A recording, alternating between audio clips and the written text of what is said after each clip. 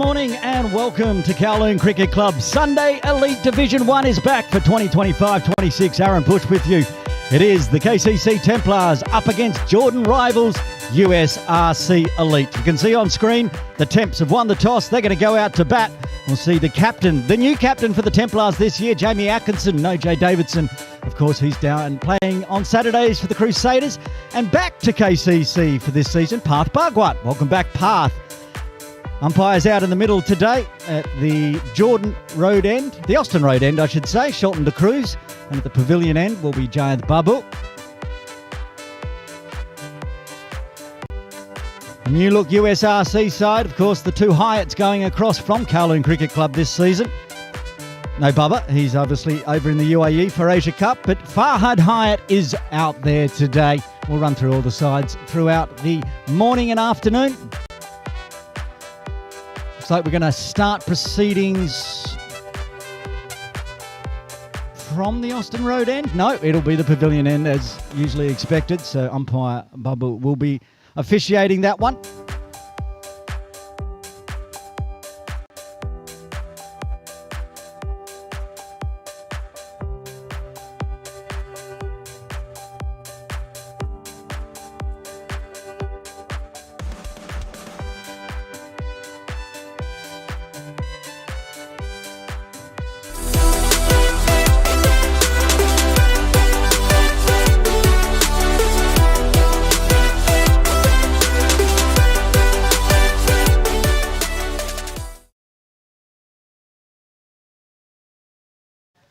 All right, we're ready to get underway here.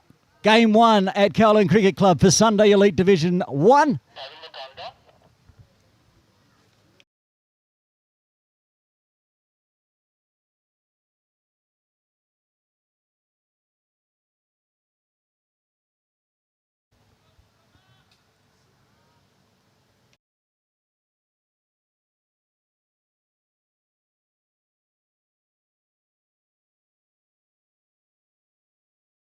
Well, he was with KCC last season. Now he's back at USRC. Farhad Hyatt to open proceedings. Jamie Atkinson on strike. Nice straight ball from Farhad to start with. Jamie runs off the bat. First delivery.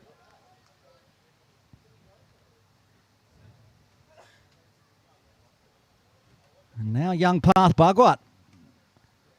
Back at KCC and back straight into the opening role for KCC Templars. One of a few new faces for the Templars this season. And there's a few missing as well. Carter is missing. He won't be wicket-keeping today. Zenden Verster not here also. We'll run through the KCC team very shortly. Watch this delivery. Farhad to Parth. Oh, and gets a peach. Straightened on him. Didn't really move away too much from Farhad, but just pushing forward from Parth.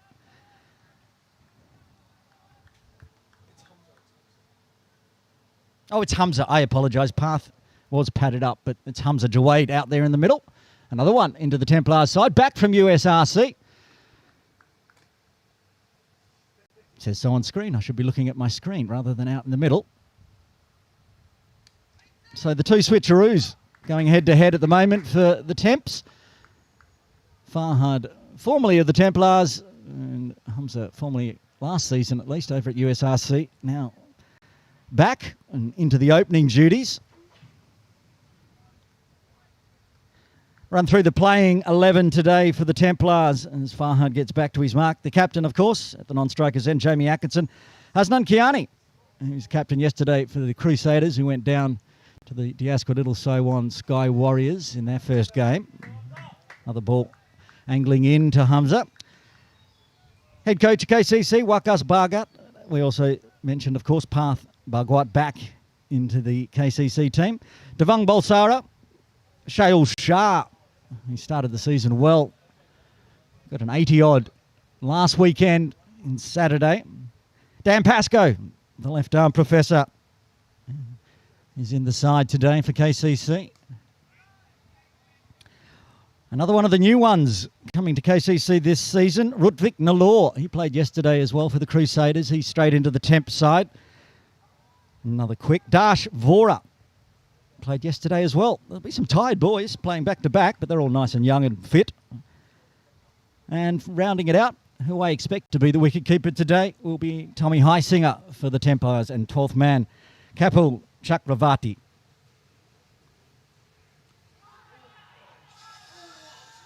Well, they're appealing for a catch, and I think they're going to get...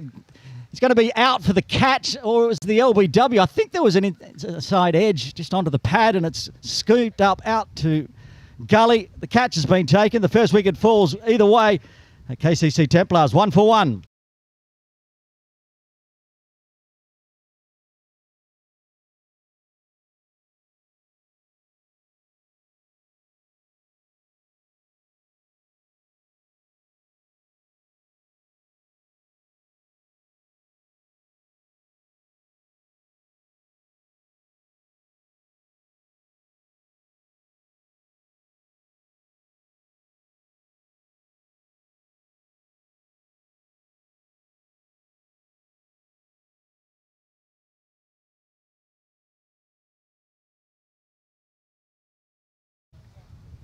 Well, nice way to round out the first over back at USRC. Gets a wicket with his final delivery. Farhad, that's what he did for KCC last year, and that's what he's done immediately for USRC. Path Bhugwat comes out at number 3. And Benny Paras Singh made his debut for Hong Kong, China this year. We'll be starting from the Austin Road end. So 2 really good frontline bowlers for USRC this year. Of course, Akbar Khan, the captain, he was just on screen to the left. Mohammad Sadar is the wicket keeper, top of screen.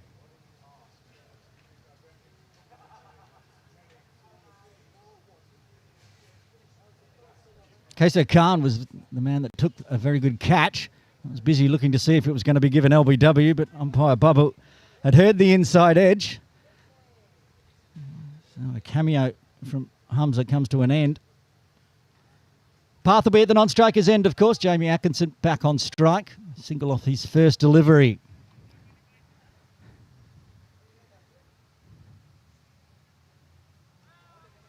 Drags that one down the leg side. Umpire De Cruz does some exercise, raising the arms. First extra in the books. Look around the ground, see where the field place is. They've got the slip and gully. A deep third. Point, cover. I'm assuming Akbar's at mid-off. Mid-on, a catching mid-wicket position inside the circle, just on the edge of the centre wicket area. Shoaib.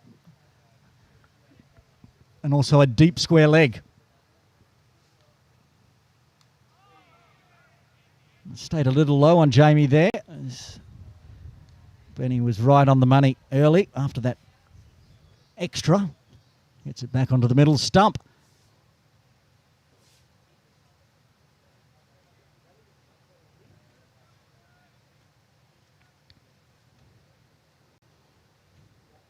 Lots of chances today for the youngsters at Kowloon Cricket Club to step up.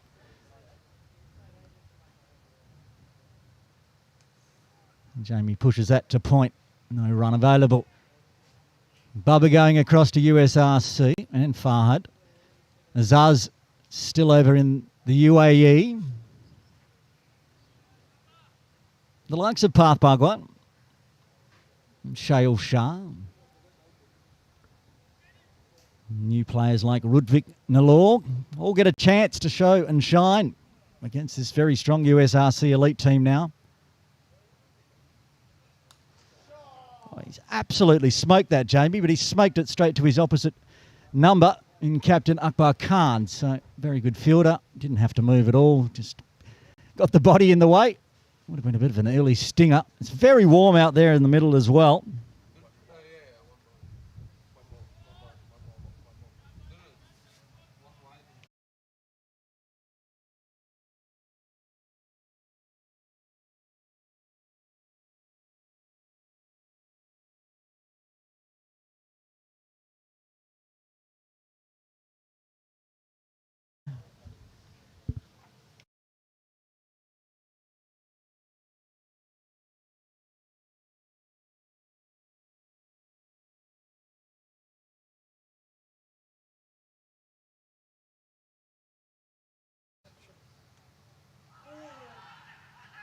Did he get an inside edge on that one? No, it's just cut back in. Benny thought so. It was a late appeal from behind the stumps, but it stayed low again and came inside. Jamie played over the top of that one. Good delivery. Good pressure early from USRC.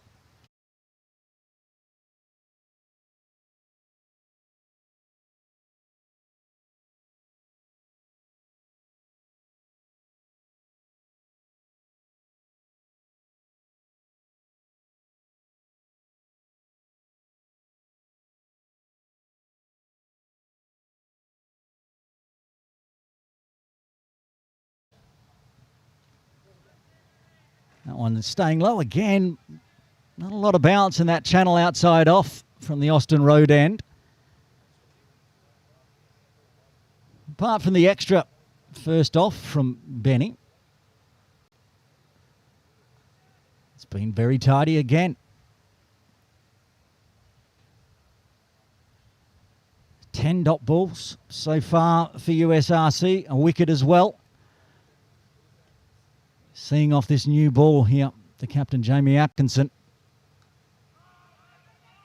Stands up inside, edges it onto his pad again. And he survives. And apart from the wide, 6 balls in a row that were a dot after 2. KCC 2 for 1.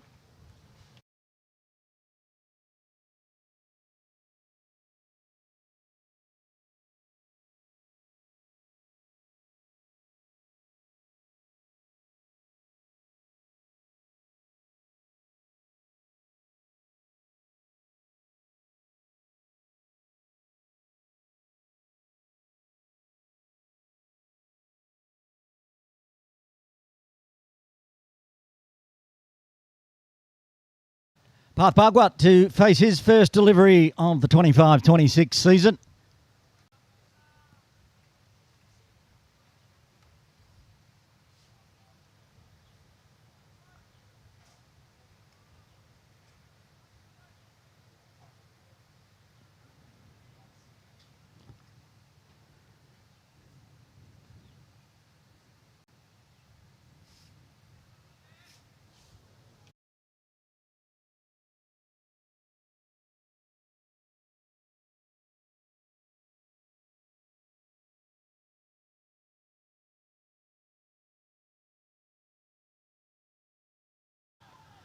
Gets one to pop early.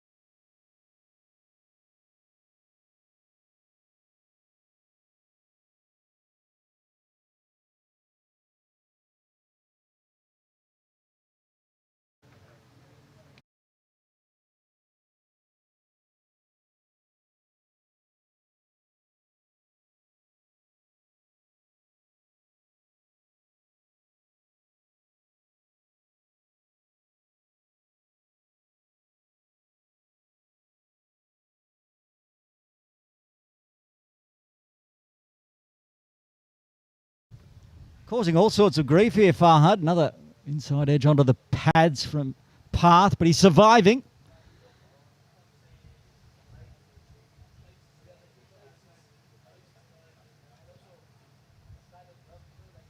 Got to say, I think Farhad looks fitter than he did last year. He's had a big off-season, getting himself fitter, faster.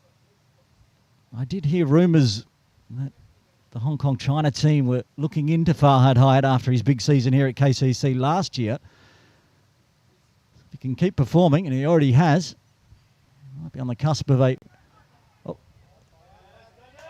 Oh, that's almost gone into the hands of Farhad, but instead it's going to be Path's first runs off the bat. 4 runs. I think it's copped the top of his fingernail even. It got close to getting the hands to it, but hit too well. Now Farhad has a little reminder of his first game for USRC this season against his old team. Oh, did he get fingertips to that? He's acting like he did. Looked like it cleared him, though. Anyway, 4 runs. First boundary for KCC Templars today.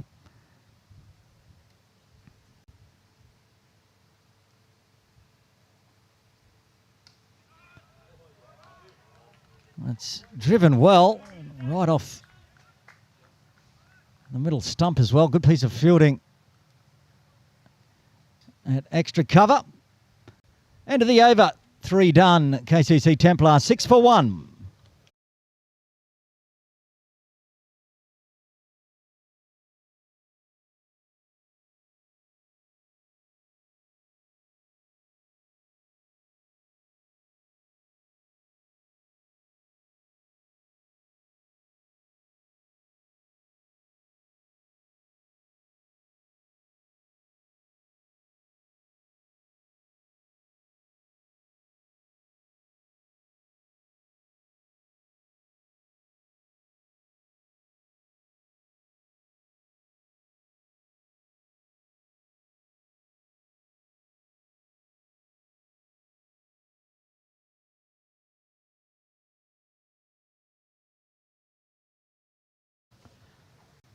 Mani Parasingh to continue.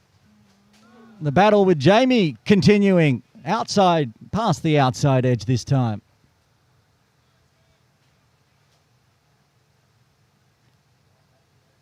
The ball's not swinging tremendously. It's just good bowling, good channels from USRC at the moment. Hot warm work out there as well, 10:15 locally. 29.6 degrees, 73% humidity. Cricket in September here in Hong Kong. It's always hot, hard work.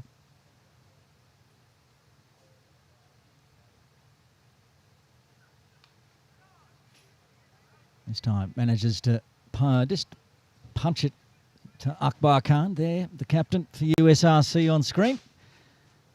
Gives the ball a bit of a shine from his sweat, which I'm sure today there's going to be plenty of.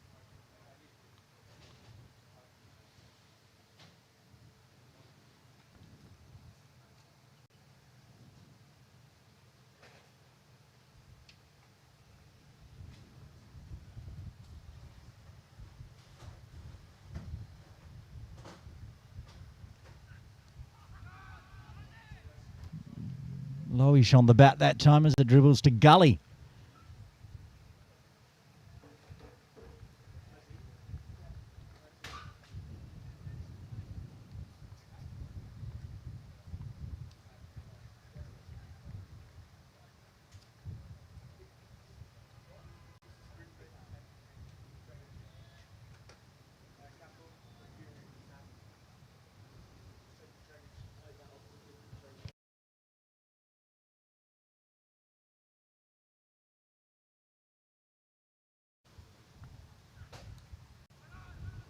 And again, just opens the blade. Same result along the ground to Gully. Kasim Khan there.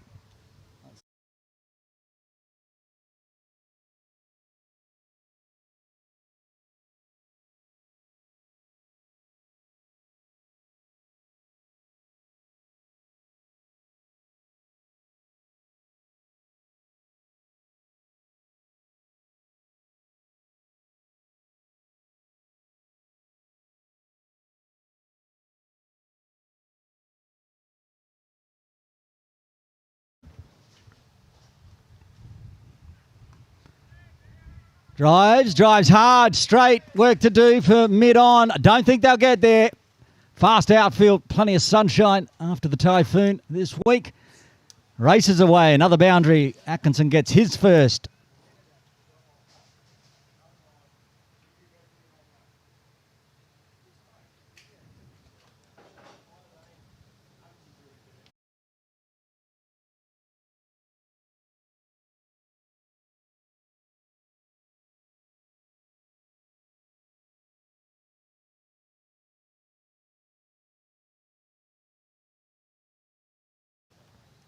Ends 10 straight dot balls for Benny.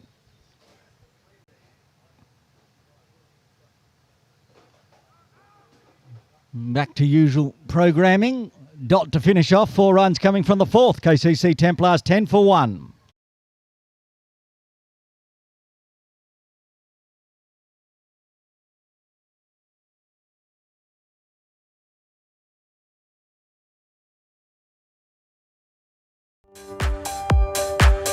Next weekend, more live cricket action on KCC YouTube. On Saturday, September 20, Saturday Division 2, it's KCC Saracens up against Diasqua Little Saiwan Strikers, live from 1 p.m.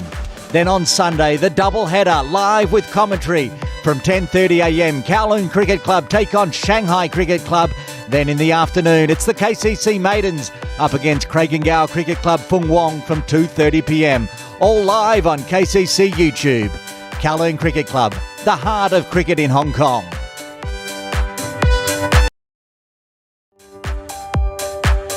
Next weekend, more live cricket action on KCC YouTube. On Saturday, September 20, Saturday Division 2, it's KCC Saracens up against Diasqua Little Saiwan.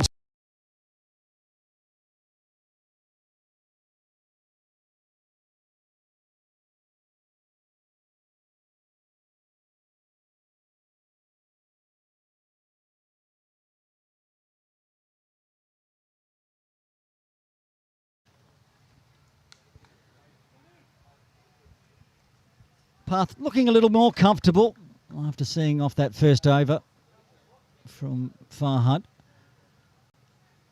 Nice straight drive for 4. Had some bottom hand in it, but it was safe.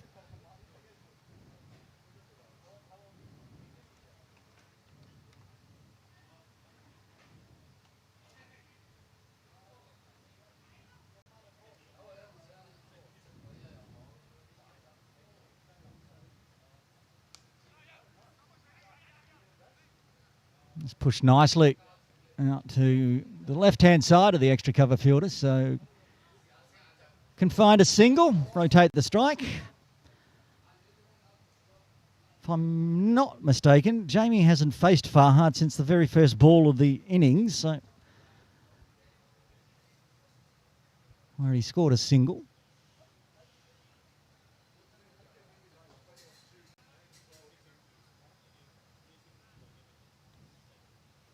It's a nice aggressive field from USRC. They're not worried about Atco going through the Atco zone, through forward square and mid-wicket. This time, inside of the bat, just backward of square. Atkinson's faced 2 deliveries of Farhad and made 2 singles, so he's back down the non-strikers end. Path back on strike, 2 balls left to the 5th.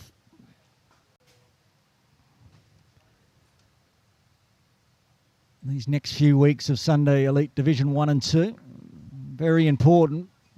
Coming up September 28, Premier League one day, the Plod returns.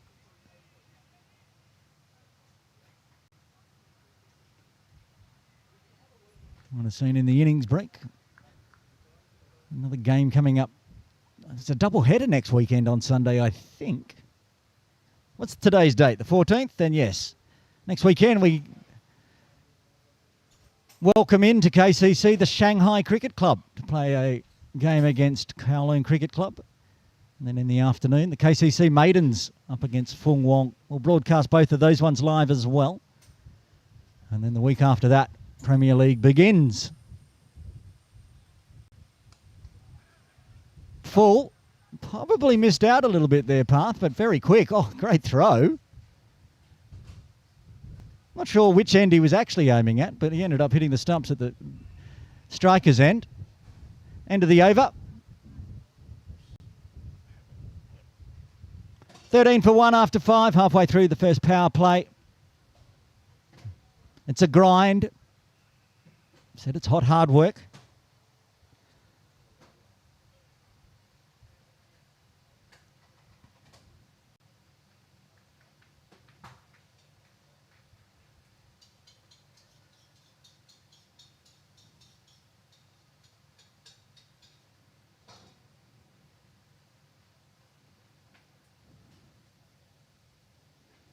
Akbar Khan just asking umpire Shelton de Cruz about the state of the new ball. Halfway through the first power play. Should be okay. It's not like it's been crunched out of the ground. It's only been 2 boundaries so far. Measured start from the Templars after losing that early wicket.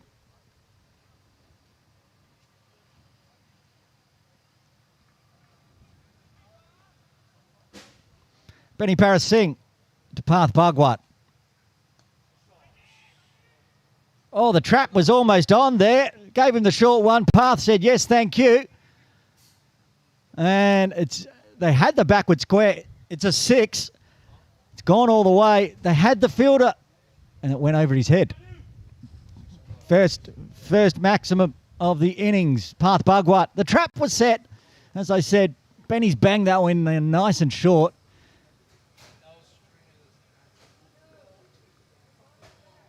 But it's just cleared the fielder, who was a few steps inside.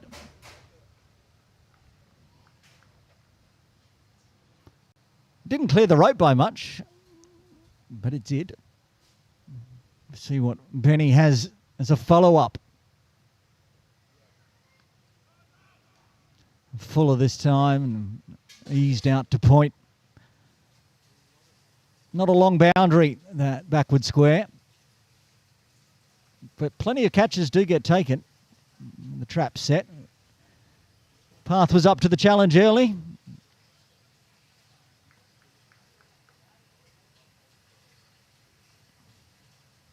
I'd like him to do that bottom strap up, middle strap on his front pad.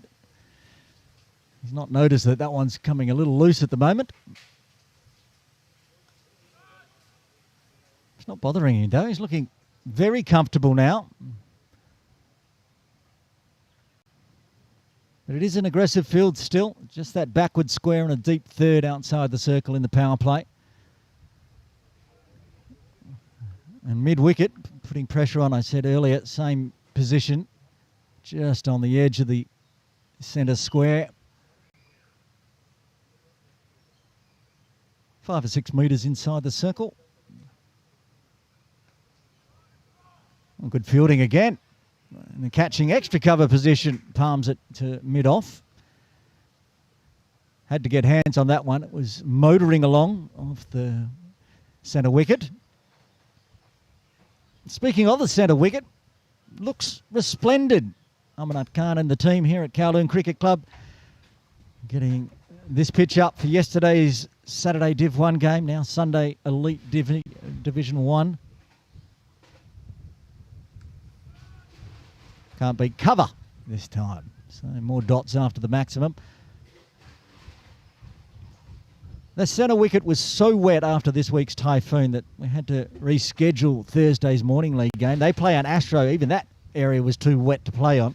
So the fact that the pitch looks as great as it does is just a testament of how much they've worked. Plenty of sunshine, of course, since then. But I saw this pitch we're playing on Friday, and I cannot believe it's the same strip of grass.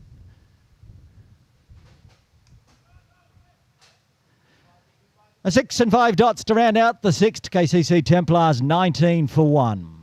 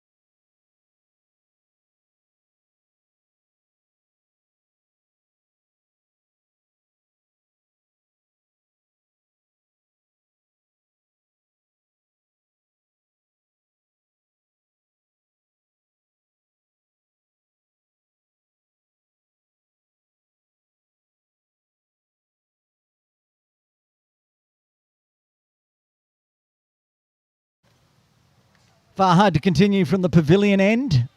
Atkinson on strike. Measured 6 off 14. 2 singles, a boundary. and 11 dots so far.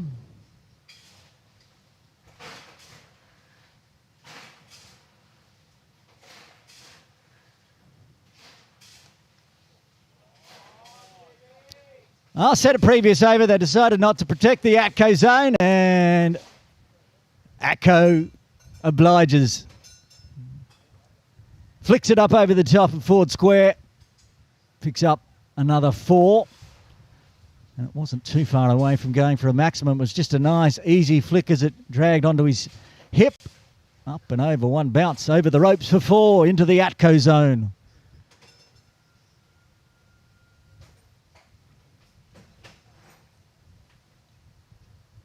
I have no idea where he is and what time it is where he is, but if Steve Atkinson is watching in and on, good morning to you.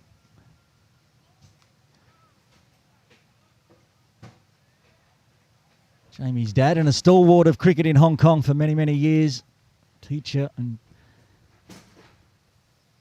advisor to many a junior cricketer here in Hong Kong back in the day.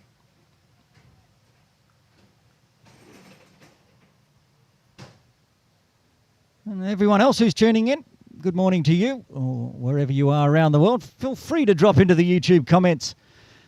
Say hello. Give us your predictions on how this game will play out today. Farhad coming in again to Jamie. This one's trouble. It's up in the air. The catch has been taken. Atkinson has to go. The second wicket falls for KCC on 23.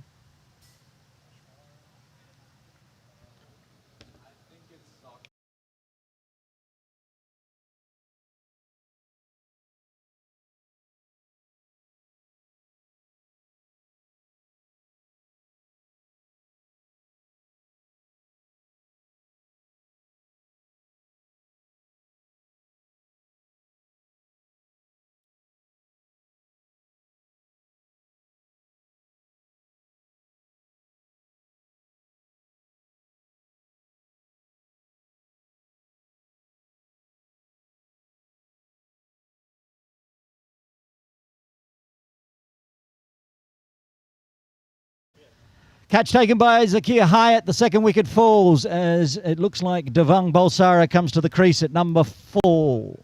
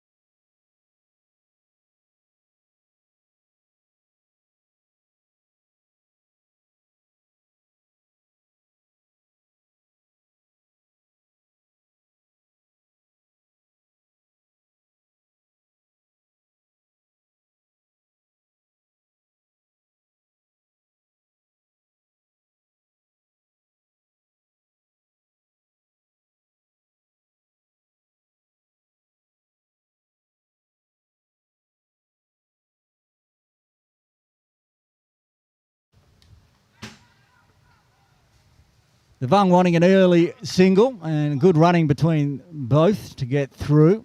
Zakir Khan taking a nice catch. That was skied high. I think he was looking to go through the Atco zone again, Jamie, but this skied it in the air to mid-on. Farhad's got 2. It's what he does. It's what he did for KCC Templars last year, and it's what he's doing for USRC Elite so far today.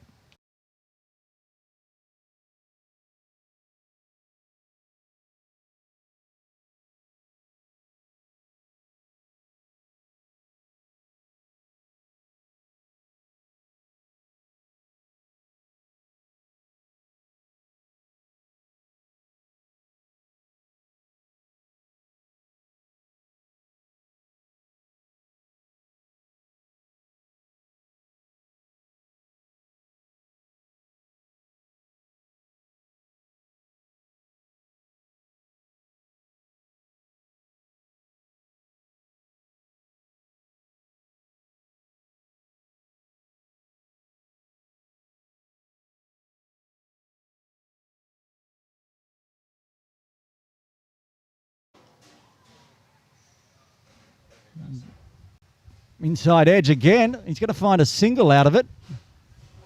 Causing all sorts of drama here. Another successful over for Farhad Hyatt. After 7, the Templars just at the quarter century mark. 25 for 2.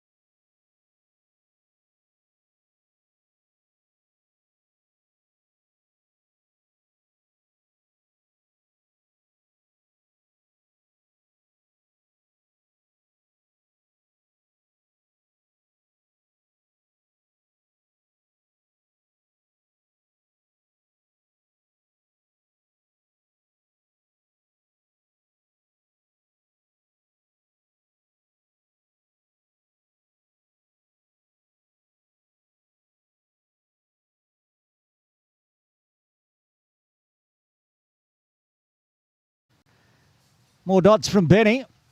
And that's a nice straight drive again from Path. He's looking solid, even with that inside edge for a single last over.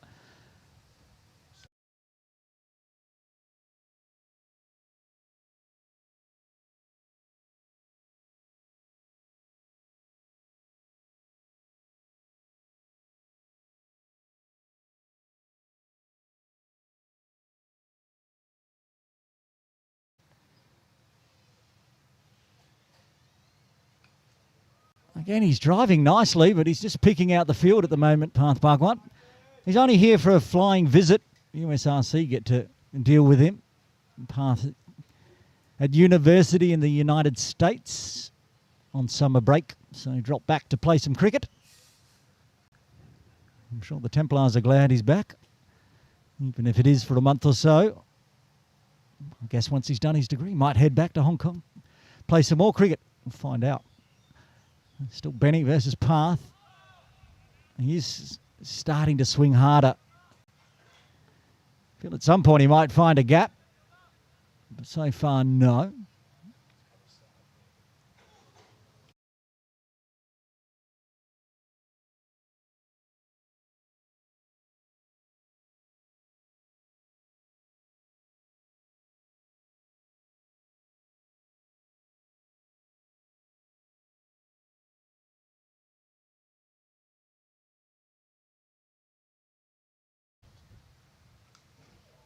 Okay, he beats one this time. Heading down to my little red tractor. Work to do for Akbar Khan. The slide is in, but he can't pull it off.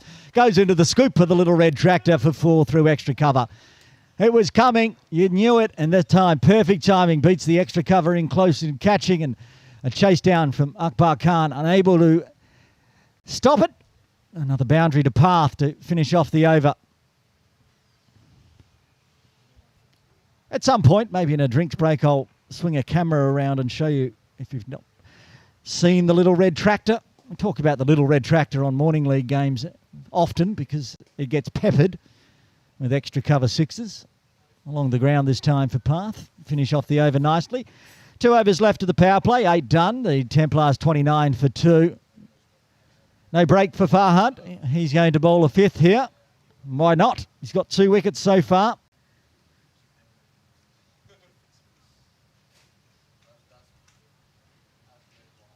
Devang just faced the 1 ball so far. Single off his first delivery to Farhad, much like what Jamie did. First and third slip in place. Almost around a gully, but it is a bit finer. They've also got backward point for catching. Solid behind the ball as it shapes in just a touch onto our stump.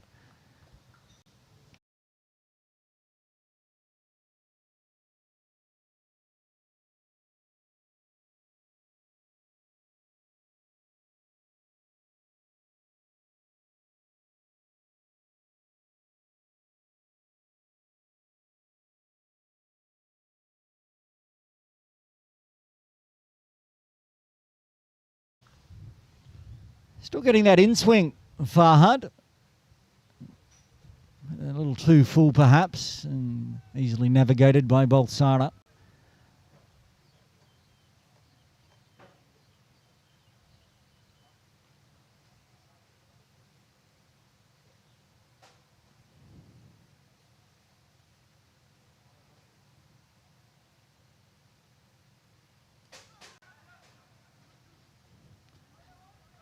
Shapes in onto the leg stump. They'll just take one. Devang wanted two. Wouldn't have been wise. Just a matter survive through to the drinks break perhaps for these two. Be a decent little session for them if they can. About 30 minutes to go to the first drinks break, I believe.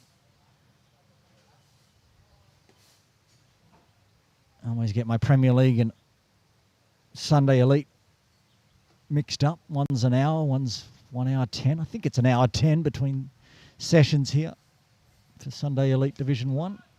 Driven nicely, beats one, beats two, and nobody else to be beaten. So that'll go for 4. Just eased onto that one path. Again, he's liking it through that cover and extra cover region. And 2 in place to try to cut that off. 1 diving to the left, 1 diving to the right. Neither getting a hand on it as it eases away for 4. Bhugwat into the 20s now.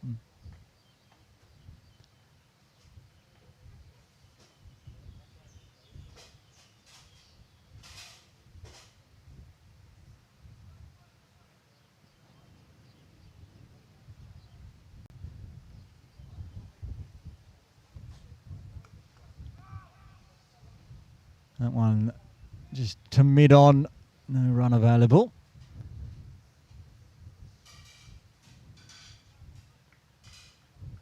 I think that's the Kier who took the catch of Jamie Atkinson there with the ball in hand, bottom right of screen.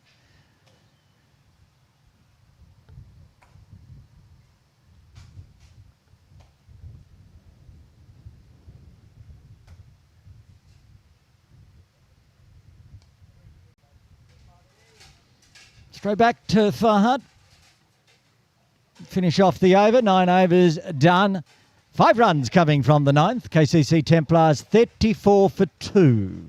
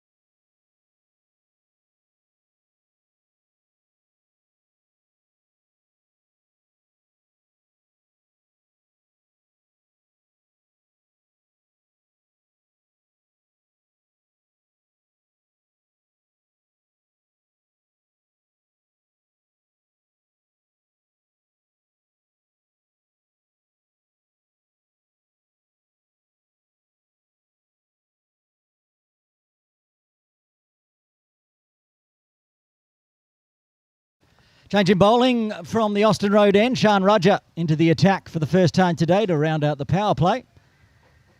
Starts with a good one. Slip in place. I'll have a look around the field because there's no deep third anymore, so they've got protection out on the leg side.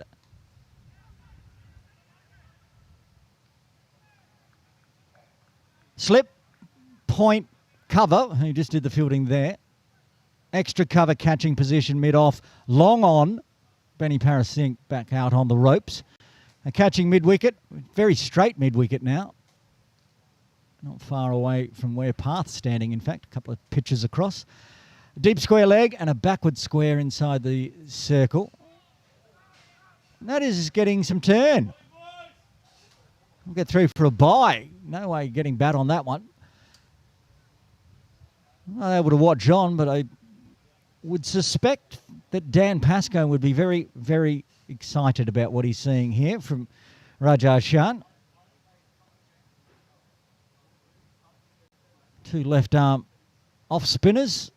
And if Raja Shan can generate it now, I reckon Pascoe is going to be a chance. Wakas Bakat, of course, will be going in tandem. Usually both of them bowling from this end. Again, turn. Path looking to play with the turn, but unable to find bat.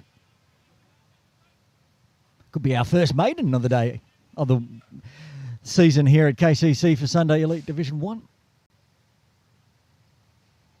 Oh, commentator's curse as he finds a single down to long on. Will retain strike and round out the power play. KCC Templars after 10, 36 for 2.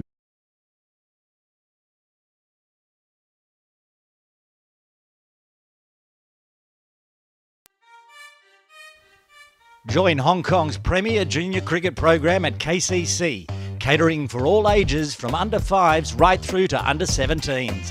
The KCC JCP also has a dedicated girls program for all ages. Scan the QR code to sign up today.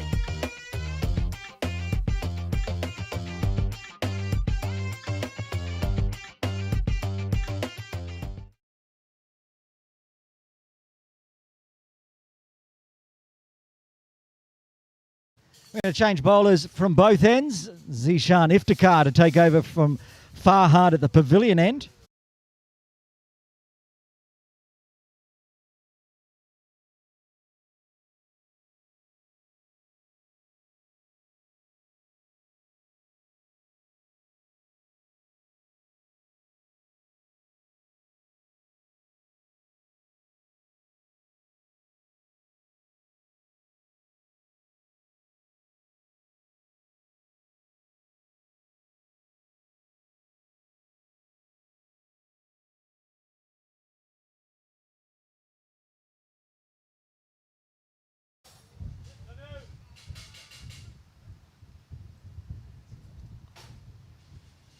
Tidy start from Zishan.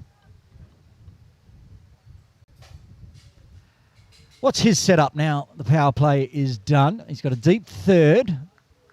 Slip in place, of course, you can see on screen. A pigeon sitting at gully. A backward point. Cover, deep cover. One bounce to mid-off there. And they've obviously realised how much Bhugwat likes going through the cover region and put a deep cover in out on the boundary. Mid-on, mid-off, mid-wicket. No square leg, but a wideish fine leg. Standing basically in front of the scoreboard, that's how wide it is.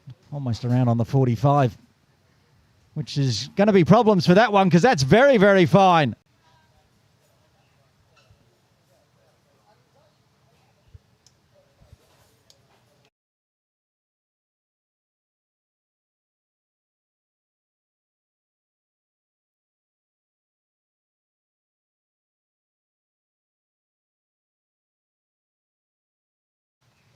You can see, beats Sutter and then races away.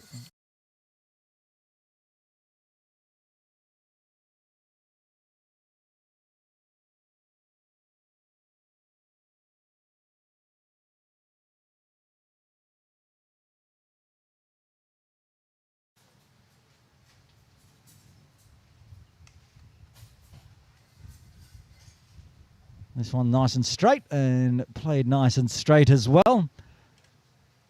Umpire Babu signalling 2 balls left to the 11th.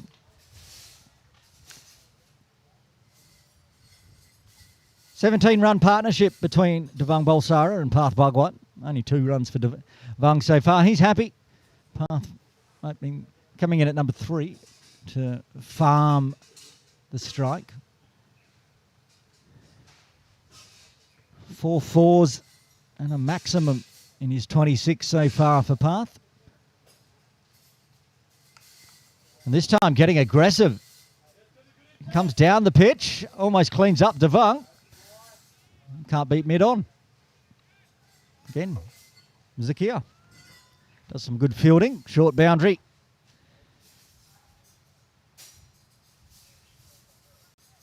If Path Bhugwat had a run for every time he's smoked it and picked out a fielder, he'd probably be about 35 by now. At some point he's going to start finding the gaps more and more the way he's looking. Like that one.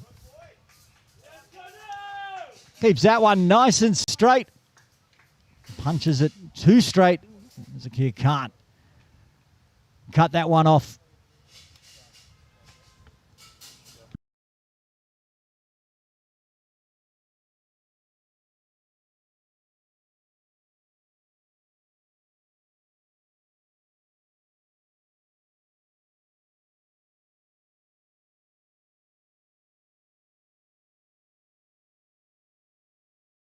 Eight coming from the 11th. KCC pushing towards that half-century mark. 44 for 2.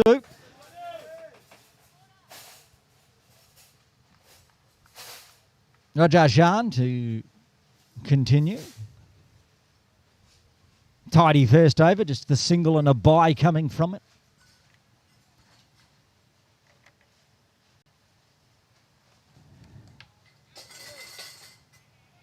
Got protection out at deep square leg.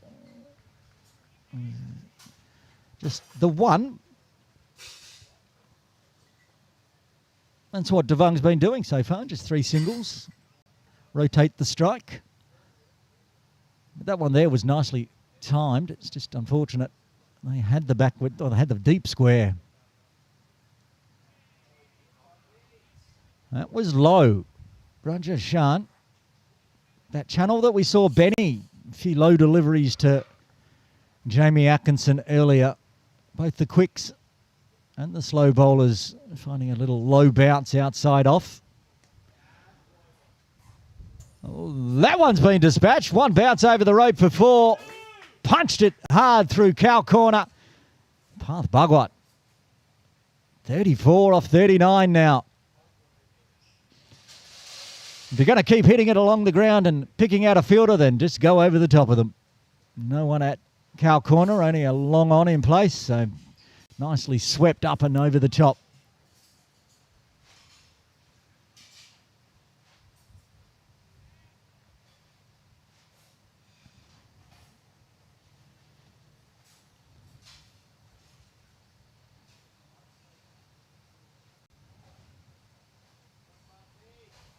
You can't see it on screen because umpire Shelton de Cruz's head and hat was in the way, but watching that one from our broadcast area in the swimming pool pavilion, big pile of dust as that gripped and ripped from Shan. Another one staying a little low and another one picking out the cover fielder. Same pitch used as yesterday for the Saturday Division 1 game.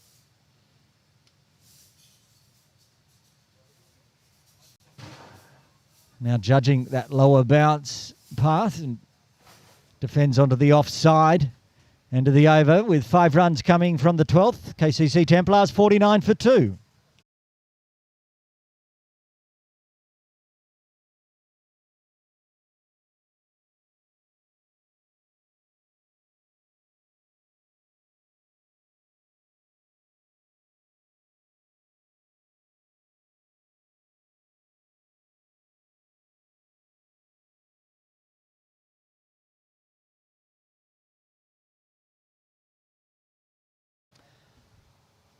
Just getting word from the middle that drinks break will be on the hour. So maybe 2 more overs. One from the quick of Zishan Iftikhar. One from Raja Shan perhaps gets us up to the top of the hour. Will be Zishan to continue from the pavilion end. Devang back on strike.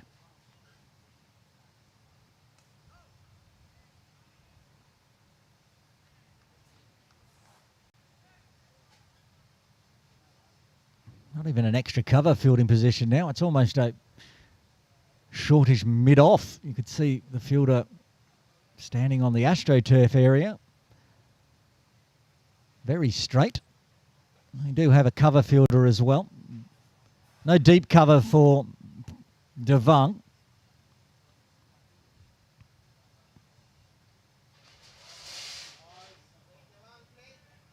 Nice and solid.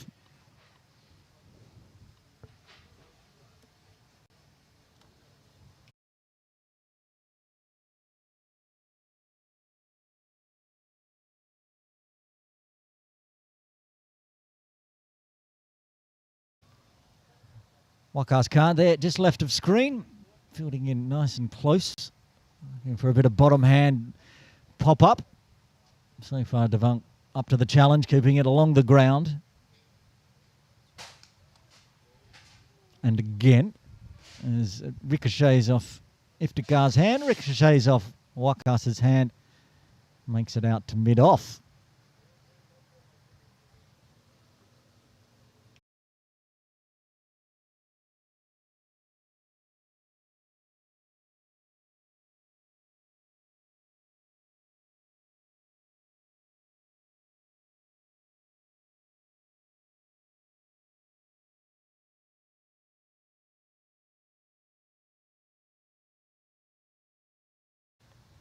All the dots so far this over. Keeping it nice and straight, Iftikhar.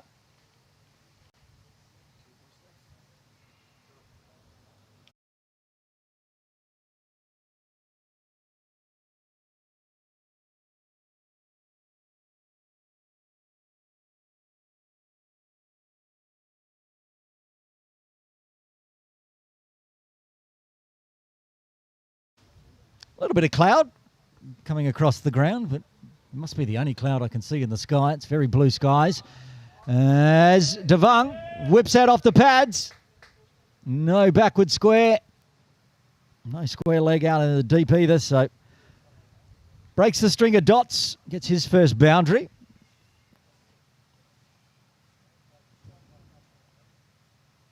Nicely played, angling in. He's picked that off middle and around the corner. Over towards the training nets where there's a few juniors getting some training from Coach Usman Manj over there, I can see.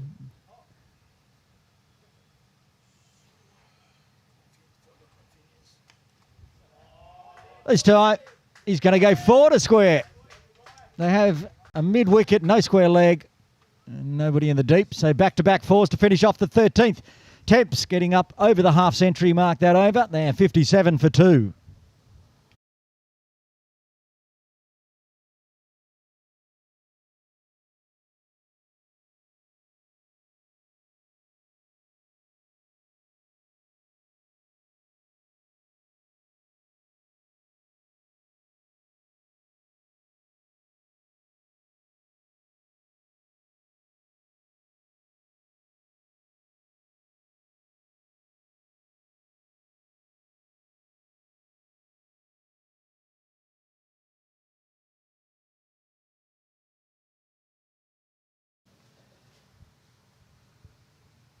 Raja Shan continuing from the Austin Street. Then look at that. I was about to say the Austin Road end, but again getting it to skid on low. It's a danger ball, that one. Path so far is up to it, but a new batter would perhaps struggle, so he needs to stick around. I said these two need to survive through to the drinks break, which they should, because we should be taking that after this over. We've just ticked over to 10:59 a.m. Takes the single. I'm not sure how many deliveries Devang has faced of Raja Shan. I don't think it's too many, so he'll, I'm sure, noted down at the non-striker's end. That low bounce and turn. Gets a full toss floater to start with, though. So punch and run from Devang gets him down the non-striker's end.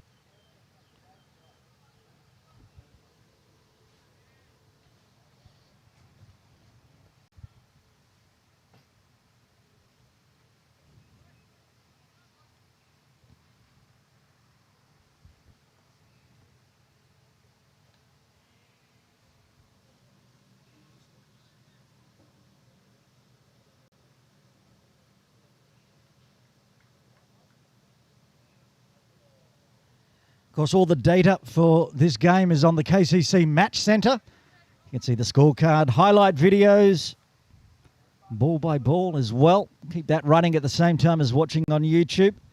I'm just there checking a stat I wanted to check, and it's a good one for USRC Elite. Just the 2 extras in the first 14 overs, 1 by 1 wide. That's tidy bowling, that's tidy running to finish off the over. 3 runs coming from the 14th.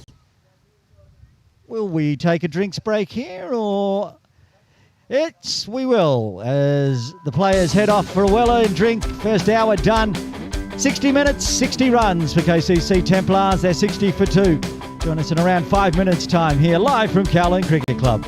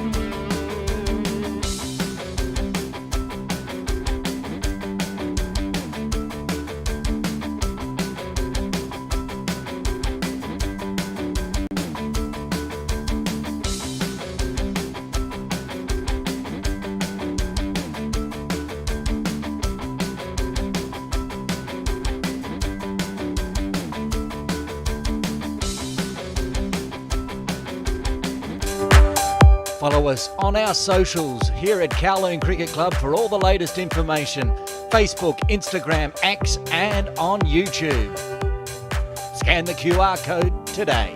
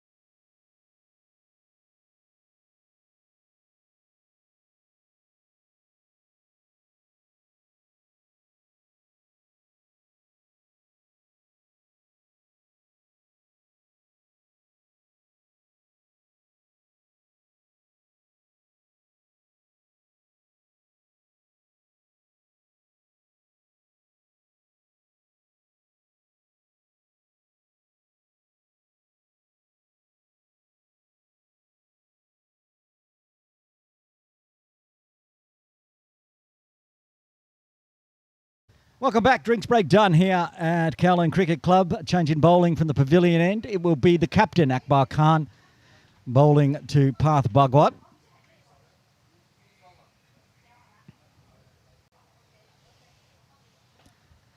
Even start for both sides, 60 for 2. The Temps fighting back after losing their openers reasonably cheaply today. Lots of spread field. This could be a 2 as it's just gone outside the circle. Good running and a slightly errant throw has allowed them to get back for 2. They've got a deep third. He did the fielding there, coming in off the ropes, and the leg out near the scoreboard, very wide, not fine. Deep square leg, just forward of square. And deep cover, extra cover out near the trees. That one's just going to the fielder at extra cover. I think it's still Akbar Khan there. Not as close in as he was previously. Backward point of Benny Paras Singh.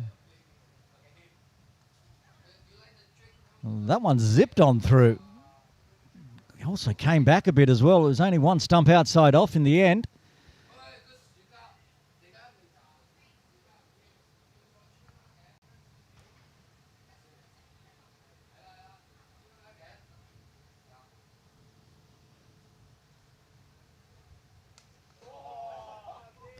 Well, Akbar's put that one in the slot. Path says, thank you very much. He's going to bring up his half century with a maximum. Oh, he moves to 44, I should say. Got too excited. He's into the 40s, though. 44 off 51 with that big one. His second maximum. This one was perfectly timed. Up, straight back over the top of the bowler's head. Up over the top of the side screen. It was that big.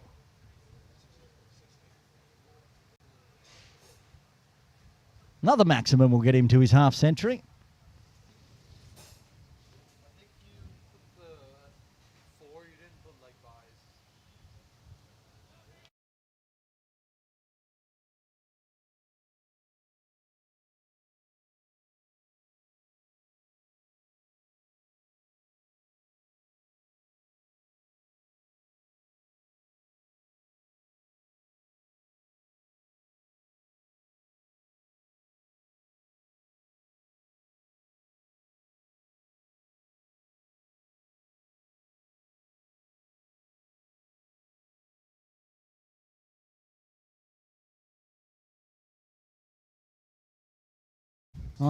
Sorry, needed a little adjustment in the score. What we thought was a 4 off path earlier of Zishan is actually 4-leg buys, so he's now in the 40s, 41.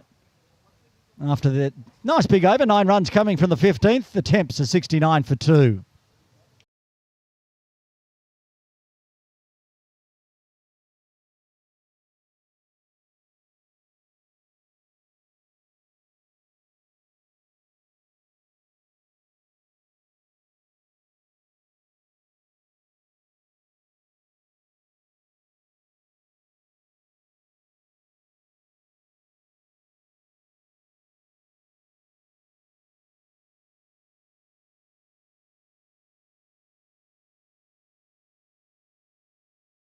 Raja Chan to continue from the Austin Road end.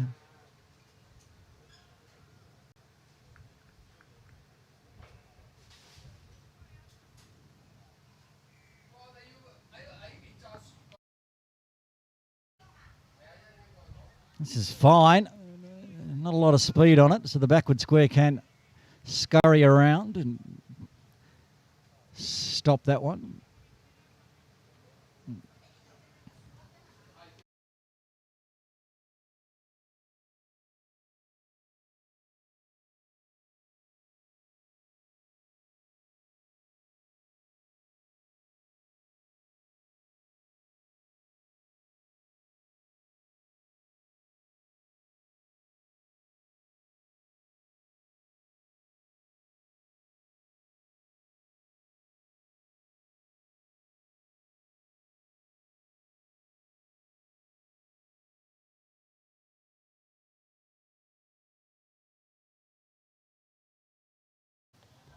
Comes off the boot of Raja.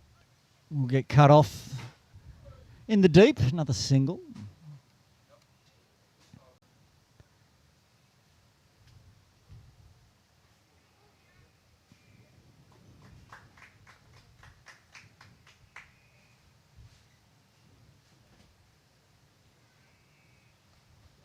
Waits on this one. Work to do out in the deep.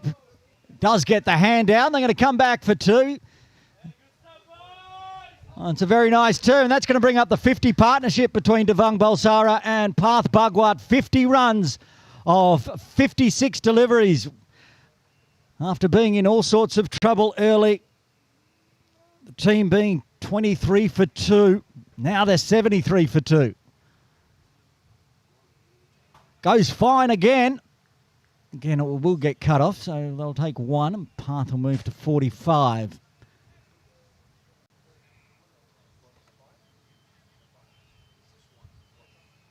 End of the over with 5 runs coming from the 16th. The Temps 74 for 2. It's a very nice half-century partnership between Devang Bhulsara and Parth Bhugwat for this 3rd wicket. 6 fours and 1 maximum in that 51 now.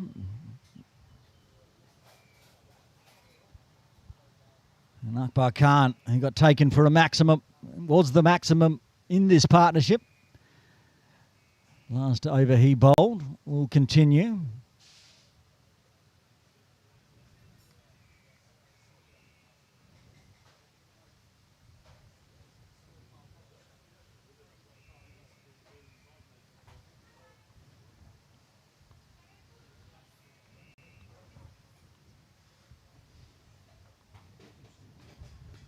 A little bit of issues. Oh, that one's pulled away nicely.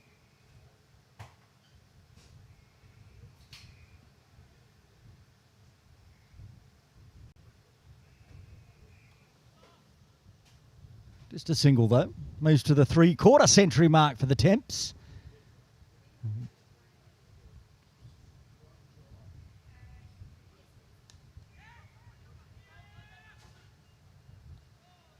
Early call there from Devang. And he's very quick between the wickets. Gets home safely. Keep the runs ticking over.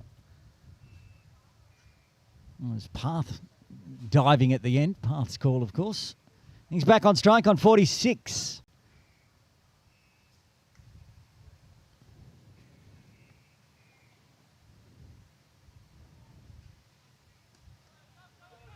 Not this time. Very quickly onto it. That extra cover from Akbar Khan.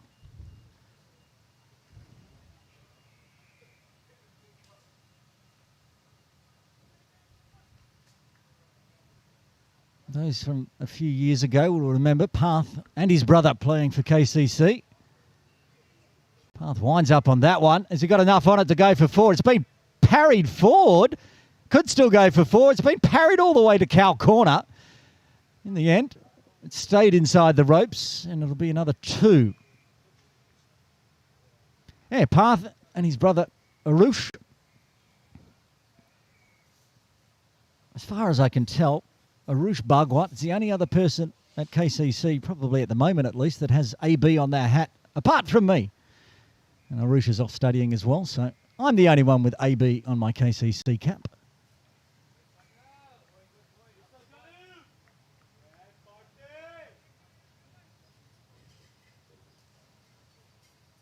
The rate is going. Path is only here for a month, as I said earlier. He's on summer break from studies in the US.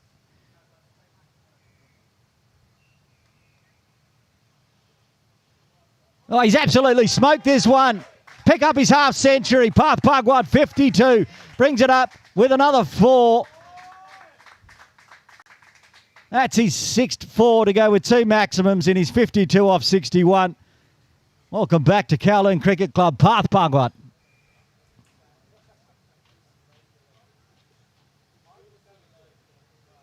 Yeah, I was about to mention perhaps KCC would be looking to ask him to defer that next year of university the way he's going.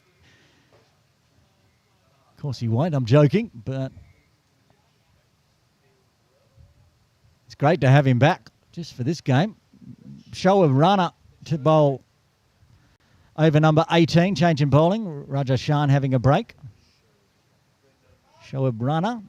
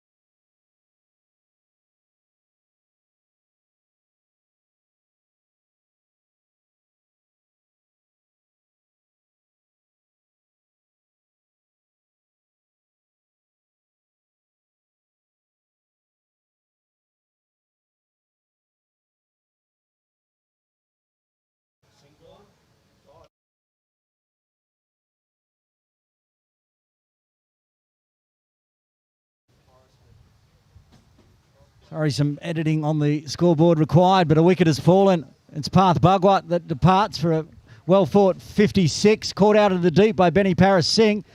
Shoaib Rana gets a wicket at the end of his first over. After 18, KCC Templars 87 for 3.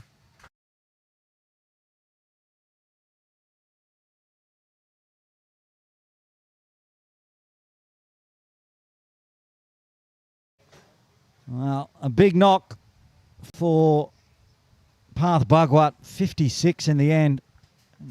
Holes out in the deep. Good catch, well judged by Benny Paris Singh. Shal Shah comes to the crease at number 5, joining Devang Bhulsara.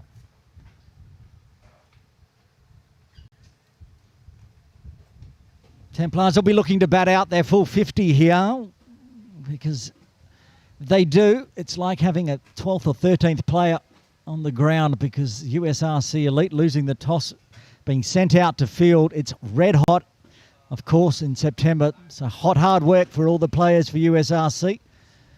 And then they'll have to come out and bat and chase a decent score if they can bat that full 50 KCC Temps.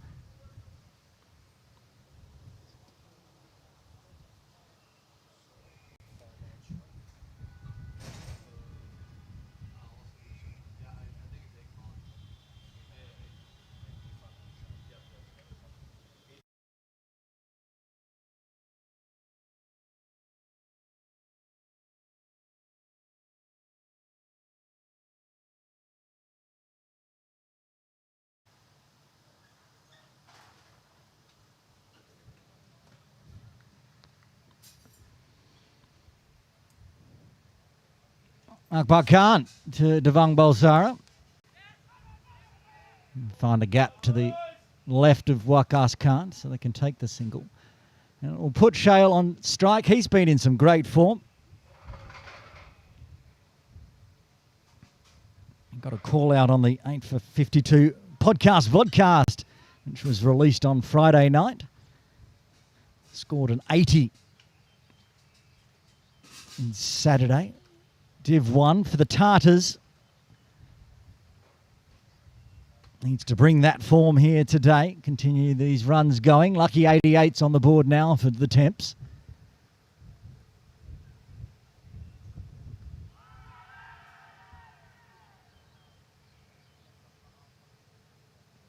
The peel was there. Akbar knew that was smashing a piece of wood into the pads. So no LBW. Good first up delivery for Shale. Plenty of batting to come, of course, for the Temps as well. Tom Heisinger looking to come in probably at number 6. They've got Wakas Bakat as well. These two out in the middle. Again, need to go put on a nice partnership, half-century partnership between Bhulsara and Bhugwat. Very handy. If they can do it again, just keep putting the runs on.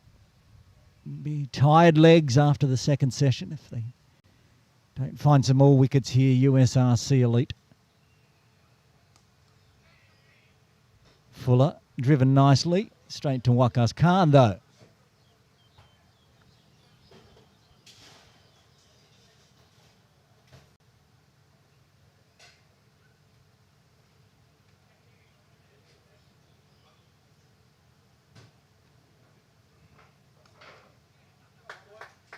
Absolutely beautifully driven, but much like how Path Bhugwat was doing early on, he's managed to pick out mid-off. They find the single, though, and he will get off the mark.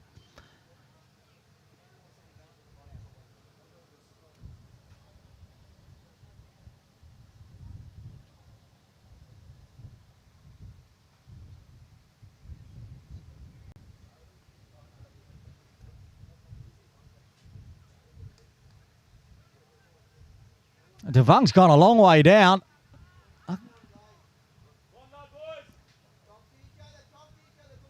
Shale asking Devang the question. They might have scampered through for a single, but Shale was standing right next to where the ball and two players from USRC was and raised the hand saying, that's a little too risky, I think. End of the over.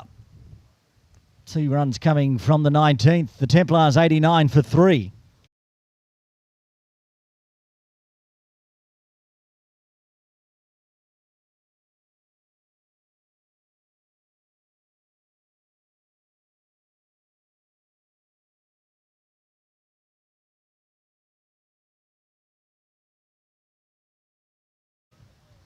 Shoaib runner to continue. Wicket in his first. The big wicket of Path Bhugwat. He's got Shail Shah on strike. Just on the 1 run so far.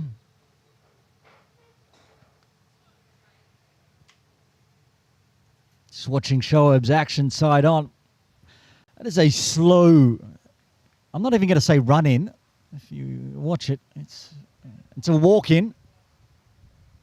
Then a little fast skip at the end. And Shail just eases one out towards long on for a single again.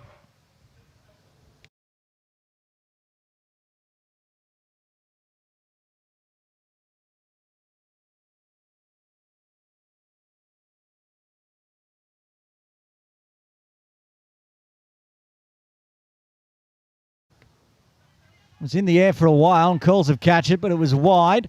Have to scamper here. Oh, I think a direct hit, and that was going to ask questions of umpire Babu at square leg.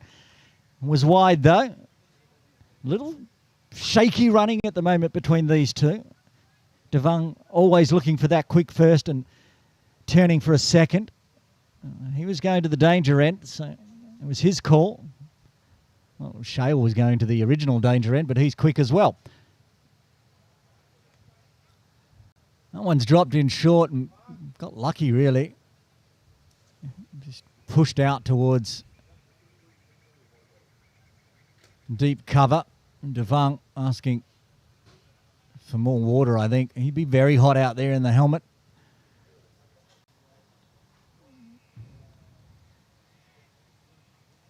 Shail using those trademark wrists to just whip it to mid-off, but can't find a gap.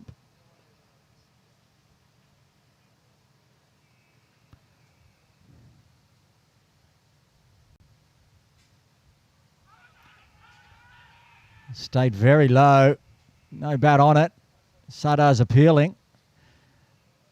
Tidy over from Shoaib again. 4 runs coming from the 20th. 30 overs remain. KCC 93 for 3.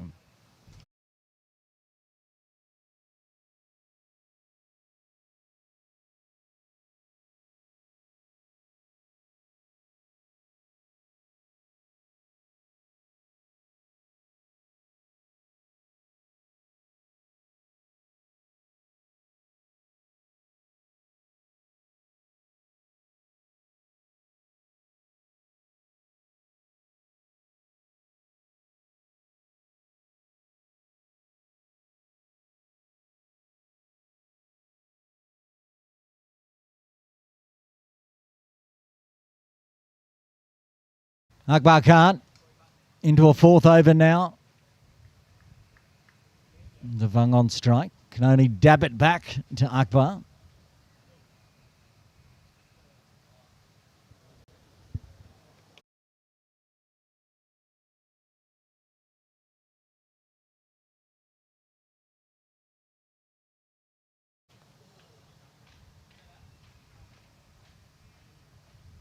That one there is another very close one. The throw was wide, but I think the bat went across the line the same time the ball did. So it was past the stumps at the time. Devang starting to get a little tired out there as well. Oh, and his shoelace was undone. The man that tried to run him out.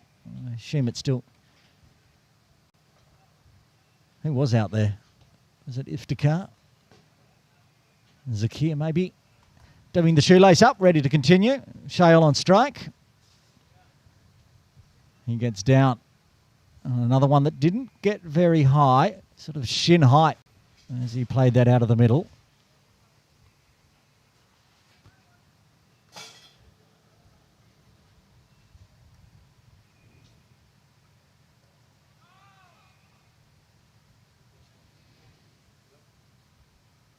These September games, I talked about how warm it was, is going to be even more. Later in the afternoon, of course, the shade comes across from the building, so it's nicer to field around 3:30, 4 p.m. Wow, that was smoke just again over the top of the hands. We saw one from Farhad like that. This time it's over the top of the fingertips of Akbar for 4. Right out of the screws from Shail. If he got hands on that one, he might need a bag of ice because that was absolutely flying along.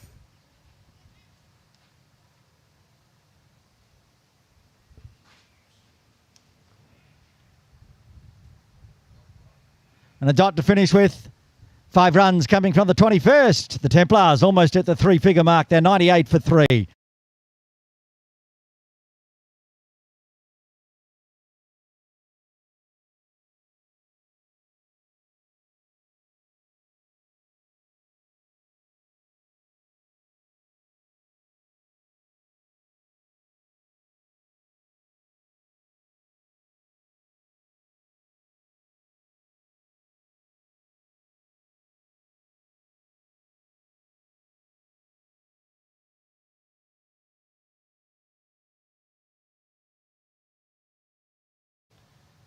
Shoaib runner to continue from the Austin Road end.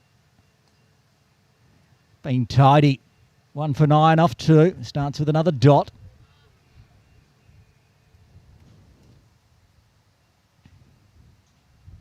Easing their way into this partnership, Bhulsara and Shah.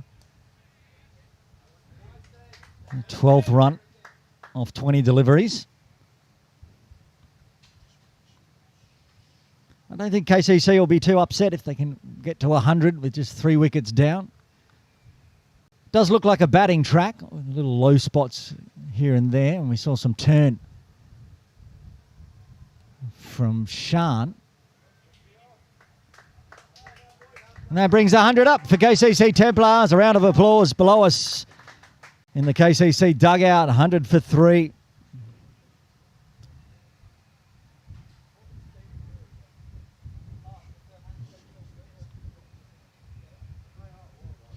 .23 run in the first 2 wickets, and then that 50-run partnership. So now the 100 for 3. Looking a lot happier, the Templars, than they were early on.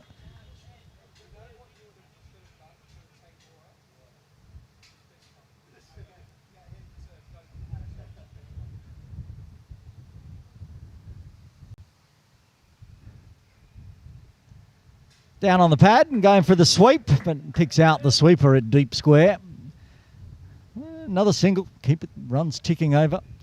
So they do have the deep square. Benny Paris Singh out at deep mid-wicket. Long on is about 10 metres inside the circle. They have a deep cover as well. No fine leg on the rope, no deep third. Actually, no one past point, backward of point. Nobody targeting that region at the moment. To finish off with a dot. 3 runs coming from Shoaib's third after 22. The Temps, 101 for 3.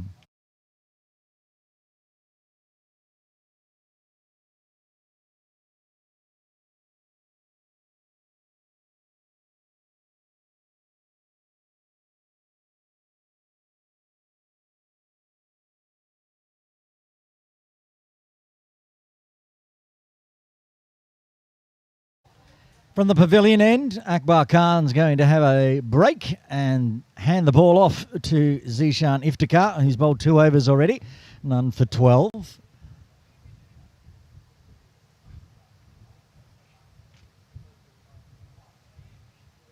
They do have the fine leg and deep third in place for Iftikhar, and a deep square forward of just forward and a deep cover. And he's going to go straight through the gate here onto the off stump. Bhulsara has to depart. He's out for 22. Iftikhar gets his first. The Temps lose their 4th on 101. Might have been the faintest of inside edges here as it came back in. Danced down to pitch. Otherwise it just nipped back off the seam onto the off stump. And that's the end of Bhulsara.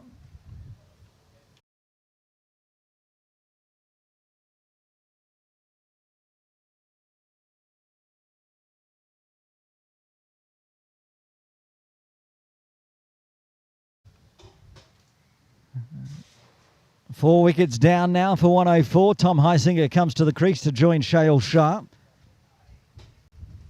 Not discounting, of course, Bakat as one of Hong Kong's premier all-rounders.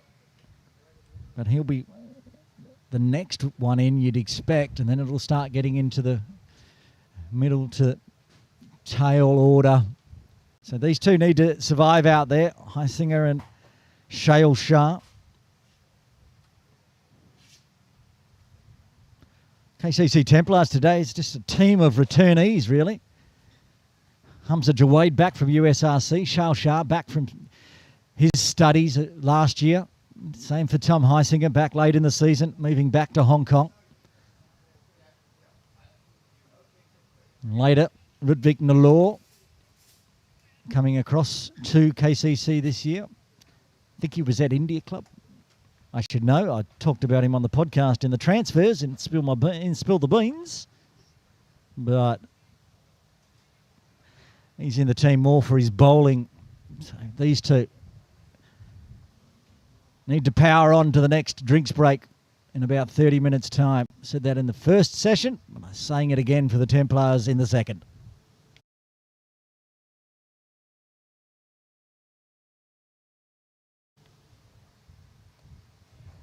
And Zishan starting with a Yorker to Tom, and he defends nicely.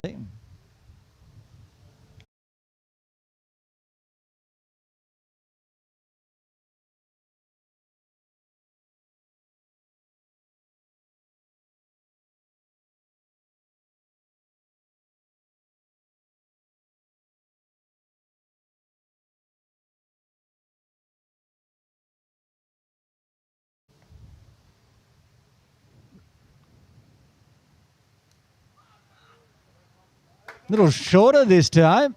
And then a little fancy footwork from Heisinger to make sure that didn't roll onto the stumps. Fired up, Zishan Iftikhar this over. Captain Akbar Khan bringing him back at just the right time.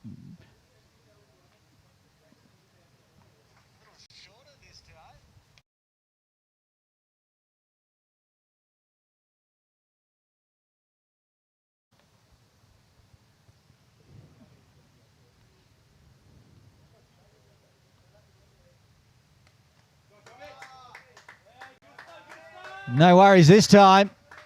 That's crunched away through mid-wicket, up the driveway towards Cox's Road for 4. Couple of siders for Heisinger, and this time takes full advantage of the shorter delivery. Didn't rise up high, bang it into the turf. Iftikhar sort of pulled the length back a touch. Nicely played across the body.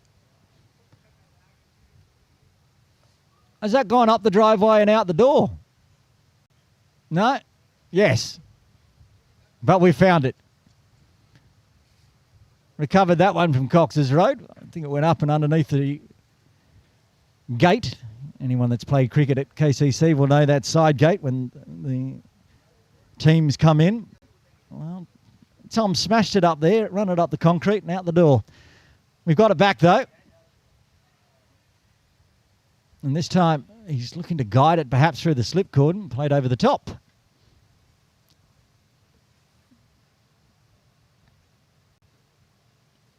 They don't need to do anything rash here, the Templars. They've got wickets in hand. Plenty of overs, not yet at the halfway mark. And sometimes, especially early in the season, it's one of the faults of all the teams playing the one-day format is not playing out their full 50 overs. It's so important. I don't think that one's going to be given out.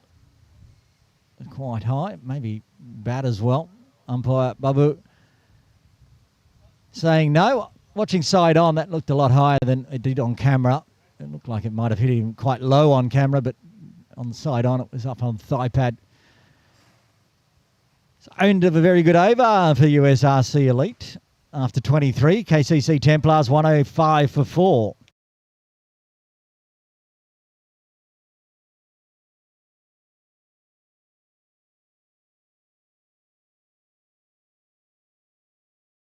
Shoaib Runner, he's going to continue from the Austin Road end. The usual end for the spinners, of course, more protection over the top of the head. Shale going backward a point. Point fielder almost got a hand on it, but hit too well. Nicely placed, nicely timed. Said it last over when Shoaib was bowling. That point fielder is the only person all the way around to a backward square apart from the keeper. So that backward point region, deep third, even fine leg. Easy pickings if he can find the gap. And this time he did. And Shoaib resets. And goes that full floater that drops as a Yorker delivery. Nice one. Nice comeback.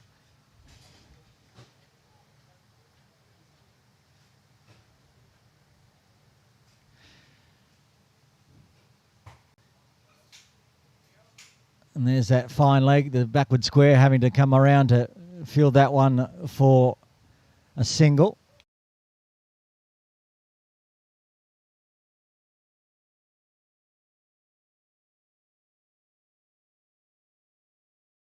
See over there, top of screen, orange shirt.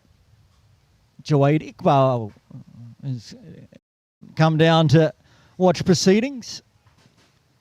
Assistant coach of the Hong Kong China women's team. Always likes to come down and watch proceedings.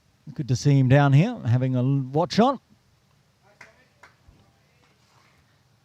course, there's 2 Sunday Elite Division 1 games going on today. I'm going to go head over to Cricket Club's, the official scorer for Cricket Hong Kong China this season. Have a look at what's going on at the other game. It's the Scorps versus Pac Elite. Pac Elite, of course, with 6 players missing over in UAE. 5 over in the UAE plus an injured Haroon Ashad. There's that flick, fine. And again, the backward square is able to get there just in time. He's done a lot of work to save that boundary. Now, we'll check in over up at HKCC. The Scorpions taking on Pac Elite. They might be missing 6 players, but Pac Elite are probably on top, you'd suggest. The Scorpions are 115 for 6 in the 28th over. Max Smith and Veer Matta out in the middle. Top short score so far, Shiv Matta with a 40. So, interesting game. Both teams obviously missing players for the Asia Cup at the moment. You'd award the points to Pac in that game. Zishan Iftikhar to continue from the pavilion end. All the ones for the Templars. Early call here from Shale and Tom of no.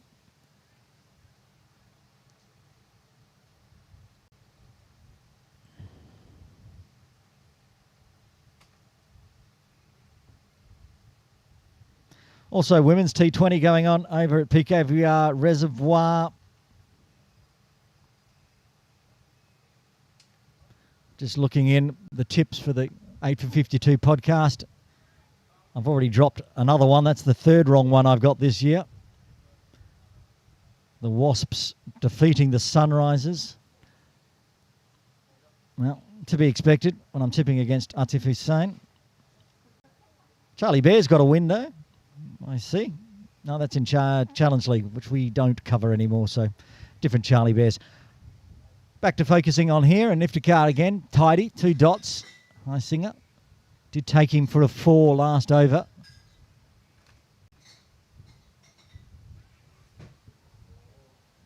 Just waving at that one outside off. Stays inside the trams. Just.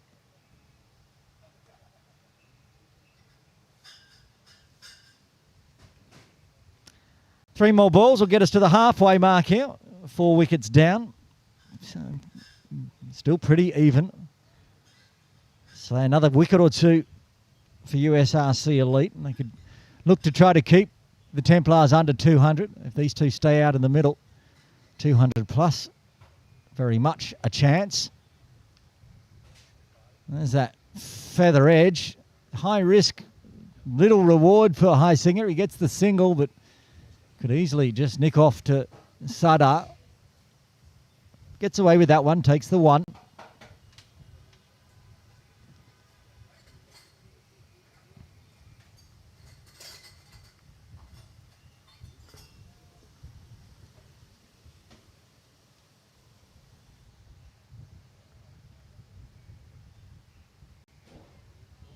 Shale just happy to leave that one alone as it stays low, just carries to the toes of Mohammad Sadar.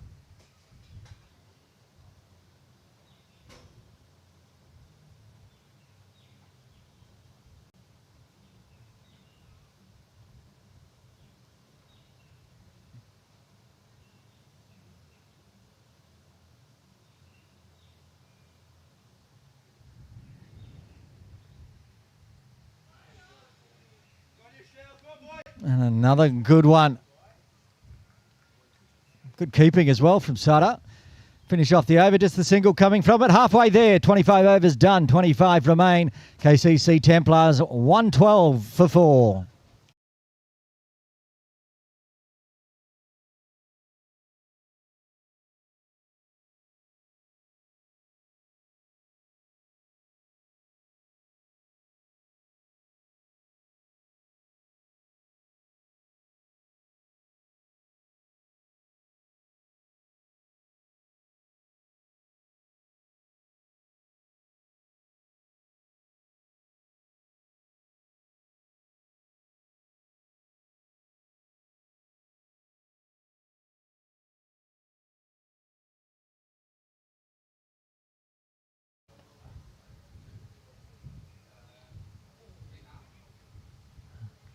Better effort at point this time as he takes that one cleanly. So Heisinger looking for that same boundary region, backward of point.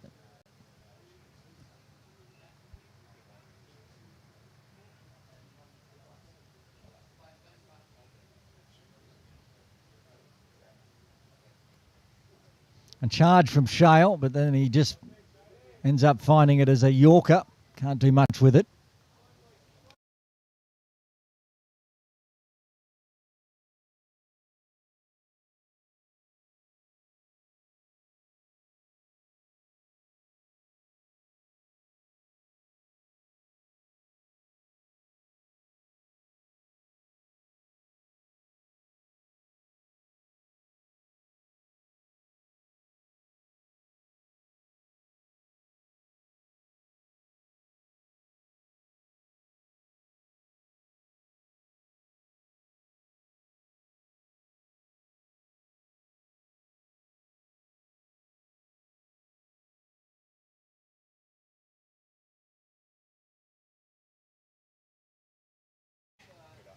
Up in the air, a chance for a catch in the deep. Looks...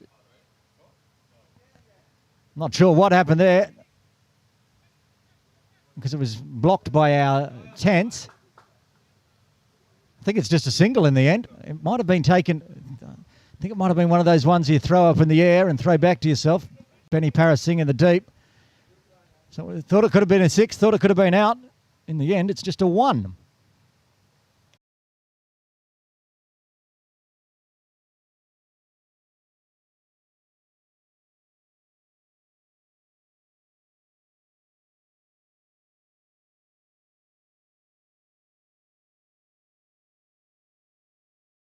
End of another interesting over. 26 done. The Templars 114 for 4.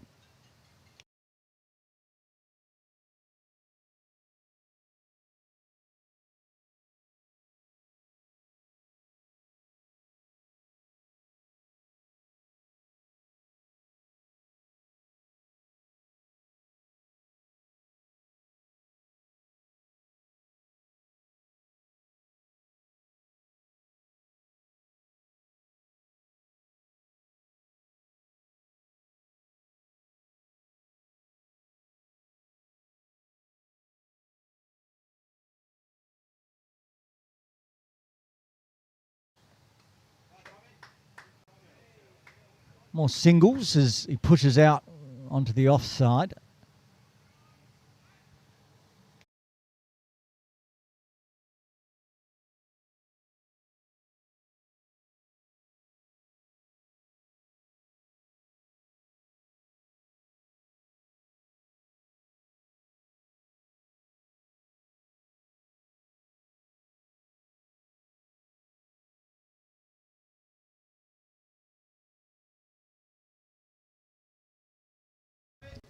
This is a leading edge down to deep third. They'll take one. They're looking for two. They're going to run on the arm, and good running will get them back.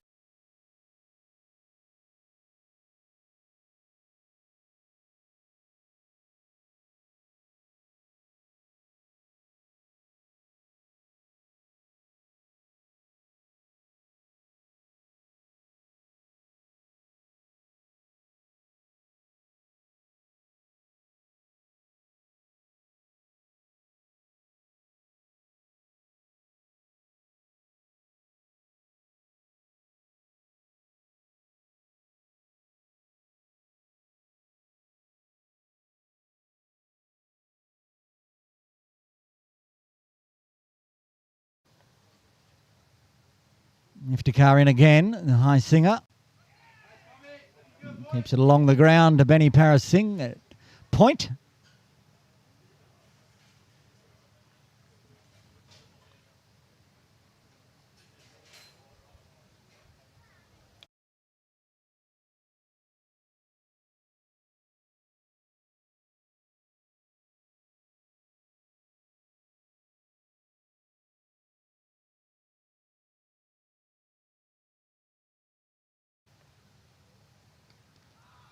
Onto the leg side this time from high singer.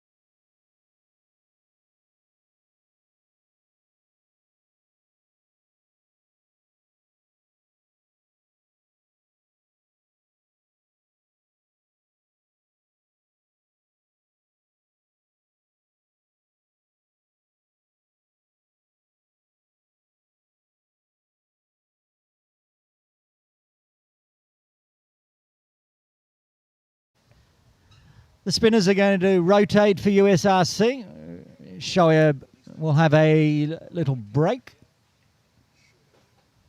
And Shan back into the attack. He got some spin on that first over he was bowling. Can he generate some more with the left arm?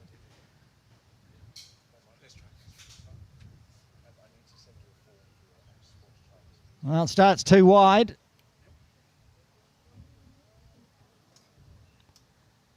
Does get a little bit of turn away.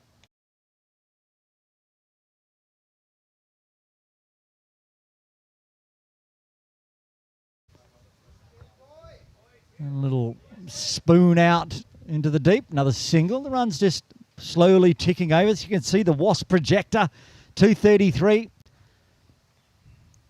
That'd be a good score, I think, today. In the heat and a pitch that's just going to get drier and drier.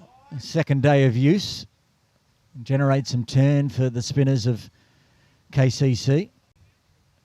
Shale also rolls the arm over and probably will bowl today.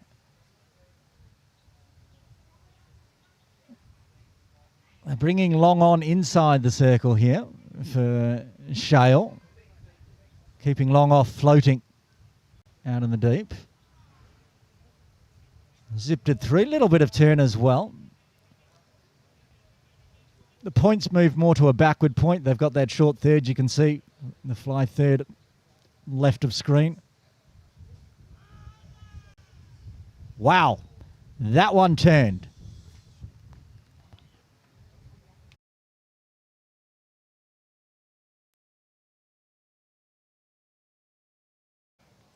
Let's see if we can get a replay on that one, but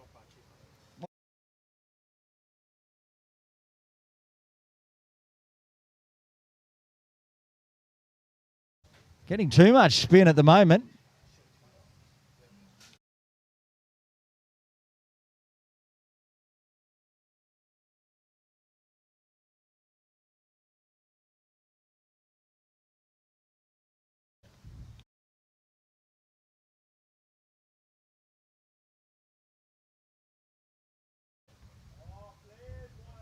Oh, that was right on middle stump. That one had to be played by Shah.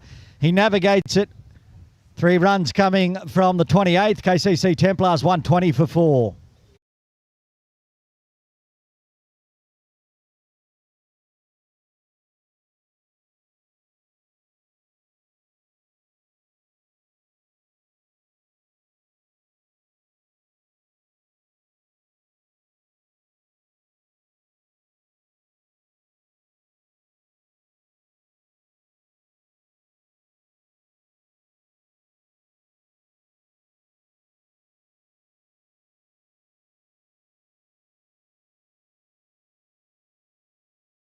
Change in bowling from the pavilion end.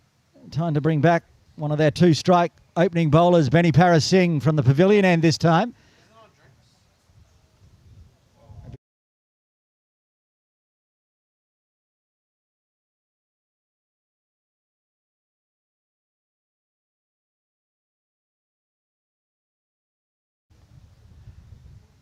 Should be a drinks break coming up very shortly, but still 11:59 showing on the KCC scoreboard. So it'll be Benny Parasingh to Tom Heisinger. Gets onto that one as it stays a little low again. It doesn't matter which end he's bowling from, Benny. He's managing to find the channel. Stays a touch low outside off.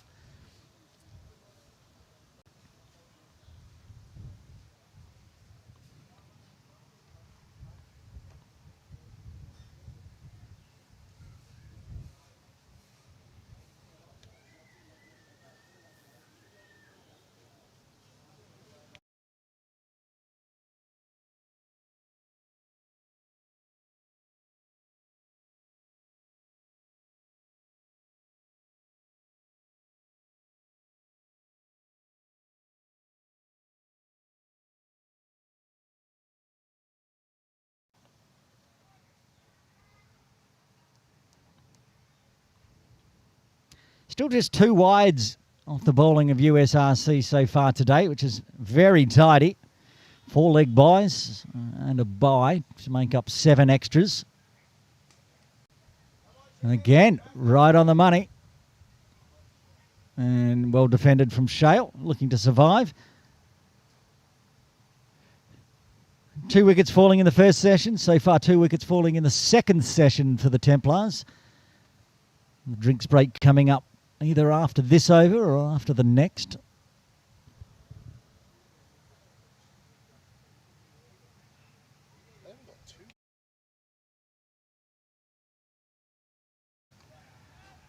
Looks to punch that one hard, but a bit too wide to mid-on. Picked out the fielder. Needs to go a little straighter, perhaps.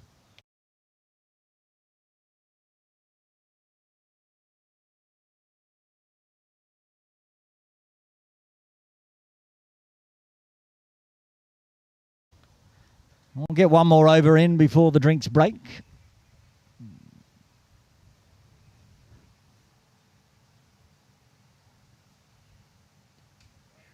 Late onto this one, Shale. Just guides it down to deep third. Take another single.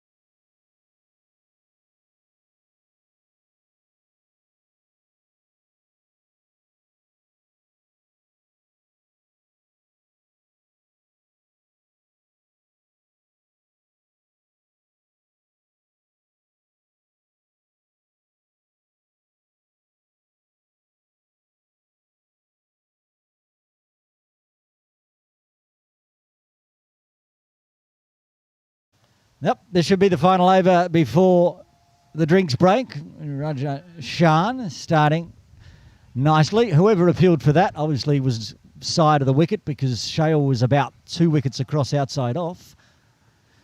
Umpire Shelton de Cruz winds to that one, but it is another dot. Punches it straight to point. They've put a backward point in now, which is wise because that was a huge gap, but they don't have a fine leg.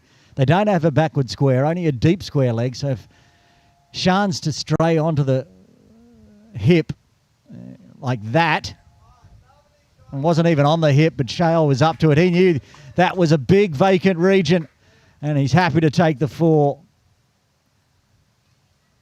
And putting it outside off, as I said, they moved the backward square to the backward point region.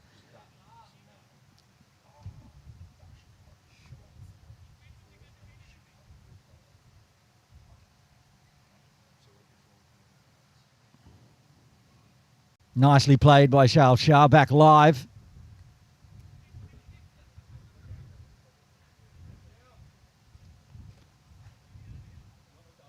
And take a single. Just moving past the quarter-century partnership now between Tom Heisinger and Shale Shah, 26 of 45 deliveries. There's 2 wickets falling of Path Bhugwat and Devang Bhulsara. It's been another handy partnership forming. And this time Heisinger will do the same thing. Nobody there. It might not even make the boundary. It's got to stop before it'll get picked up. And they'll come back for a 2. And that just means hot, hard work out there in the field when you've got to run all the way around from backward point. So they've decided to plug that gap, put a backward square, wideish leg inside the circle, pretty much on the 45 where those little scoops are going.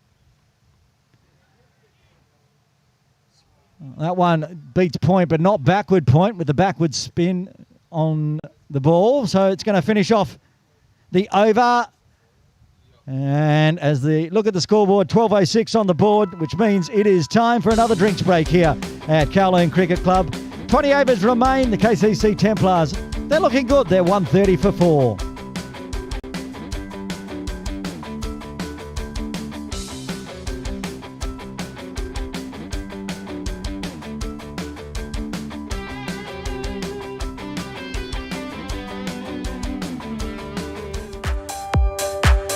Next weekend, more live cricket action.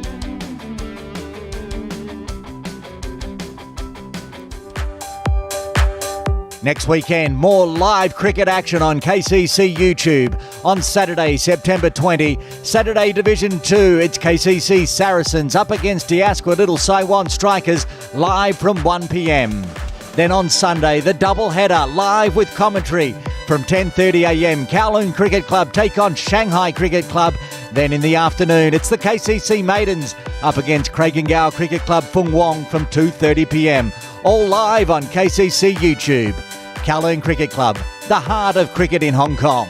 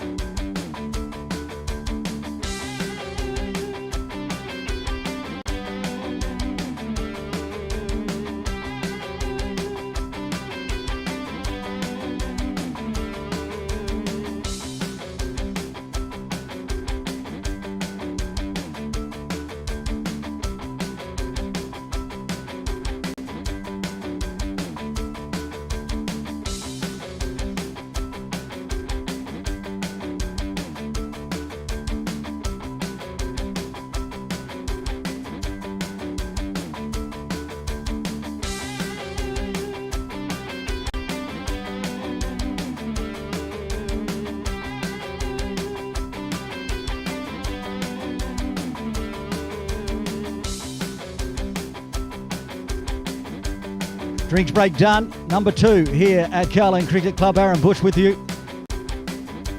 Everyone taking lots of hydration, umpires included. It's going to be a tall order here for USRC Elite. Yes, it's hot, but they're going to have to bowl 20 overs in the next 60 minutes, I should say. They've got 1:15 as the cut-off. It's going to be a tall order, so they either need to find 6 wickets this session, or there might be penalties coming. Saw penalties yesterday for the Crusaders for a slow over rate. The umpires aren't shy to hand them out.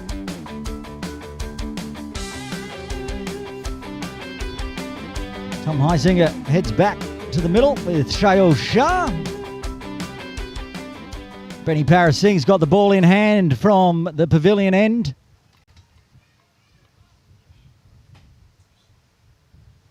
Ready to go. Benny to Tom. And he just makes sure he gets bat on that one as it was honing in on the middle stump.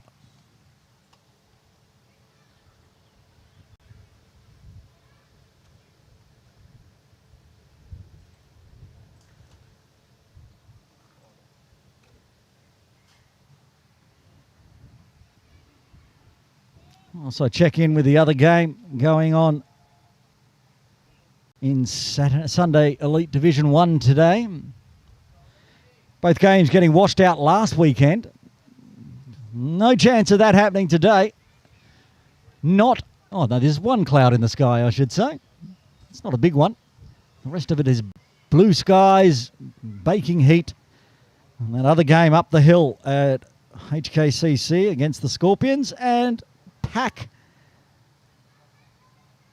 133 for 8. HKCC Scorpions, they're in trouble. Oh, massive thick outside edge. Might have been caught by a second slip, maybe. Good fielding from deep third coming around. Take the single. Partnership up to 30 now.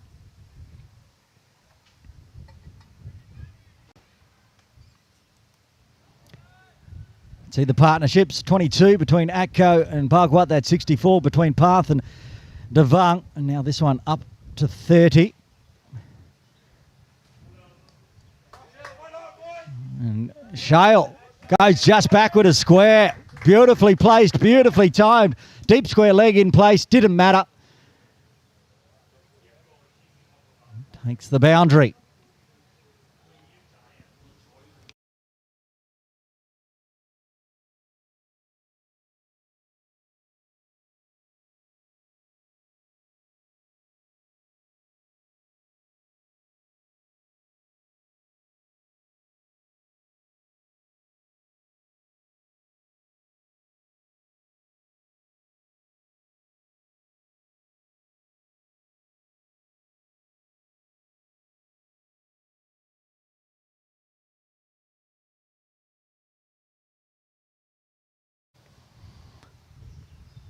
One ball left to the 31st.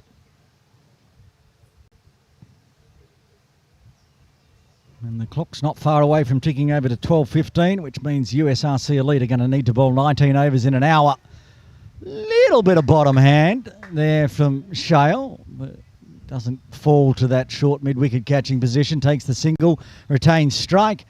6 runs coming off the 31st. The Templars 136 for 4. The Wasp now projecting a score of 243, which I think would be a very, very good score if they can get up there today in these conditions.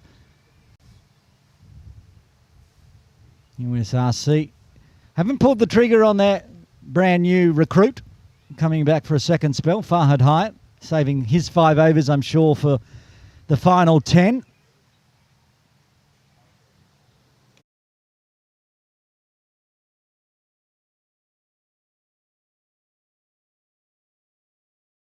Shan Raja, the left arm spinner. Oh, it's Sheriar Saeed, I should say, into the attack. First time today, I believe. Yes, it is.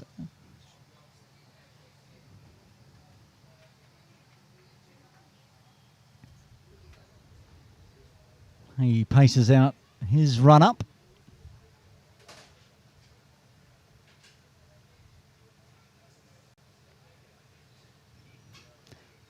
He's got a long on, deep cover, deep mid-wicket and deep square leg. The long on now, I'm not sure if has decided to be wideish towards cow corner or is just trying to find the shade. Drags a down leg to start with. I don't think there's any bat on any of that, so it's just going to be 5 runs to KCC and need to re-bowl.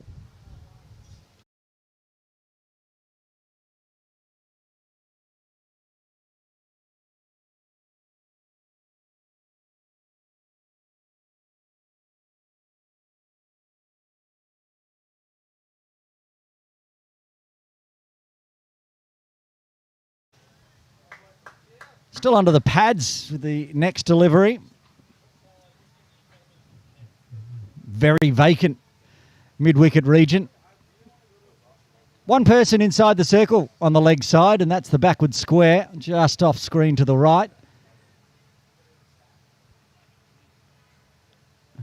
So there's always a single on the leg side. Catching position of extra cover on the offside. Again, still onto that leg stump, down leg side.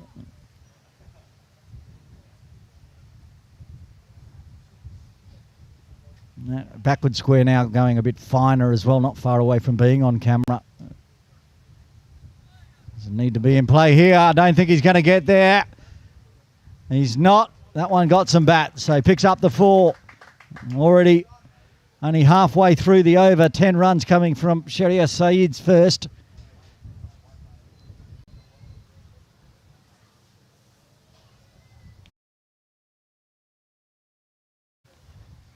Keeps angling, so again that short backward square position, moving finer again. This time that's a better line as he gets it to drift from outside off onto the middle stump, then looking to get it to turn away.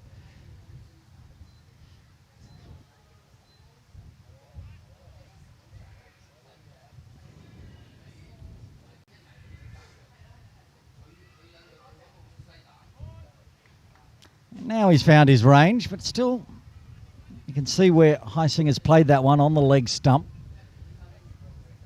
Saw turn with the left arm off spin, but not seeing so far too much spin from Shahriar.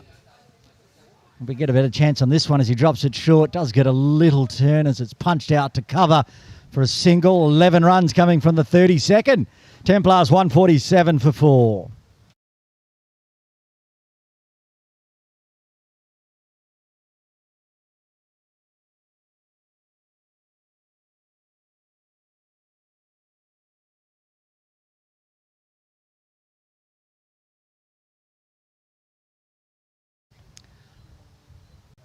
Well, they must have had some burning ears out there, Akbar Khan, because I thought they may be keeping Farhad to the final 10, but Farhad Hayat is right there with the hat off, handing it to umpire Jayant Babu. He will bowl the 33rd over. He's got 5 overs remaining, 2 for 19 so far. Devastating first 5 over spell, getting the first 2 wickets.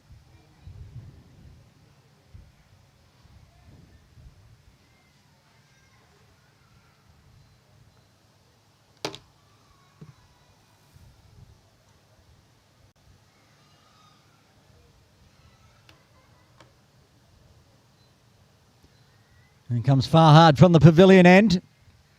Heisinger on strike. And he smashes him backward of square for 4.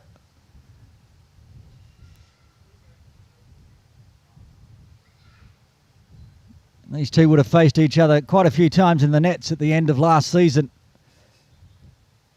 And Heisinger takes full advantage of it. One dropped in a little short.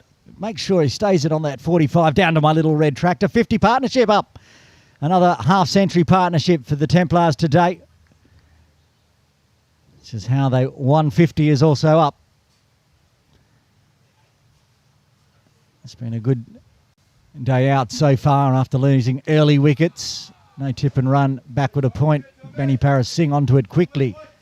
Up the hill, the HKCC Scorpions are all out for 134. Not sure many, especially up the hill, thought they'd be seeing that. Bowled out in the 39th over. Was Shiv with the top score. They only had 3 players get into triple figures. Who got all the wickets? A forfeit for Hafiz Khan. He's very good now for Hafiz. He got 4 for 13 off 8.2. And 2 for Navdeep Singh and Warrior Muhammad, who we talked about on the 8 for 52 podcast just last week. New up-and-comer for PACC. A lot of youngsters in that Scorp side. Both teams missing players, of course, but you'd think Pack Elite have the players to chase down 135 for victory. Keep an eye on that one. Heisinger looking to go onto the leg side again, and all he does is take it into the thigh pad, hip region. They do have the deep square leg, but no mid-wicket out in the deep. They do have a long on, though. That one a little sore for Heisinger. He's just walking that one off. Nobody out at deep cover, though. Nobody on the offside apart from the deep third outside the circle. Mid-off is inside the circle and does the fielding. Looks like it's the captain, as usual, at mid-off, Akbar. Comes across, has a chat to his strike bowler. He's going to have to generate 2 more wickets at least, you'd think here, Farhad. Get the USRC in the game and keep the score below 250. The Wasp now projecting 253 for the Temps.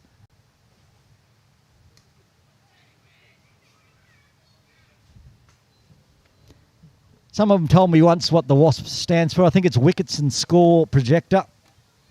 We just call it the Wasp. 253, the current projected. 33 done, 17 remain, 6 wickets in hand. The Templars, 151 for 4.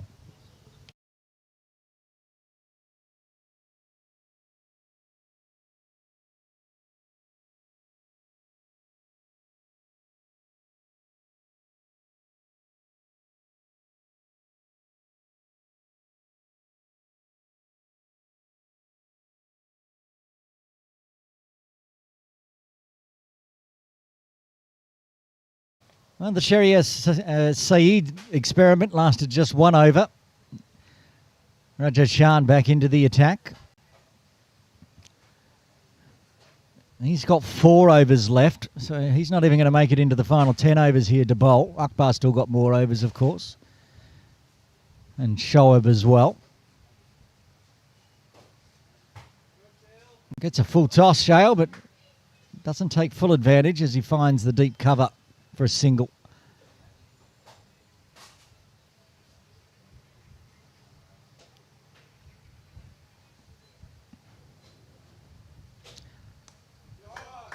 Oh, he drops that one in short. Work to do for Benny, and he can't get there as he comes around from deep mid-wicket to forward square. He ran a long way, but that was timed perfectly by Heisinger. It was dropped in short by Shan. And full advantage taken. Picked it off middle, but didn't matter.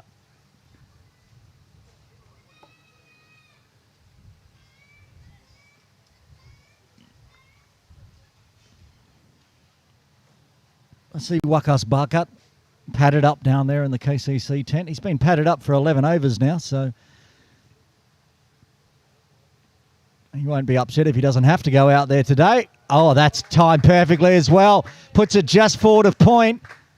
Takes the deep cover out of the action as well. Back-to-back 4s. Toying with Shan at the moment, Tom Heisinger. Way too wide, too much width, plenty of time for Heisinger to pick the gap.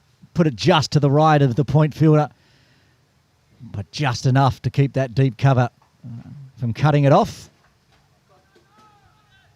Tries to flick it around the corner, but just manages to flick it straight to Farhad Hyatt, the backward square position.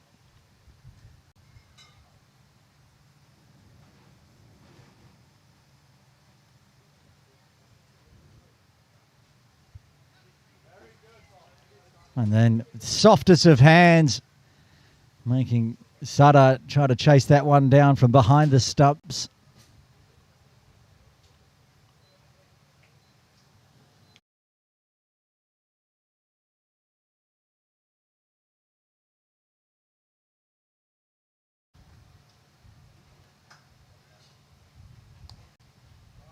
Goes aerial out through mid-wicket, but doesn't carry out to Benny. So takes the one to finish the over. A good over with 11 runs coming from it. Pull up the partnerships.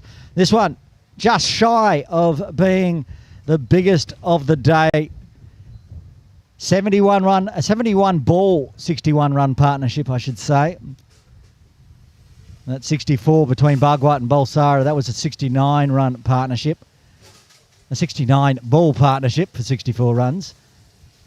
So on the back of those two, the Templars now moving up to 162 for 4. 16 overs remain. Hot work. Tiny Singer feigns a gloves change so he can have a quick drink of water. They offer one to umpire Babu. He says, I'm good, thanks. Let's continue. As will Farhad Hyatt continue into his 7th over.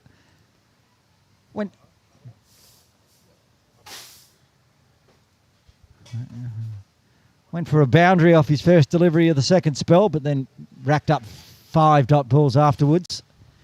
That was against Highsinger, though. Shail Shah on strike now. He just eases that one through the cover region. Gets cut off inside the circle, though. Good piece of fielding, keeping it to 1.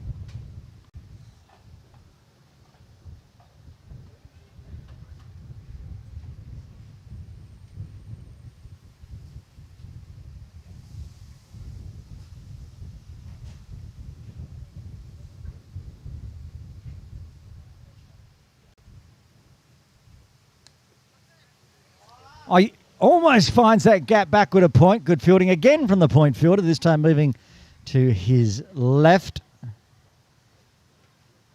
Zishan Iftikhar doing all that work, so he's running around like a madman in the midday sun. But he's saved 6 runs now in 2 balls,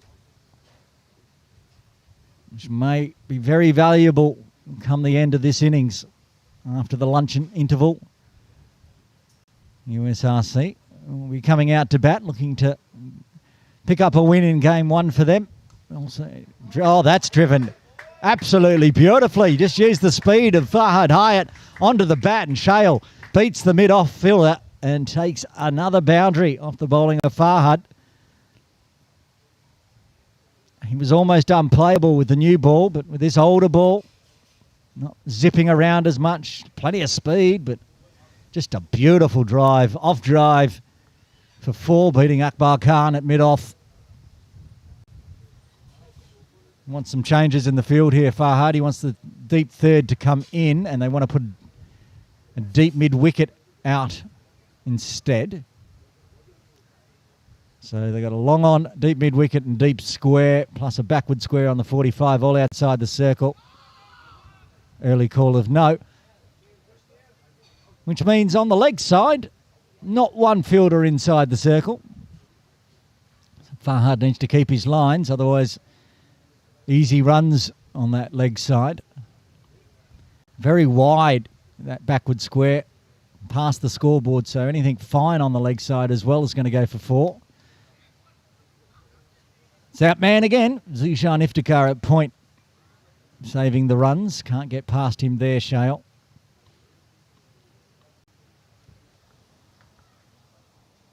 So biggest partnership of the day, of course, on the back of that boundary. 67 now between Highsinger and Shah.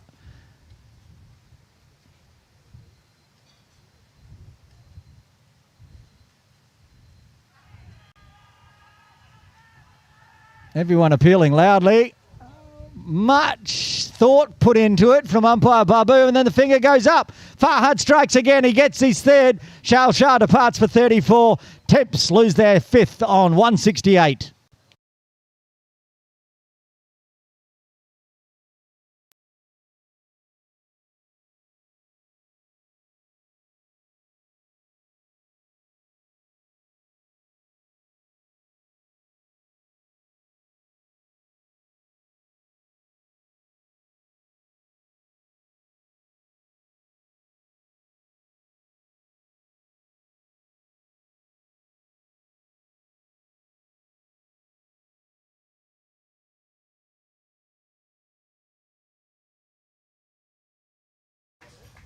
Long decision from umpire Babu, but it brings to the end that 67-run partnership.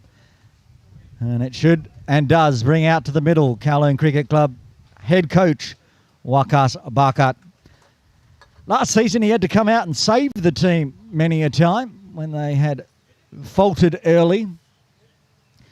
Wouldn't say that the Templars have faltered today. They'd be more than happy with 168 for 5 so far. But he has a job to do. He needs to bat the next 15 overs, see it out with whoever remains with him. Heisinger looking in good touch. He'll be happy to stay out there until the end as well. This discussion between Heisinger and Farhad, former teammates, still friends, you can see. Akbar having a chat to umpire Shelton de Cruz.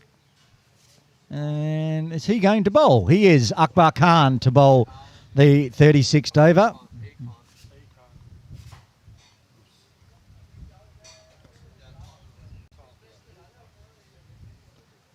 Captain back into the attack.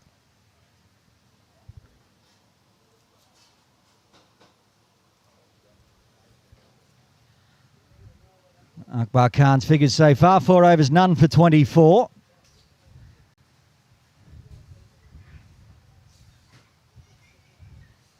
Heisinger on 34.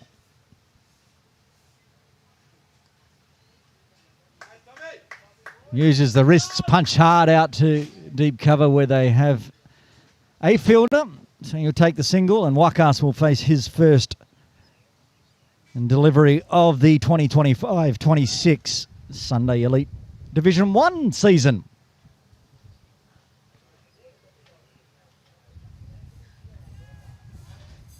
Akbar now finding that channel outside off that zips through low. Taken knee height by Sada.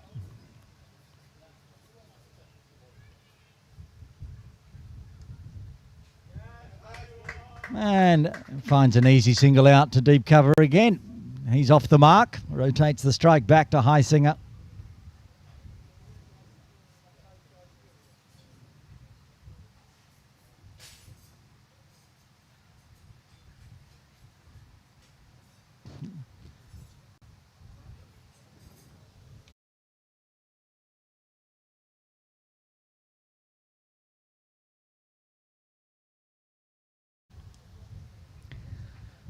Fuller again staying a little low, well navigated by Heisinger. Defends.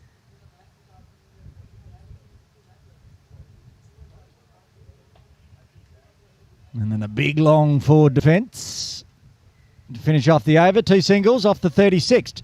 The Templars 170 for 5. Wasp projected is dropping down a touch, 248 from here. 14 overs remain, 5 wickets in hand, 78 more runs. That sounds about fair. And don't think the Wasp is projecting in at the moment any penalty for over rate being slow. But by my count, that first session, they bowled 14 overs in an hour.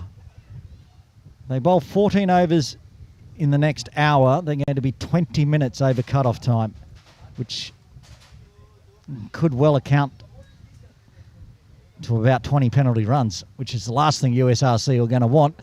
We'll have to wait and see. Maybe they can bowl spin from both ends to hurry this up. Farhad's going to continue, though. Half-hearted appeal for LBW, very high on whack.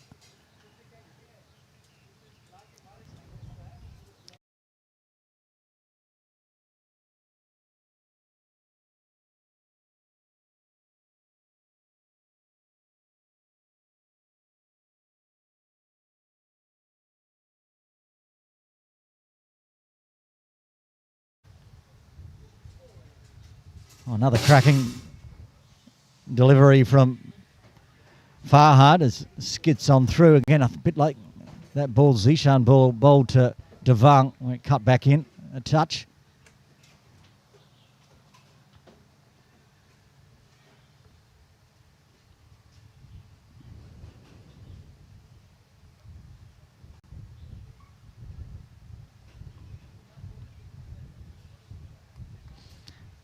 Gets bat behind ball this time, though. Happy to defend. Not a bad strategy. Farhad with 3 of the 5 wickets so far. He's only got 2.5 overs left in his 10-over spell. Survive, see him off, find runs here and there. Attack the other bowlers. 3 for 29 off 7.5.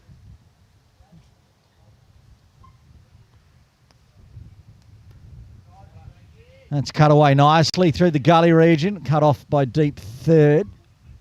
Sharia Saeed down there did well. Whack takes another single.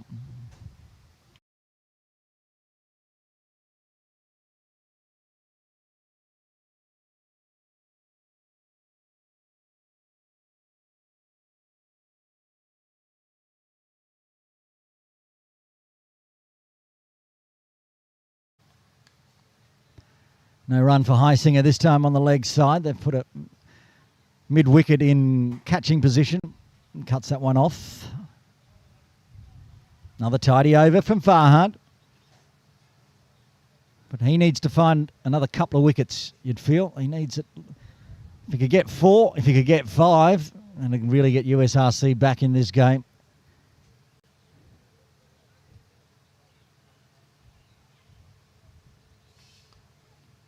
Goes with a nice Yorker fast length.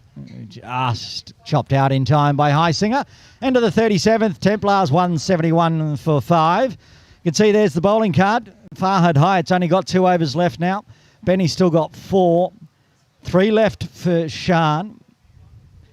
Zishan Iftikhar is an option as well as Akbar. They need to sort of use the slower bowlers from the Austin Road end just to try to get this over rate up and going because it's falling well behind.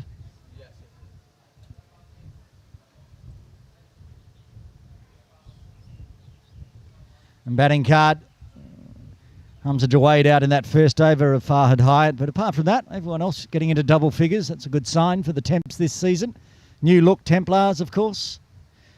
With both Hyatts moving to USRC. Azaz Khan will be back, though, in a few weeks' time. And when available, the likes of Chris Carter also will join the side. Akbar's going to continue, though. He was tidy in his previous over, just the 2 singles coming from it. Some changes in the field. And moving deep mid-wicket's going to go to backward square. Wants his long off and long on straighter. And he wants his long on straighter and long off wider. Now we're set. No deep mid-wicket, though. Here's a point, and that point is the point of where that ball went. Dot ball.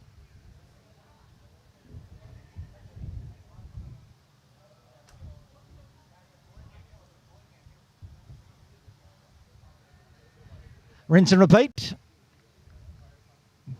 Marcus not able to find that gap to the side of that point fielder.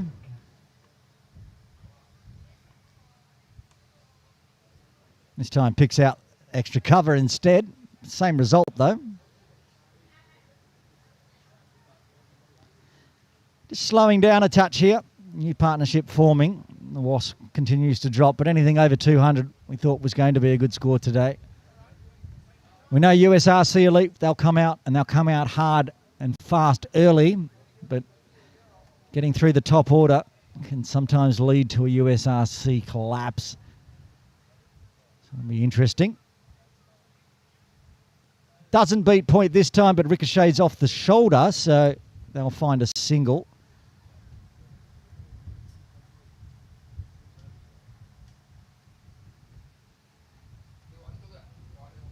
Heisinger back on strike on 35. Just a 4-run partnership so far of 17 deliveries. As USRC slows everything down runs-wise. And it'll just be a single this time off the Akbar over. 38 done. Templars 172 for 5.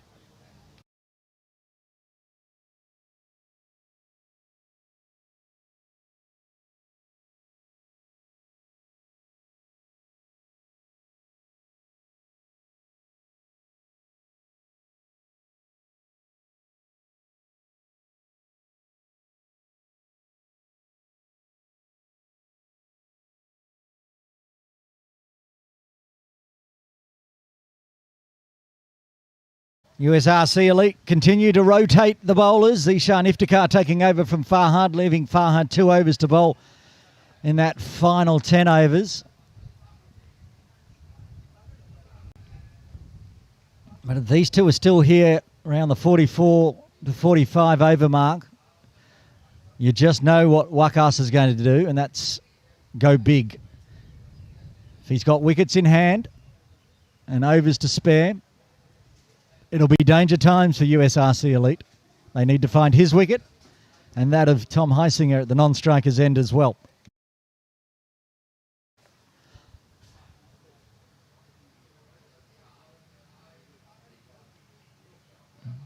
When he came in for his second spell, Zishan, he got a wicket straight away. And he almost generated a wicket straight away there. Akbar Khan has put that one down. It was low at his toes.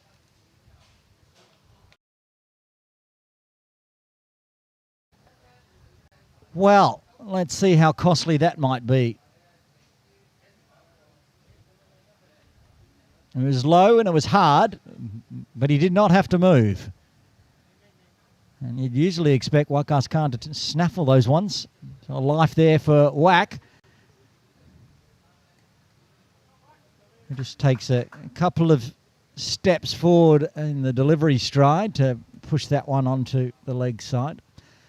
If you're tuning in yesterday on KCC YouTube, you would have seen the Crusaders versus the Sky Warriors game where Munir Dar, who went 6-6, got a no ball, then went 6-6 again, got a warning from the umpire after hitting 4 sixes in a row for coming down the crease too early. Wakas was fine there, of course.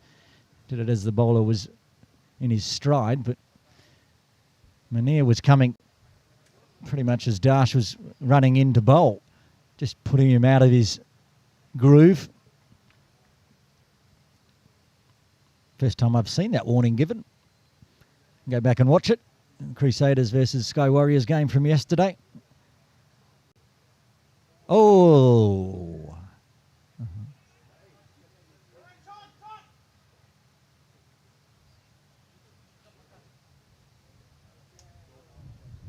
Blimey. The ooh was how wide or how high that was. That was a massive no ball. Slipped straight out of the hand from Zishan.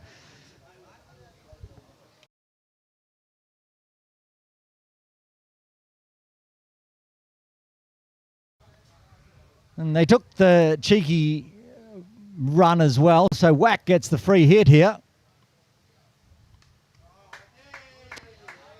And he does exactly what you'd expect Wakas to do with the free hit, where he smashes it through the AK zone for 6.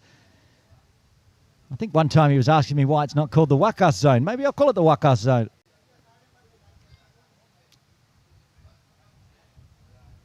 Whack goes Whack on the free hit from Iftikhar.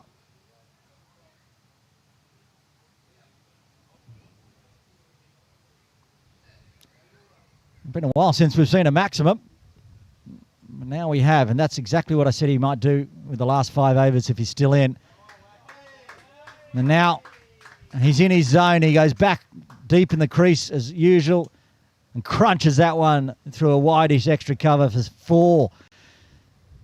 He's getting all kinds of loose here for Iftikhar. He had it under control, had them under pressure, and then that loose no ball is just completely released any pressure on these two, and Wakas goes bang again. What does Iftikhar do now? Wakas just toying, takes an easy little single. Wanted a second. Tom Heisinger says, I've been out here for nigh on an hour and a half or so. I might just take that one as a 1, thank you. He's faced 52 balls himself. Came in at number 6.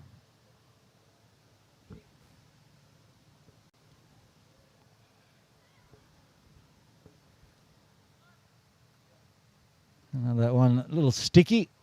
Drops down again, kicks, tries to kick it away at least. End of the over, a big one for the Temps. This 18-run partnership on the back of Wakas smashing Oh, weep off that last over. 14 coming from the 39th. Temps 186 for 5.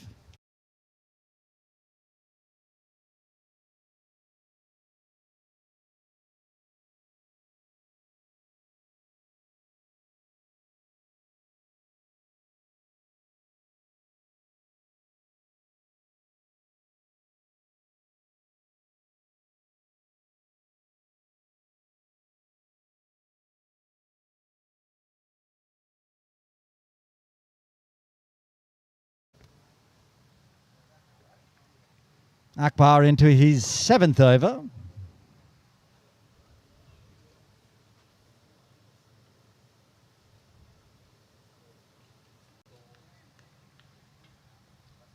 And that one's gone on to the off stump. The very dangerous Wakas Barkat has to depart. Bowled by Akbar Khan for 15. Temps lose their 6th on 186.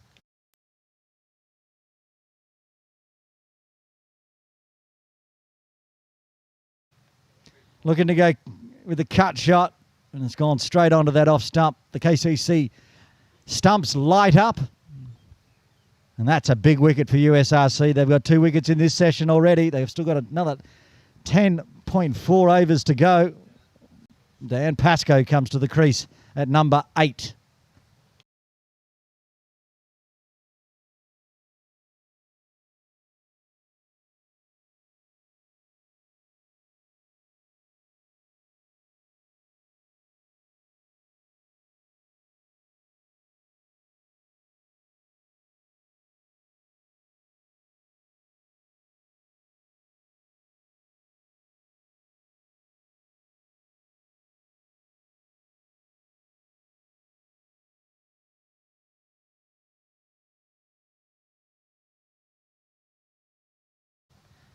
Well, the captain strikes just at the time they needed to. The score on 186. Pascoe comes to the crease.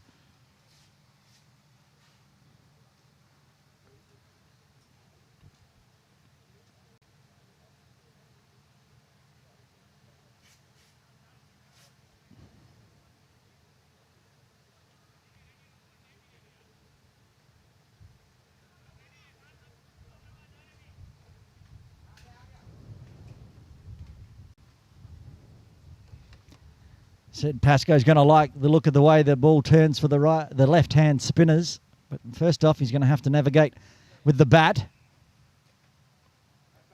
Gets down low and just pushes it back to Akbar.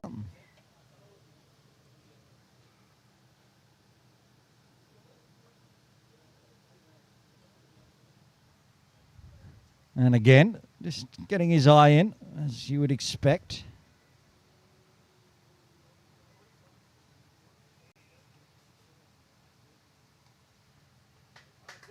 And then finds his first runs off the bat. Takes an easy single.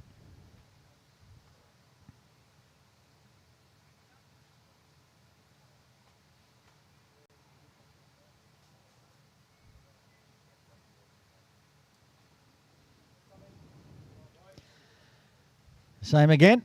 2 singles at the end of the over plus a wicket.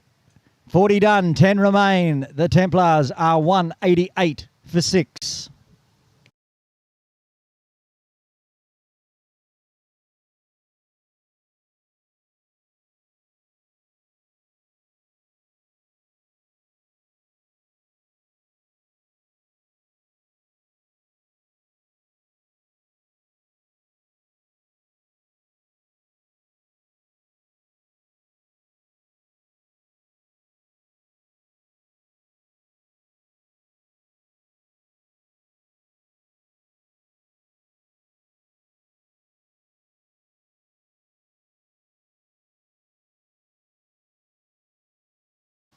Tommy Heisinger been out there in the middle for 75 minutes now for his 37 off 54.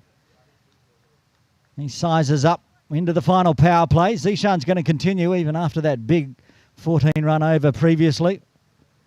Somebody's got a bowl from the pavilion end. Oh, and the finger goes up. They say there is a feather edge. Heisinger walks, and that's the end of him for 37. The 7th wicket falls. Zishan strikes in his 7th, 188 for 7.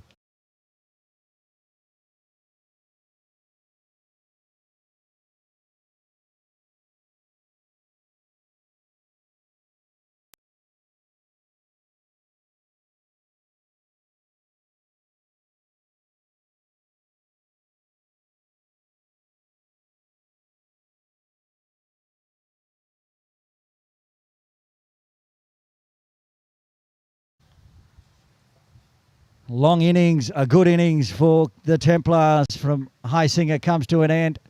He'll need to get some rest and hydration in before he goes out to keep later on. He did his job coming in at number 6.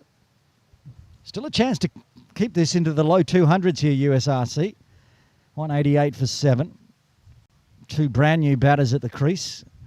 Hasnan Kiani, who played yesterday as well.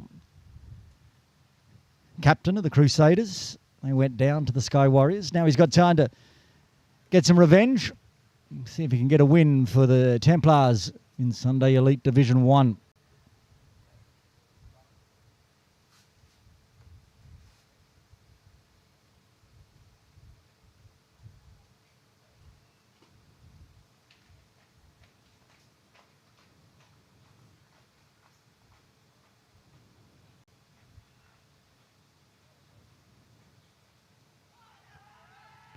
Oh, and it goes up onto the pads. The finger goes up from umpire Babu. Zishan's on a hat trick. Hasnan Kiani departs for a golden duck. Templars, may they not even get to 200. They're 188 for 8.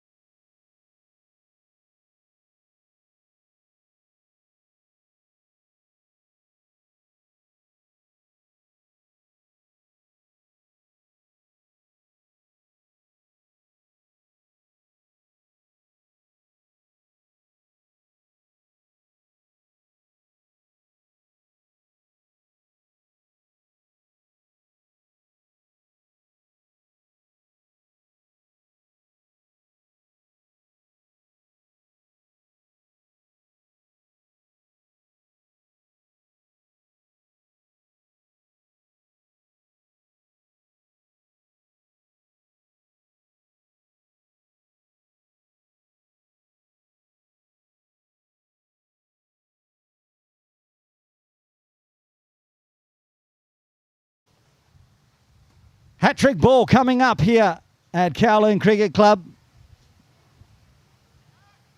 That was a good first delivery. Dash Vora comes to the crease at number 10. This fight back from USRC.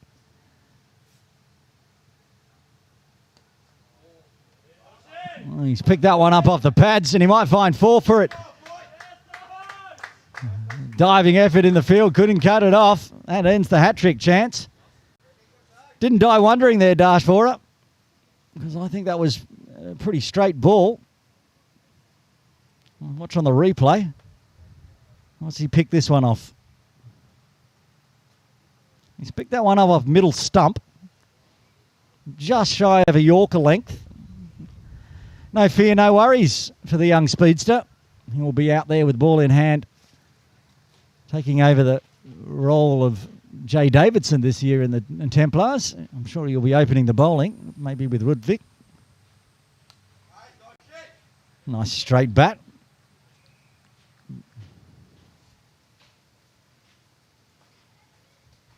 Spinners, no worries for the Templars, but they are short on quicks with the loss of Jay Davidson. No Akbar Khan in town. No Farhad Hyatt now across at USRC. Now, Hasnan Kiani, Dash Vora, Rudvik Nalor. Zishan gives him a full one this time.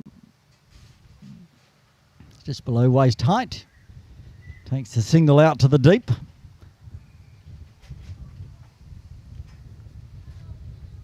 And what's going to happen? Are they going to get 2 more wickets quickly? Or KCC Templars push up 219, the projected score now, with those wickets falling. Pascoe's seen a few fall since he's come out there. He's only faced 3 deliveries. He's going to face the final delivery of the 41st.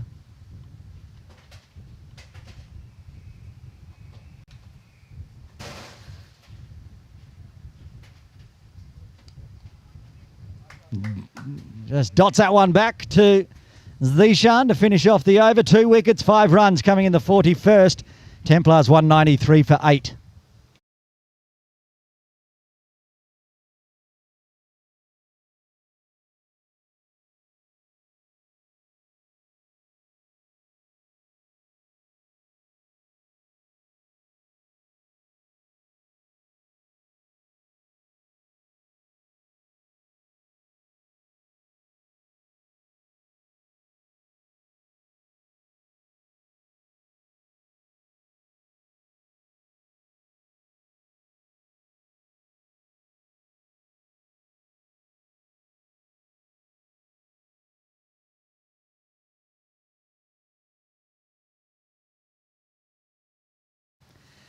Akbar Khan, wicket in his previous over, 1 for 29. Possibly his last over, with Benny still got 4 to go. But if he gets another wicket, as it cuts back in again, he will probably continue. Like I said, best solution for USRC is to get the wickets so they don't time out and get penalty runs. And the best result for KCC Templars is always bat out your 50 and make USRC Elite work hard for a full 3 hours and 15 minutes.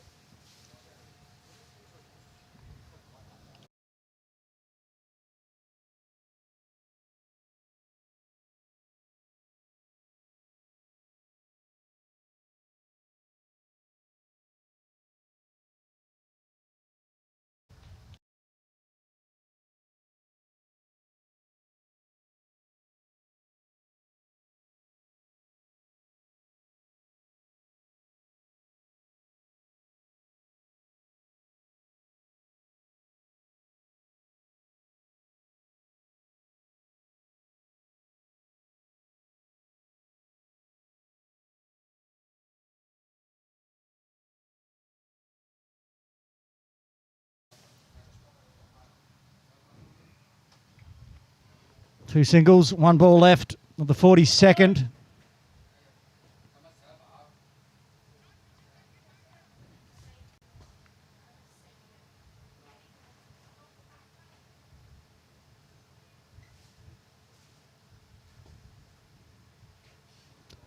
Happy to leave that one alone outside off. 2 runs coming from the 42nd. The Templars 195 for 8.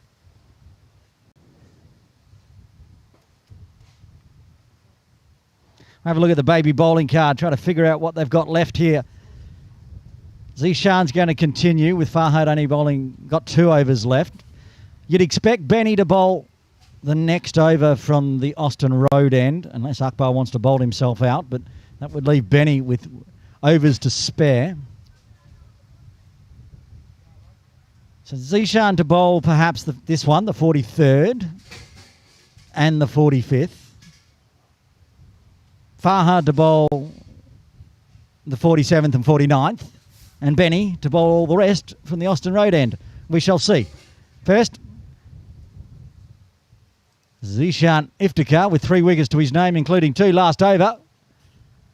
Comes in to Dan Pascoe. Confidently drives to extra cover.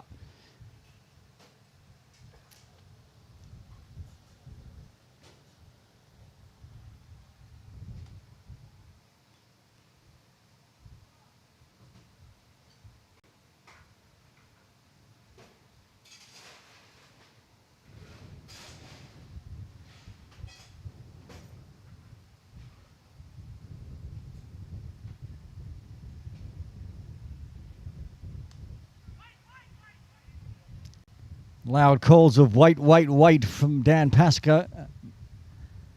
More dots.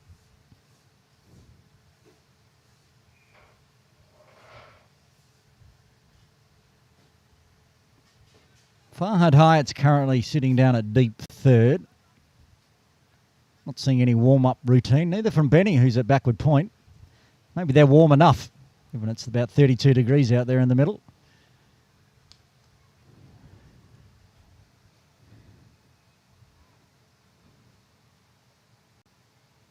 32.8. Not fun. 62% humidity. So at least the humidity's dropped a touch, but still sticky stuff.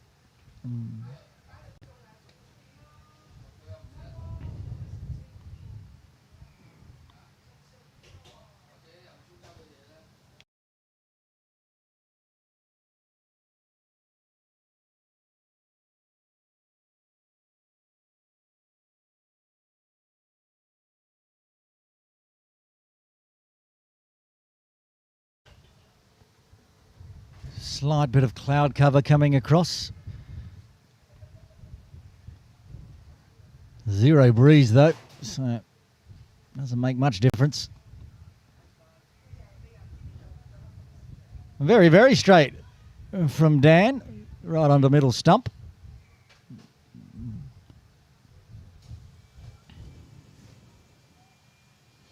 USRC don't seem overly concerned about this over rate.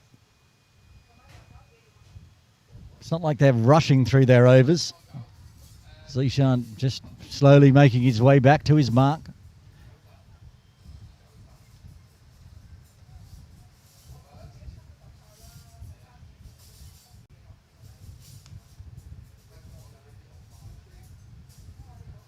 Thoughts of a single, rolling dive in the field, cuts it off. This should be, if this is a dot, the first maiden of the innings. There's been a few chances at times. If he doesn't, he can blame the commentator's curse again, but this is KCC YouTube, so I don't think too many of our subscribers will be upset. But he's toiled away well into his 8th over, Zishan, 3 for 39.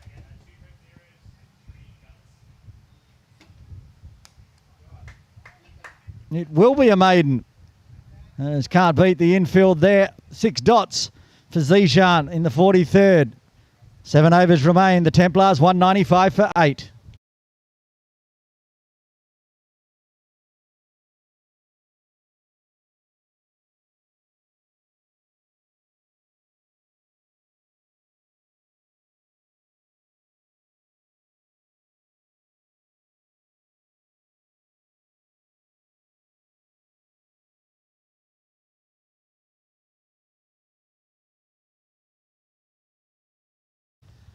Well, during that over break, I saw both Benny Parasingh and Farhad asking the captain, Akbar, if they're going to bowl. Akbar said, no, I'm going to bowl, which means Benny Parasingh is not going to bowl a full 10 overs. The math says that's not possible anymore.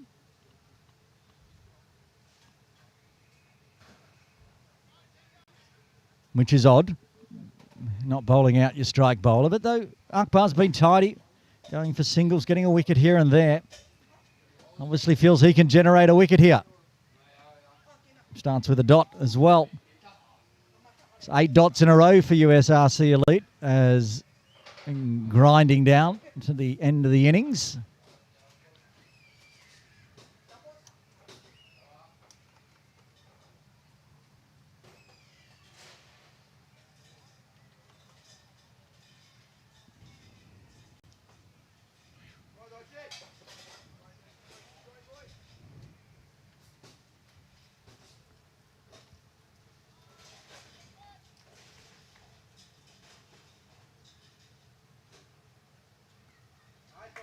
Goes the fast Yorker onto the toes and just chops down in time. Survives.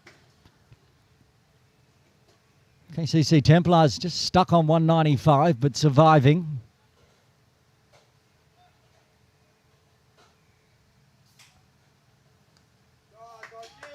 This time will find runs, break the run of dots. Just a single though. Happy to take one, put Pascoe back on strike.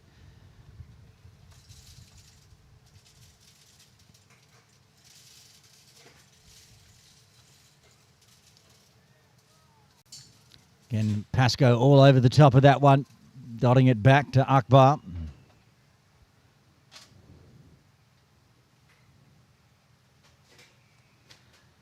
And they'll find a quick single here. A misfield allows them to safely get through. End of the over, 2 runs coming from it. 44 done, 6 remain, 197 for 8. Perhaps Akbar was bowling himself because of the time constraints. They've got 6 overs to bowl, and they've got 8 minutes to do it in, so maybe 10 minutes with add-on time. But as it stands, obviously bowling the quick bowlers is going to take a lot further and not much time. Farhad Hyatt to bowl over number 45, which is interesting because that means he'll bowl the 45th and 47th, and it'll leave him short 1 over from the pavilion end. So Zishan or somebody's going to have to come back in to bowl that one.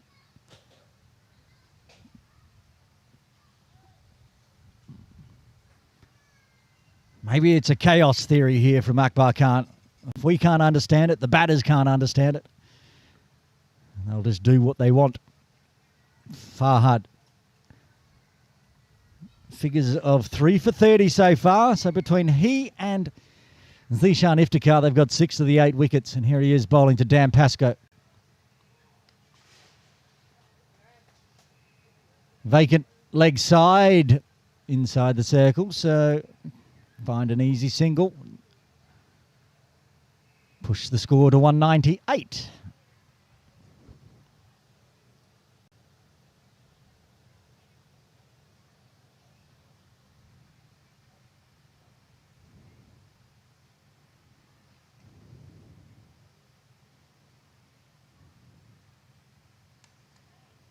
Goes for the fast Yorker. Vora up to the challenge. Outside off. Picks out mid-on.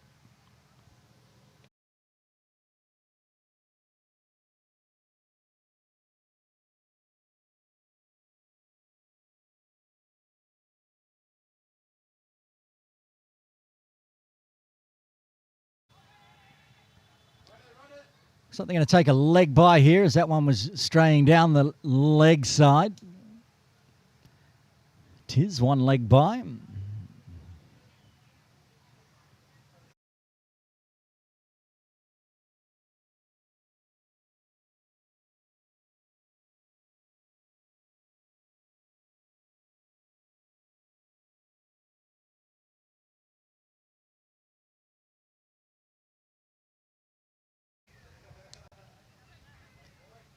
Finds a single through point.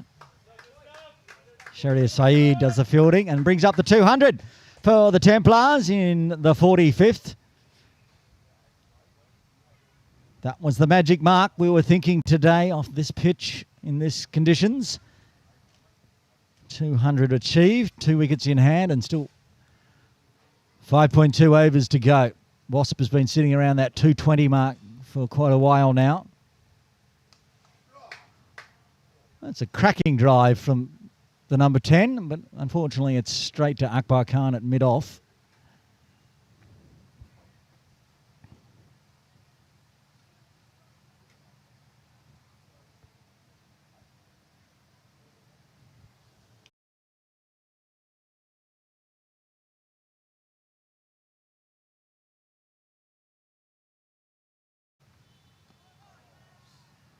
Another one onto the pads, but it doesn't matter. Even though it was going down leg side, he's overstepped. So a free hit coming up for Darshi.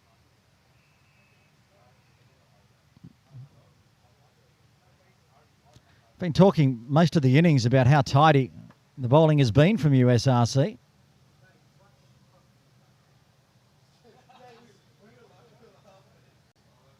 Seven wides, 1 no ball. First no ball of the day. Darsh Vora takes his position, ready for the free hit.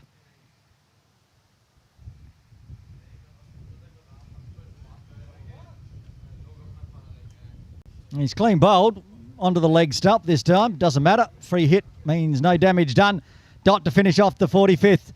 KCC Templars 201 for 9. 5 overs remain.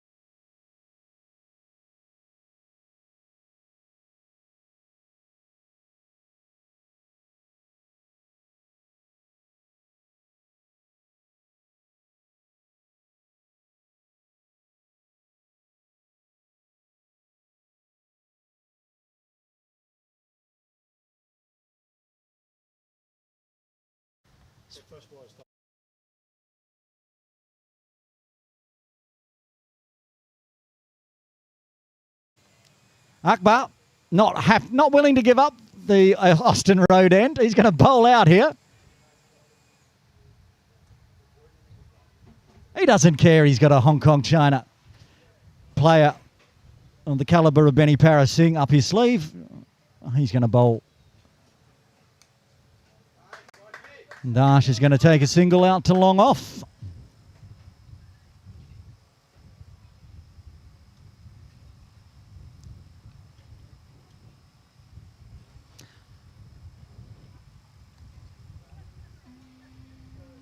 That one doesn't make it to long off, cut off by extra cover, but another single.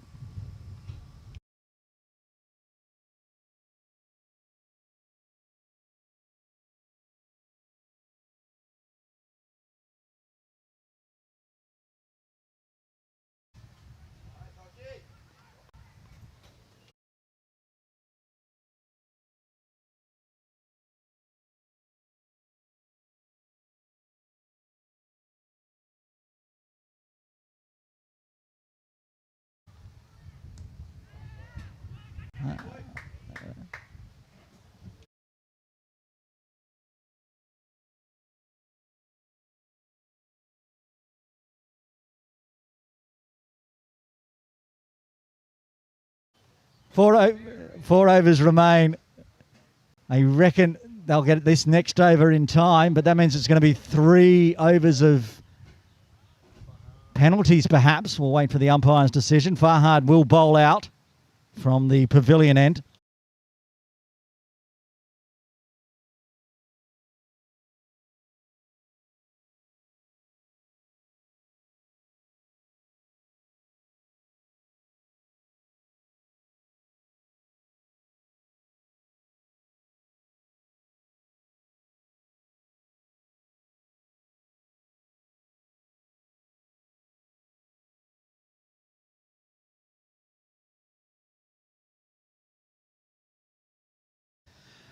Farhad hired to bowl out. 9 overs, 3 for 33.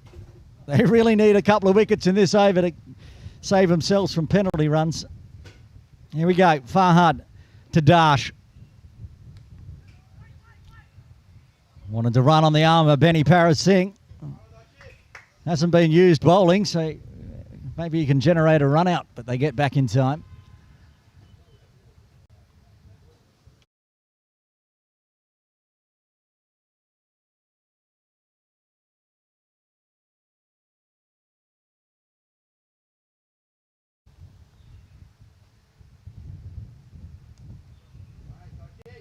Farhad just taking the pace off a little bit, throwing the fingers across the seam. So it popped up a little from Dash, but he survives again. 2-2-2, the predicted score now.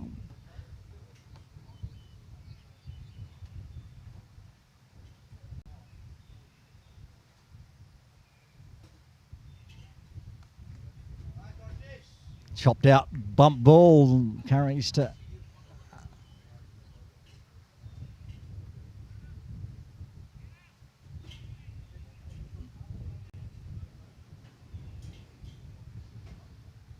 The umpires are being generous. It might only be 2 over penalty. They're going to be 3 overs over the mark from here. Oh, Dash is just going to take an easy little single and long on. Keep a few runs ticking over.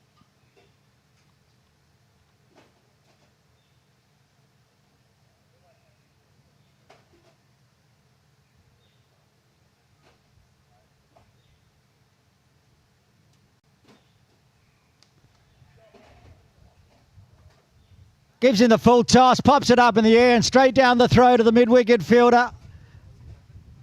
But, is he going to walk? He is finally walking.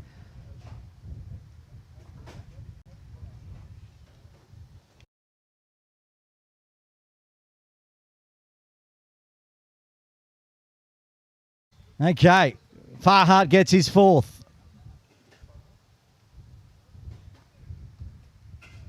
Ludwig Nalor.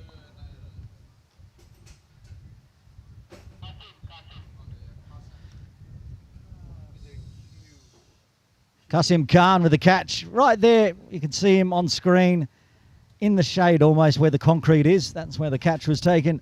Pascoe departs.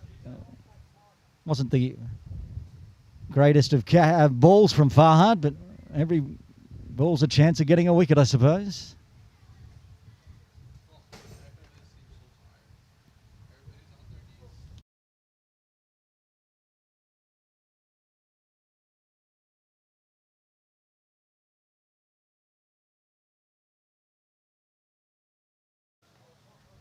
New into the KCC lineup this season, Rudvik Nellore.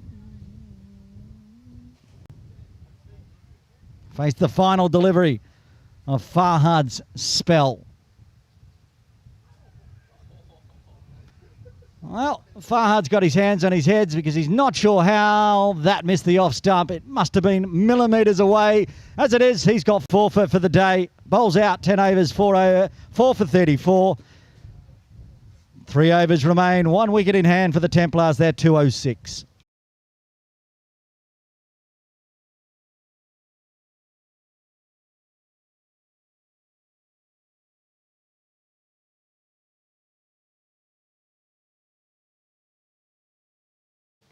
Staying with spin from the Austin Road end just to try to get through these overs. Shoaib Rana back into the attack. 1 for 20 off 5.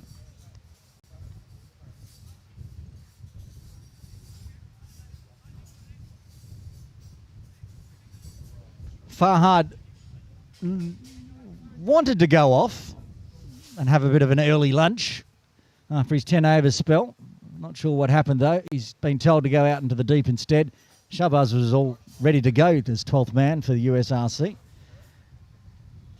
Vora on strike. Handy little 10 from the number 10 for the Templars so far. Again, completely vacant leg side, just a backward square inside the circle. So Shoaib's got to get his line right. Catching positions at deep square leg, mid wicket, long on, long off, and a deep cover. That's moving around more to a cover point now. Well,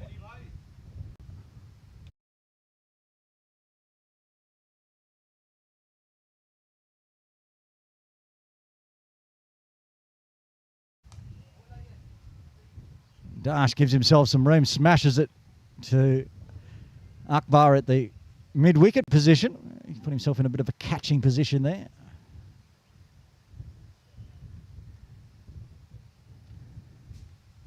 That one's dropped short.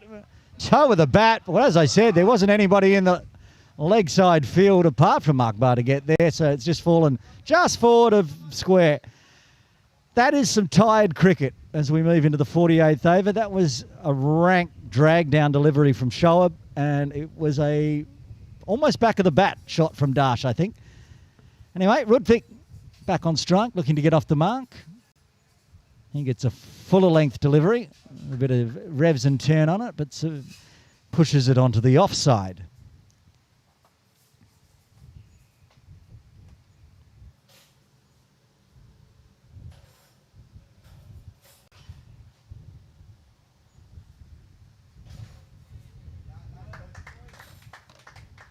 Gets off the mark with an easy single again into that vacant square leg region.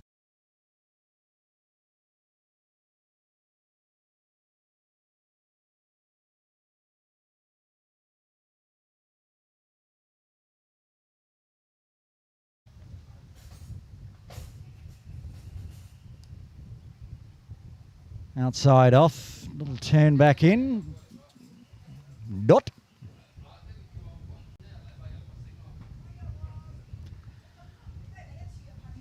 Final delivery of the 48th. Takes the hand off it to keep it along the ground. Will take one. He should just take one and retain strike here, Dash. Does so. 3 runs coming off the 48th. 2 overs remain. The Templars 209 for 9.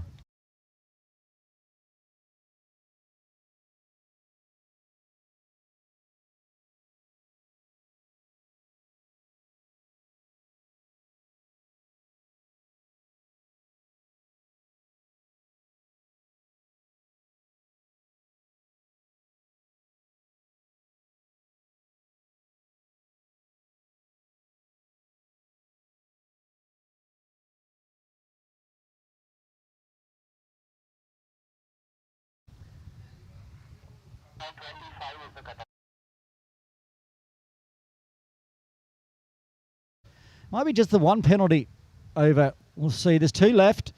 Cut-off time 125, I've been told, with allowances. Of course, if he does get a wicket.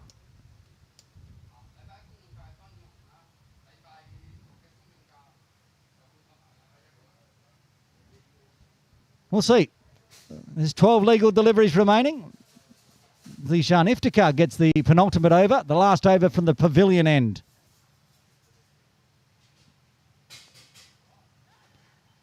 Oh, scooped out through square leg, but falls one bounce short of the fielder waiting. Takes the one. 11 balls left.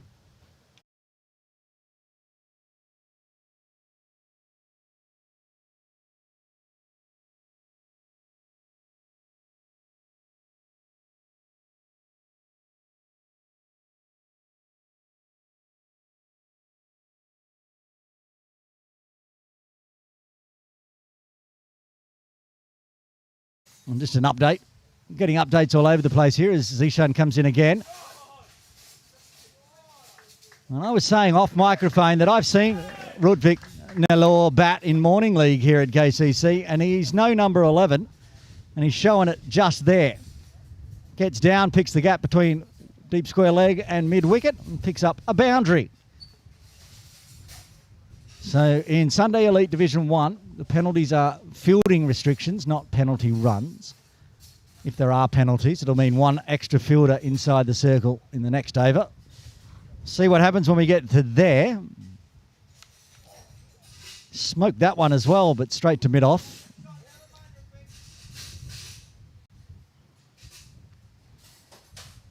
$2.14. Are we happy with that, the Templars? They were 23 for 2.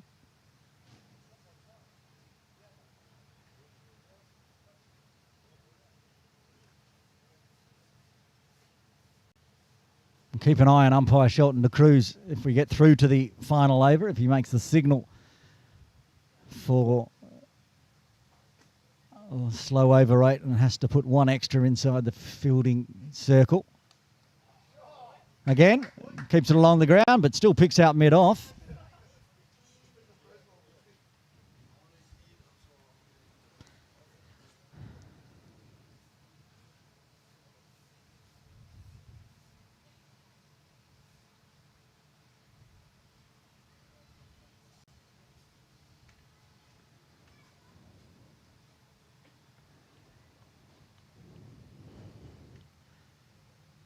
Two balls left on the 49th.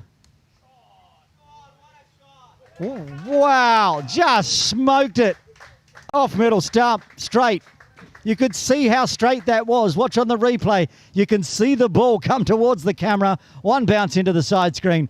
Another boundary to Rudvik Nellore. 2 fielders out there waiting. Didn't matter. Now they're going to put long off back as well. It's been a handy penultimate over for the Templars. 9 runs coming from it so far. And now he's forced Zishan to drag one wide. Have to re-bowl that final delivery of his spell.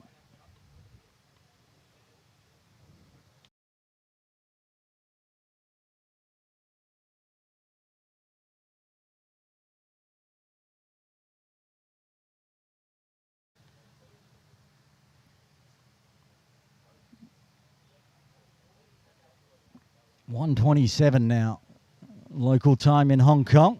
It's been a long day in the sun for USRC Elite.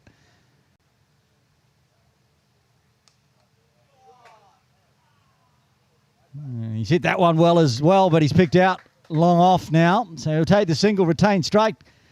11 runs coming from the 49th. The Templars 220 for 9.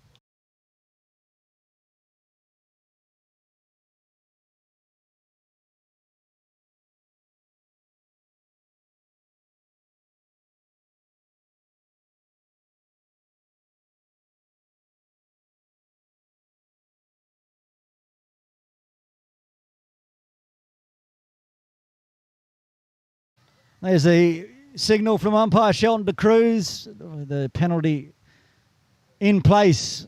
One extra inside the circle required. So they've got 4 ringing the the leg side. Actually, they're going to have to bring one of them in with the penalty. They've got 3 on the leg side and a long off. Deep square leg, deep mid wicket. Wideish long on, long off, and fine leg comes inside the circle. Shoaib to finish this off. Rudvik goes straight. A couple of bounces out to long off. 15-run final wicket stand between these two. More than a run a ball. 15 off 14. Vora back on strike. He gets the Yorker dot ball. So they've done their job this tail end. They've pushed this game the full 50. That's 3.5 hours out there in the sun for USRC Elite. They'll come in and enjoy the meal very shortly. But they're going to be some tired lads today. And they've got to come out and chase down a score above 200. All the 2s for the Templars. And Rudvik back on strike. You've seen his intent. Is he going to try to take on the long boundary towards Austin Road? Or is he going to try to go over the infield on the offside, which is all inside? He is going to try to take it on. It's going out to the deep. Sherry Saeed takes the catch, and that's the end of the innings with 2 balls to spare. The final wicket falls for the Templars. Rudvik out for 11, and the Templars will head into the innings break. 2-2-2 on the board. Good little final partnership between Vora and Rudvik comes to an end. It didn't quite make the full 50. Have a look at the batting and bowling card as we head into the innings break.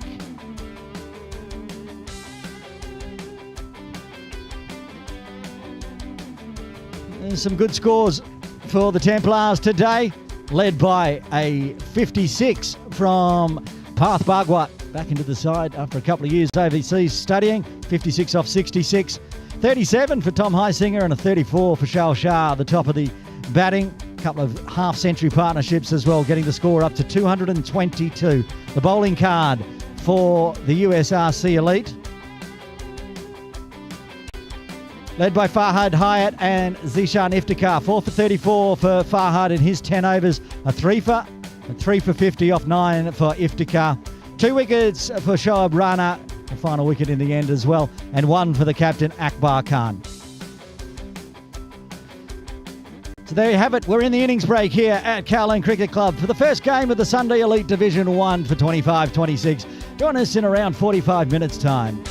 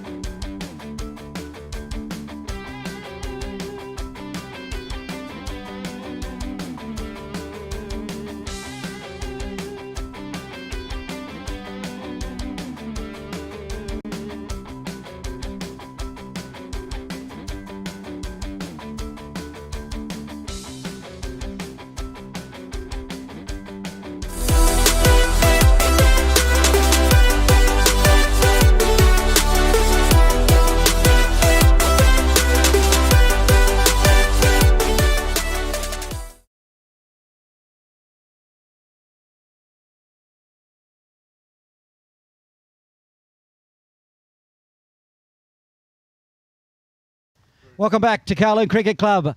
Play underway in the second innings with USRC Elite requiring 223 for victory. Dash Vora opening the bowling from the pavilion end. Mohammad Sadar and Kasim Khan, the openers for USRC. Spent 49.4 overs out in the midday heat, USRC. There'll be a bit of tiredness involved.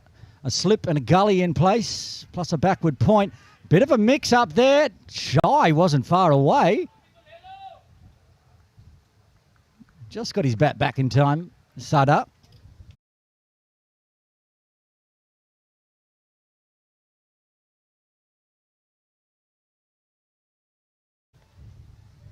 We'll go around the fielding positions. As I said, Jamie Atkinson, you can see top of screen next to Tommy Heisinger with the gloves on.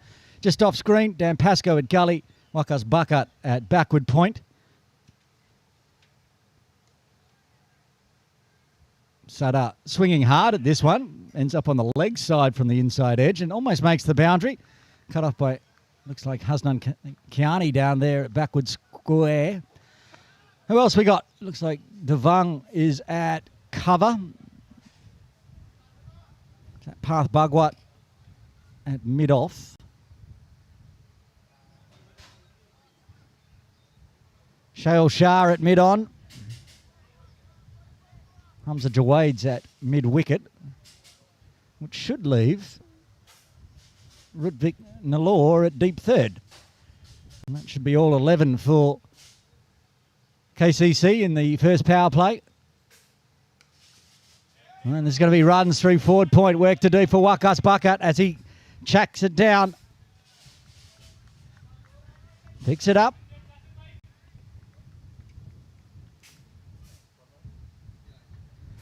First runs for both Sadar and Kasim now.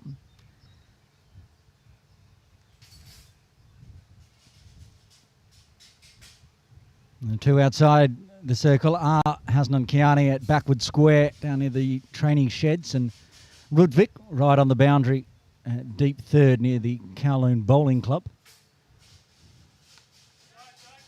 This one's hit even harder through that forward point region. No chasing that one down. First boundary for USRC. Sadar finding the gap nicely. Just a little short from Dash this time. Well, Kasim didn't get all of it. Sadar did. On the replay. Punch forward a point nicely. Raced away towards the swimming pool pavilion where we are broadcasting from. One ball left to the first.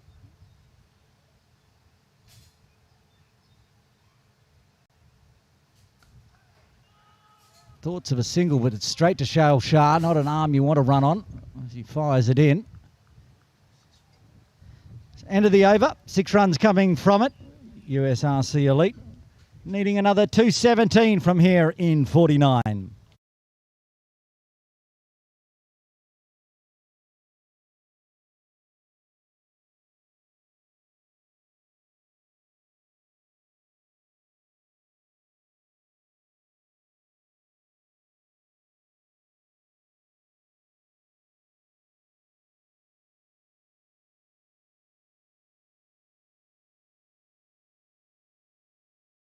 Wow, you can see on screen, Templars captain Jamie Atkinson has decided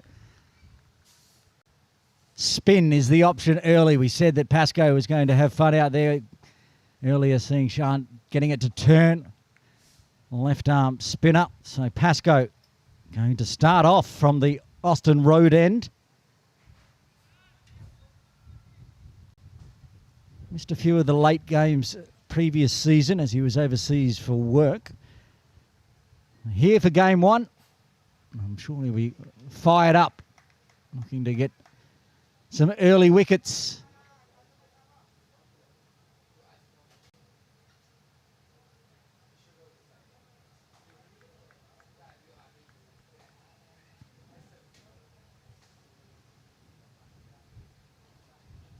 Kasim Khan, 1 off 1 on strike, slip in place. there immediately is that channel outside off we saw in the first innings. It stays a little low. Wakas Bhugwat falling to that one that went onto the off stump, played over the top of it.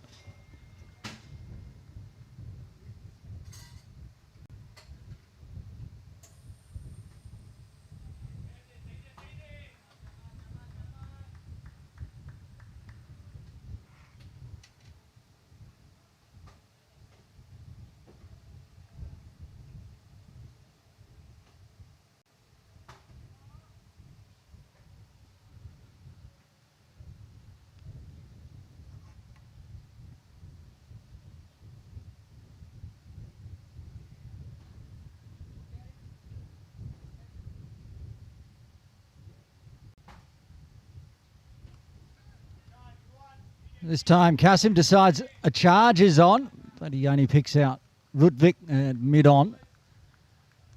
For Pascoe, Bhugwat is at a forward square in the deep. I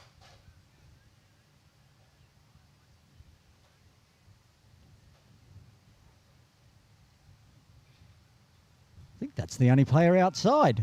Oh, he's completely mishit that one, almost chopped it down, and he's going to get 4 runs for it. Lucky there, as Pascoe, you can see out his face, he knows that was not far away from finding the leg stump.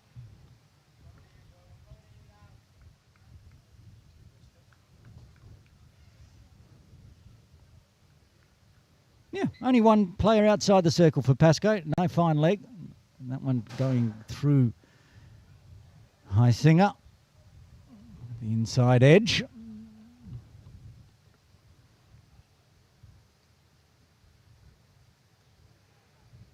Tries to ease that one, but it's straight to backward point.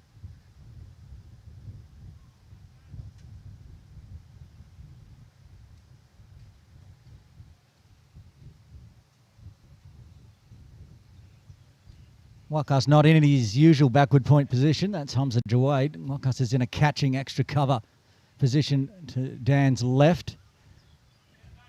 Comes again, drives straight down, and Pascoe gets the right mitt down to stop it. End of the over. 4 coming from it. USRC Elite 10 for the loss of no wicket.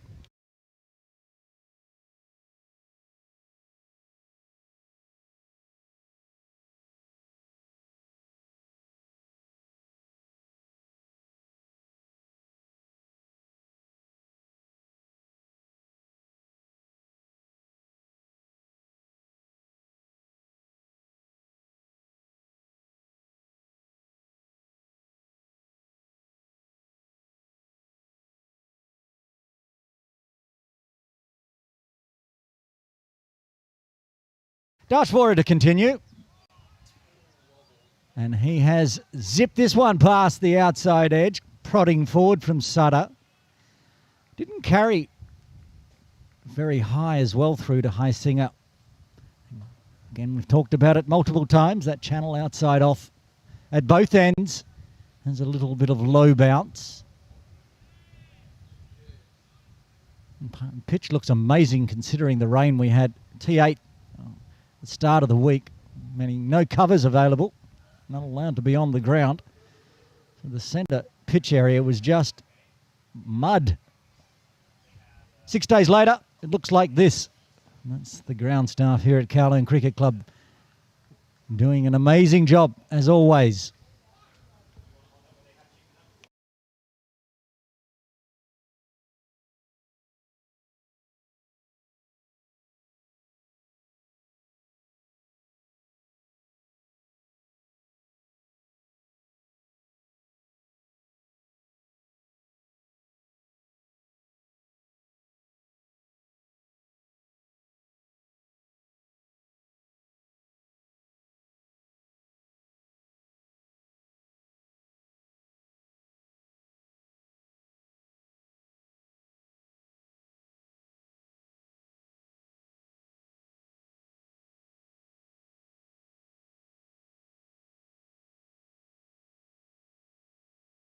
Tidy start for Dash in his second. Work to do, and a great diving effort by Shah. Shah cuts off what was a certain 4. They'll take the single. But that was travelling, and Shale, tall man, diving to his left, cut it off, parried it to path, and kept it to 1.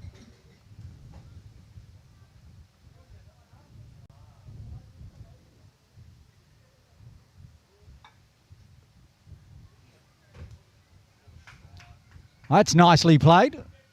And it will be cut off in the deep by Rudvik, coming all the way around from deep third. Starting well in the field, KCC Templars.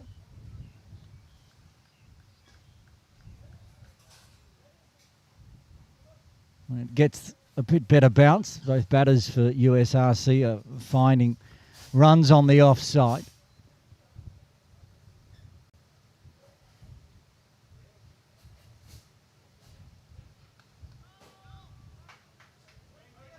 Brings the line in this time and just pushes onto the offside for a dot. Finishes off the over. 2 runs coming from the third. USRC Elite are 12 for the loss of no wicket, needing another 211 in the next 47.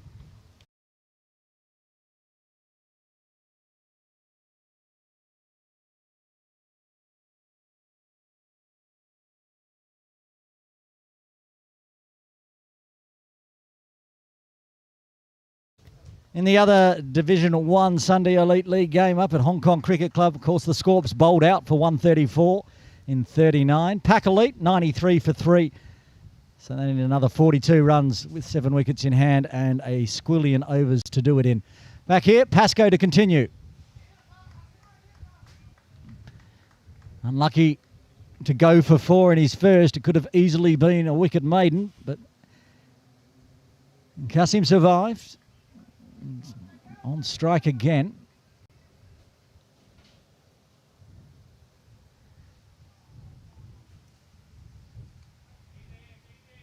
Shuffles back to defend this time.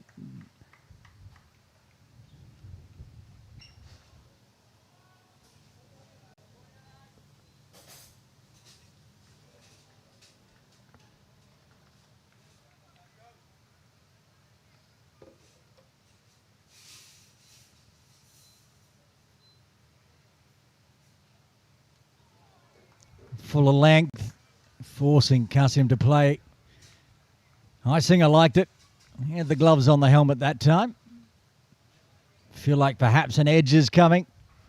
Atkinson's going to have to be ready in that first slip position.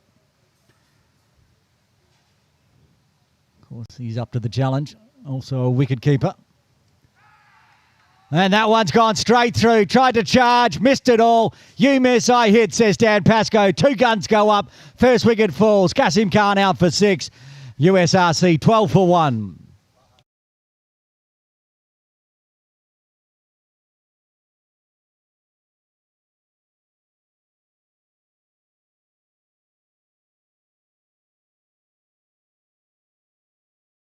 Beautiful delivery from Dan Pascoe. Thought it.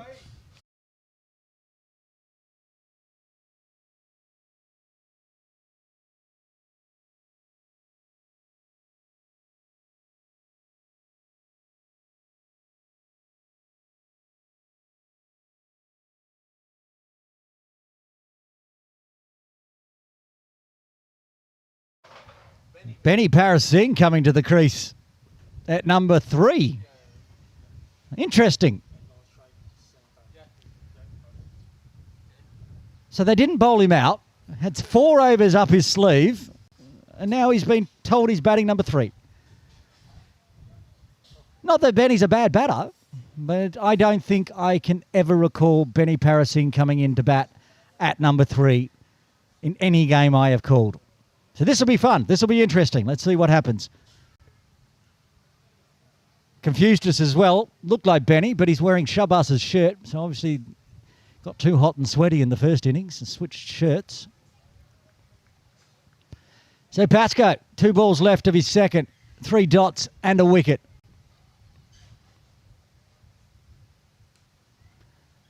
Slips out of the hand and gives Benny a gift to start with. It's still a dot. 49.4 overs in the first innings, not a single maiden. This time I don't want to jinx Dan.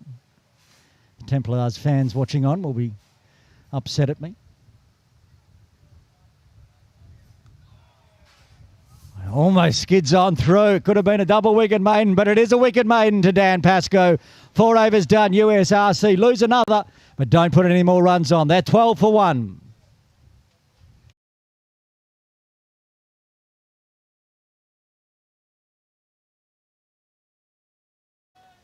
What an over that was.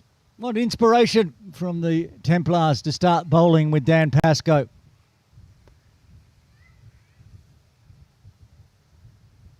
Bhulsara to continue from the pavilion end. Went for 2 only in his second over. What was 6 runs an over after the first has dropped right back down to 3 an over now. And this one, Sutter didn't know much about, and it didn't carry again. I do worry if that channel outside off an edge comes. I don't think it's going to carry to Heisinger or Atkinson.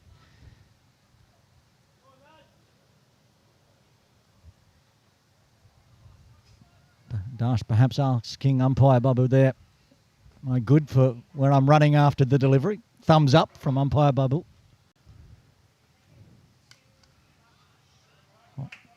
This is really nice use of the wrist from Sutter. Crunches it through extra cover for 4.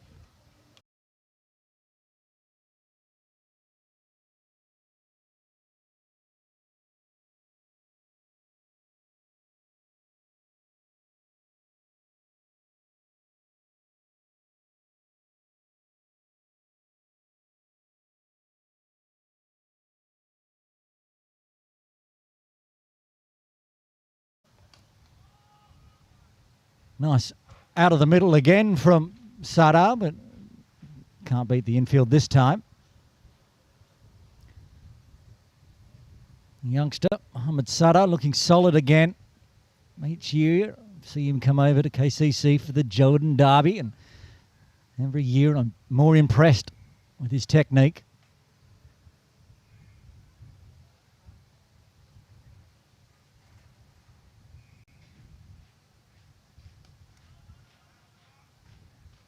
Takes the hands off this one just to keep it along the ground. Thoughts of a single, but Benny not interested at all. Had not moved out of his crease. He's nicely propped up on his bat there.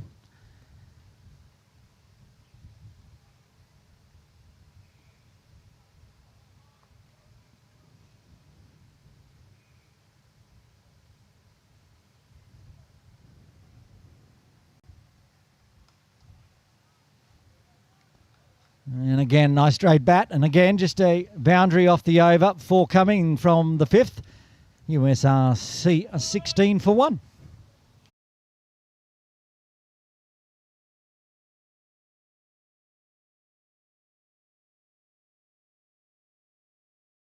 My apologies. Still a ball to come. 3 dots in a row for Dash. He'll go back to his mark. I'll go back to my mark. Post-lunch food coma brain from me. Okay, now it's the end of the over with a dot. So 4 runs are coming from the 5th. USRC Elite 16 for 1.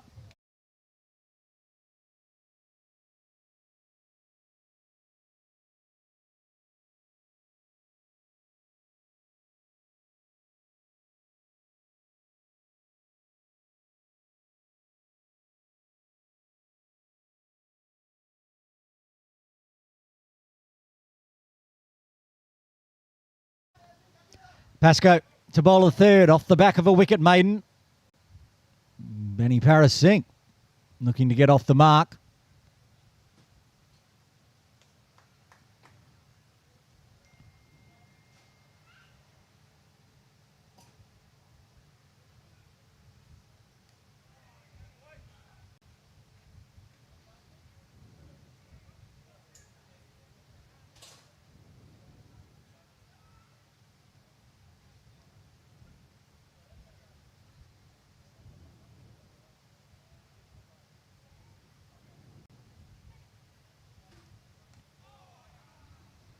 Again, the skiddy one. The oohs and the ahs from the Templars in the field. Benny survives.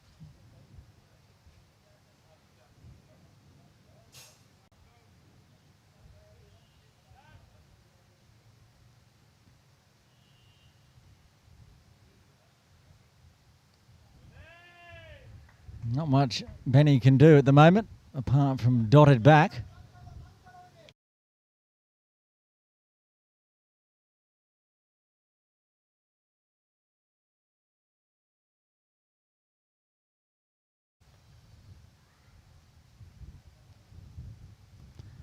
Bit of floater this time, which Benny pushes to mid-off, but can't beat Hasnan Kiani.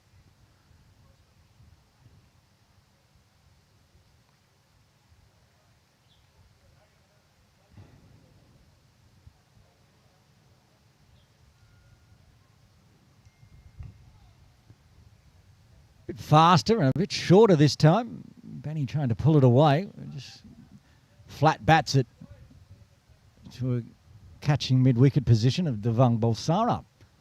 One ball left of the sixth.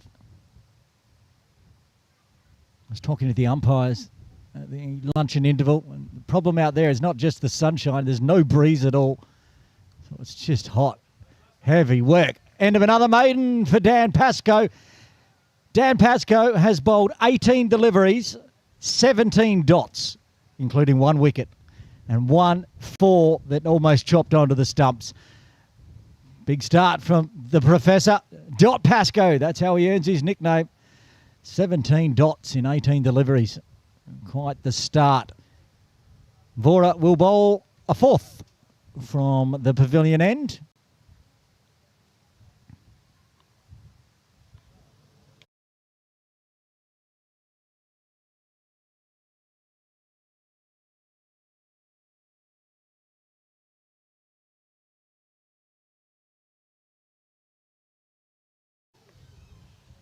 Vora to Sada. Looks to flat bat him across the body, but got onto him a little quicker.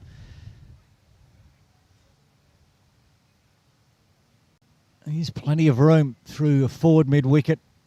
Only Hasnan still at that backward square on the ropes, plus the deep third. I expected to see some fireworks perhaps from USRC when they came out and attacked the power play. So far, not so much. Ooh, a bit of aggression from Dash as well. Back in your crease, Sutter. Quite the opposite. I'm going to head over to KCC Match Centre, which you can find by just opening a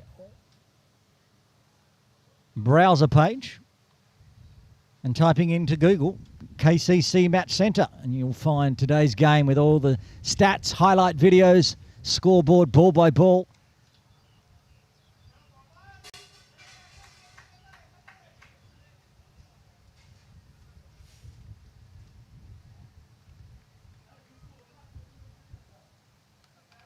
We are now 6.5 overs in, which is 39 deliveries, no extras.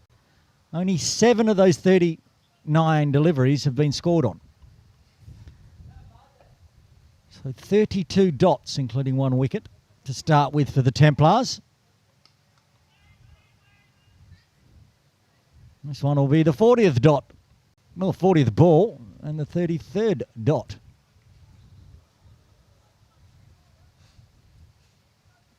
It's a 50-over game, though. There's no hurry. Still even going at 2.4 and over. The Wasp projector has USRC Elite winning this by a 55 to 45 margin. That was awfully full.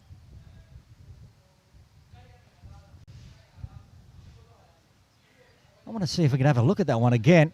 He was down the pitch a long way, but it's hit him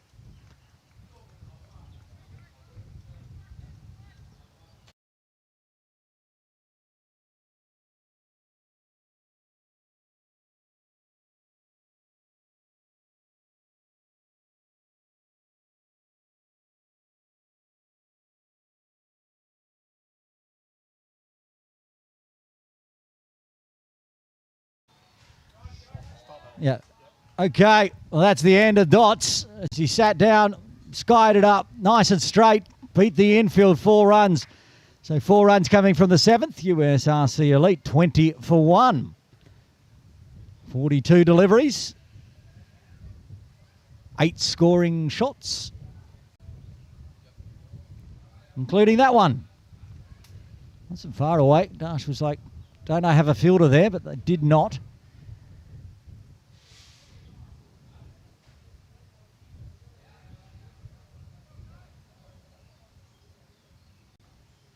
That 5th delivery, though, I reckon it was more than half a shout for LBW. Turned down by umpire Bubble, but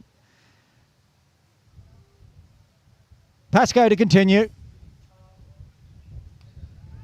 Skied up in the air, but it's going to clear the infield and it's going to go all the way to the little red tractor, I think. Benny's had enough. He's been pinned down by Pascoe. Ends the string of dots from Dan as well. Wasn't 100% convincing, but it was enough to clear the infield in the power play. The scoop up, and enough on it to race away down to the boundary for 4. Back live. Drags the length back a touch this time, Pascoe. Back to having to defend the skiddy delivery.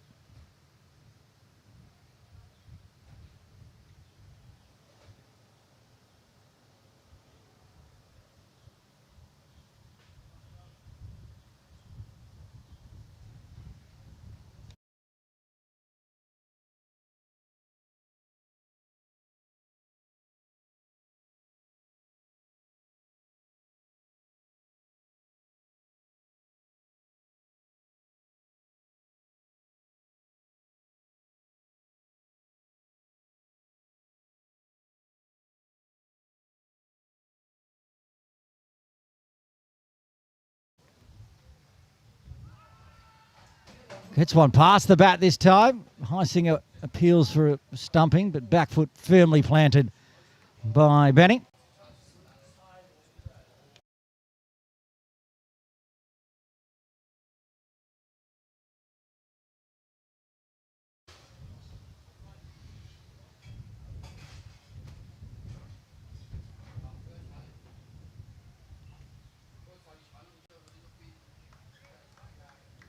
He's feeling a little bit more comfortable now. Benny Parasingh pushes forward defending.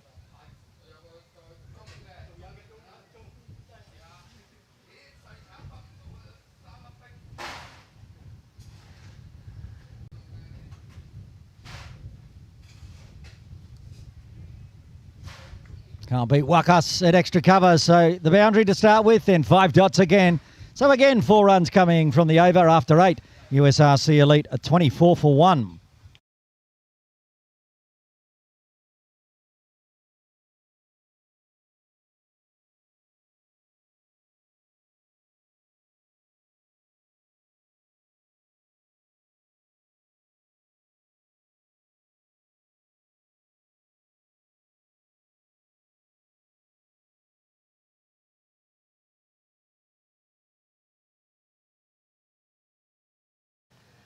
First changing bowling for the Templars today. Dash to have a break and the new recruit, Rutvik Nellore, into the attack.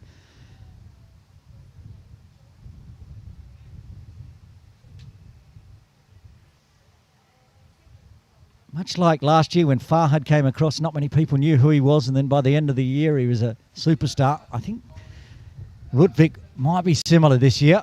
He's got plenty of pace. And we could see when he came in at a number 11, he's not really a number 11. Bowls good lines, generates wickets. Perhaps not as much of the heavy ball that Farhad bowls, but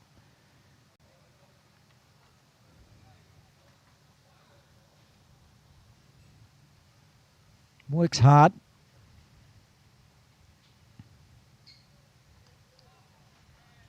Again, this one, Sutter, not too sure about. The bottom hand came off, so it squirts out to Wakas at point.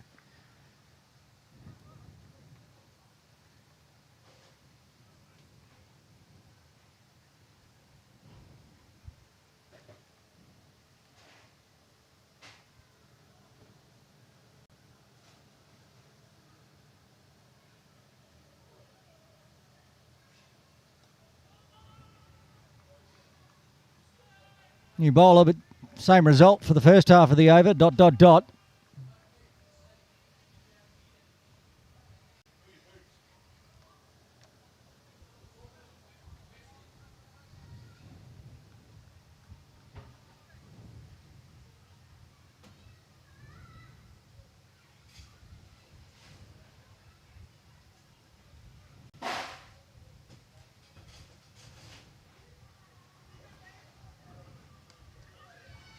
This one more control to Wakas, but same result.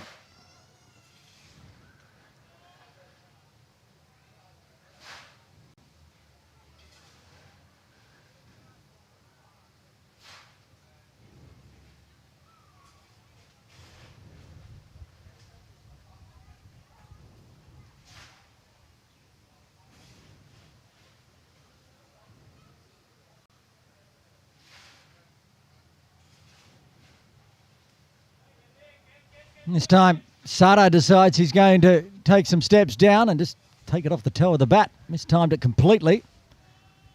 Perhaps Rudvik saw him coming as well. Tidy start from Nellore as well.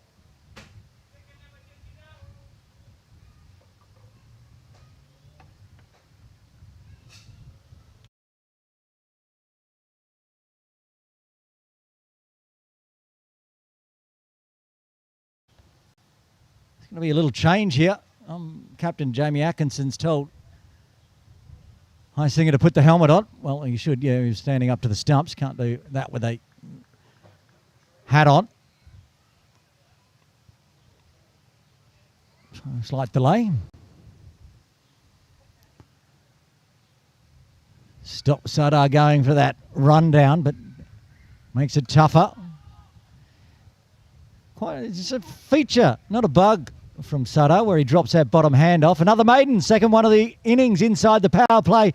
Rudvik starts with all dots after 9, USRC at 24 for 1.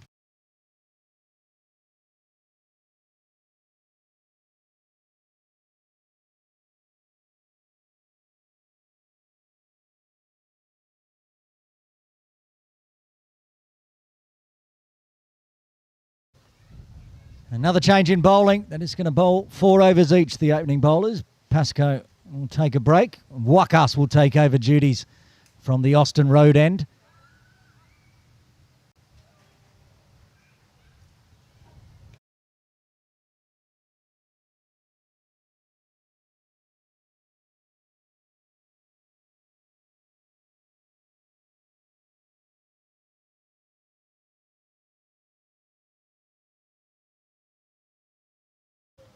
Wakas is getting his field all set. Looks like he's going to go over the wicket, so probably less of the sling action we see sometimes from Wakas. More looking to generate some turn. Oh, in the air. Just wide at the left hand of, I think it's Hamza Jawed. At point, fluky boundary. Benny. Not going to die wondering. Takes on Wakas immediately. See, it was in the air. It was not out of the middle. Hand on head from Jamie Atkinson. He knew that Hamza was not far away from that one. Fuller this time from Wakas, and no problems for Benny. This one along the ground, beating cover. Back-to-back fours to start with for Wakas. Uncharacteristic. Benny on the offensive early after so many dot balls in this power play. Now, Paras Singh has decided it's time to attack. Back live, you're going to miss a ball completely while that replay is being shown. Wakas bowls so quickly. There's a dot, I can tell you. And another one. 2 forwards, 2 dots to start the final over of the power play. First power play, that is.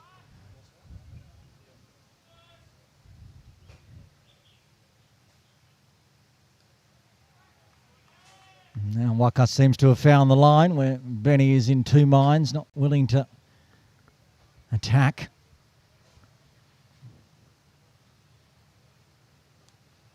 More comfortable to defend. Finishes off a lightning fast over as always, even with 2 boundaries coming from the 10th after the power play. USRC Elite are 32 for 1. Comparison time after the power play, KCC were 36 for 2, so evenly poised here at Kowloon Cricket Club for the opening round of Sunday Elite Division 1 from Kowloon Cricket Club.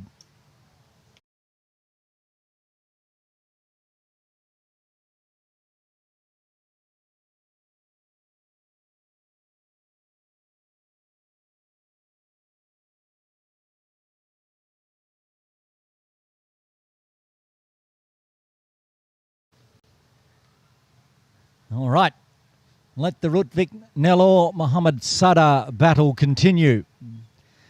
Maiden to start with for Rutvik. Sada with Heisinger right up, stopping him from coming forward. He defends the first one. Good seam position from Rutvik. Bit of a stare down perhaps.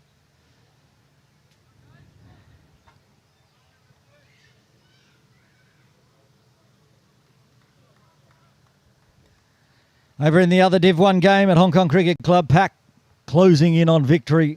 They need another 13 runs with 6 wickets in hand and 29 overs to do it in. Give an update at the end of this broadcast.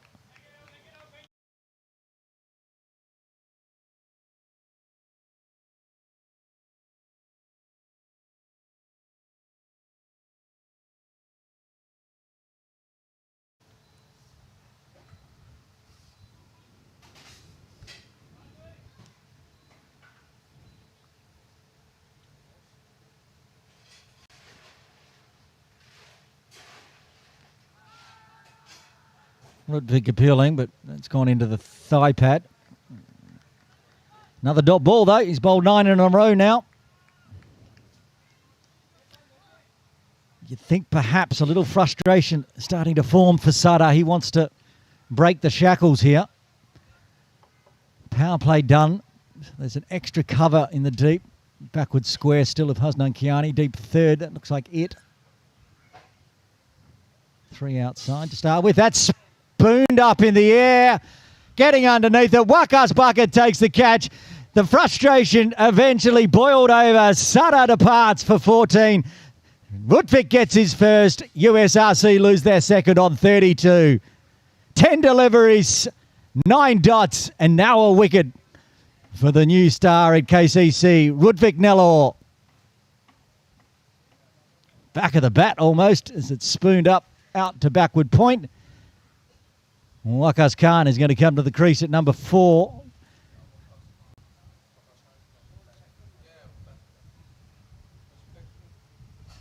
Joining Benny. He's had an eventful time out there. Both openers back in the sheds now for USRC. You knew something was coming. Rutvik just kept bowling the same lines and frustrating Sada. Eventually the false stroke came. The easiest of catches for Wakas Bucket there on screen talking to Benny.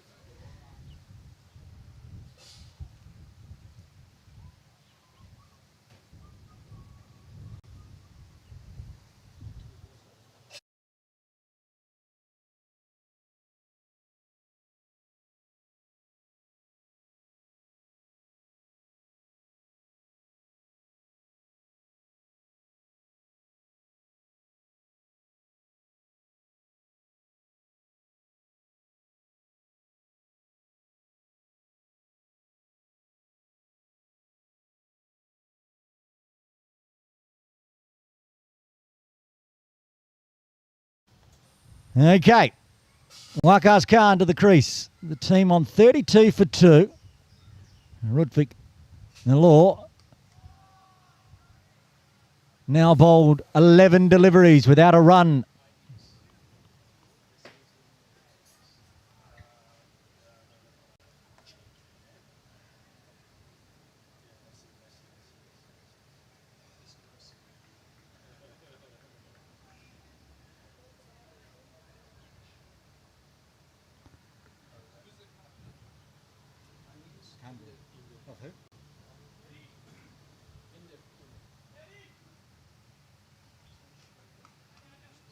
It's over waist height, no ball. So the first run's given away by Rudvik, his own undoing as he bowls a waist height, no ball, and will have to bowl a free hit.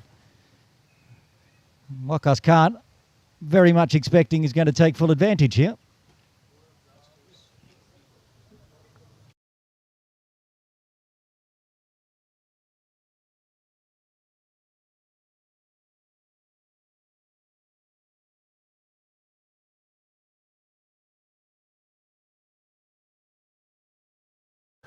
Here comes the free hit.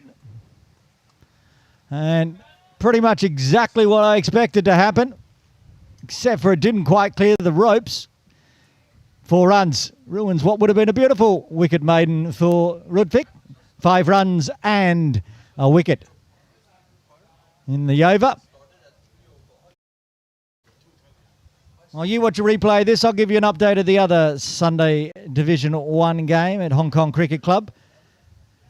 Captain for PACC Tanveer Afzal was obviously in a hurry to go home because in the final over he hit 4.6.4 and Pack win by 6 wickets, chasing it down in 22 overs.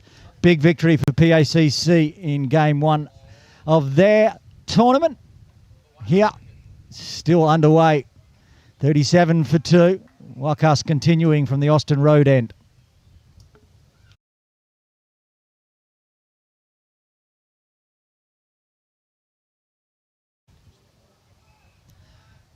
Bit full from whack that time. Benny finding runs out to Pascoe in the deep. Akbar Khan, one of the 2 picked by KCC as the dangers. They need to get the wickets of Wakas and Akbar. Akbar yet to come in. You'd expect to see him next. Benny doing okay, of course. Sent in at number 3, but the 2 danger batters have always been Wakas and Akbar.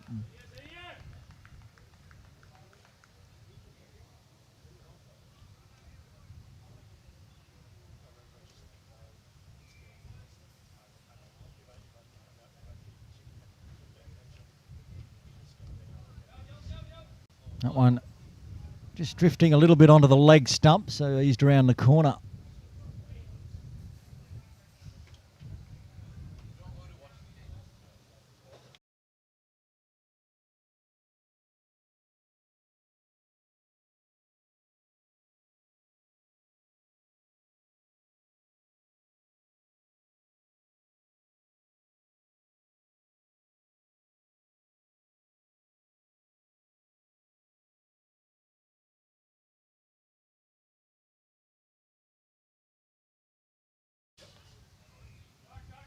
Well, that's driven nicely through the offside. Work to do for Hasnan. He's not going to get there. That's going to be a meal for the little red tractor.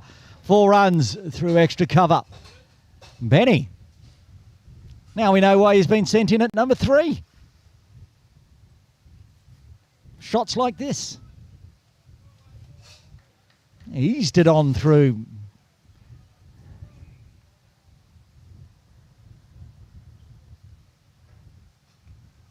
And this time, weights on it, but there is protection out in the deep. Shah cover point. End of the over, 7 runs coming from the 12th. USRC Elite, 44 for 2.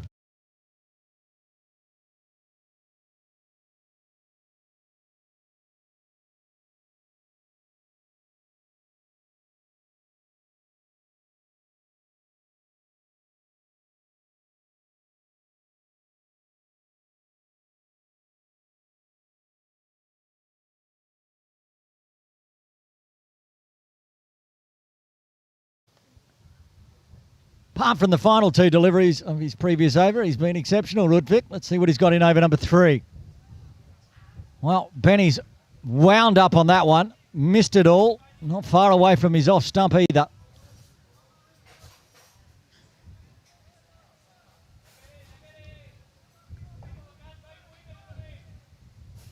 Not up to the stumps now for High Singer. Benny not like Sutter and tending to jog down the track, so he can stand back a bit and find the edge. Well, I say that, and what does Benny do? He comes for a walk down the pitch. So are we going to see the helmet put on? Yes, we are. I think Tom was quite happy to wear the floppy hat and not have to be under the lid in this heat, but Benny's going to go charging down the pitch. He's going to have to stand up to the stumps like he did to Sutter. And it generated a wicket that way as well, with the frustration growing.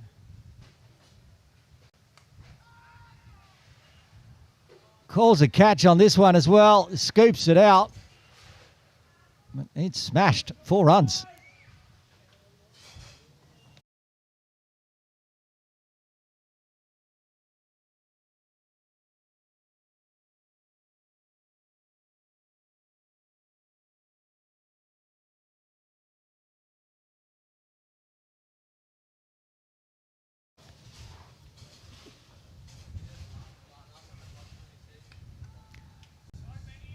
Well, this time Benny's decided he's going to take after Rudvik. That's been smashed away for 6 this time. 4 through extra cover, 6 through mid-wicket. He's not going to be trapped down by Nellor. I'm going to go put a deep mid-wicket in place now. A bit of ball chasing from the Templars. Pascoe moves across to a catching mid-wicket. It's Hamza that's moved out to deep mid-wicket. He's actually been pushed around to a forward point now, a forward square leg. Big resets. Looks to bang one in at Benny. Didn't get up much as well. Better line there and length. That maximum bringing up the half century for USRC Elite. Trucking along pretty much run rate and run rate required. Similar, the Wasp, every time a boundary scored, grows in the favour of USRC Elite.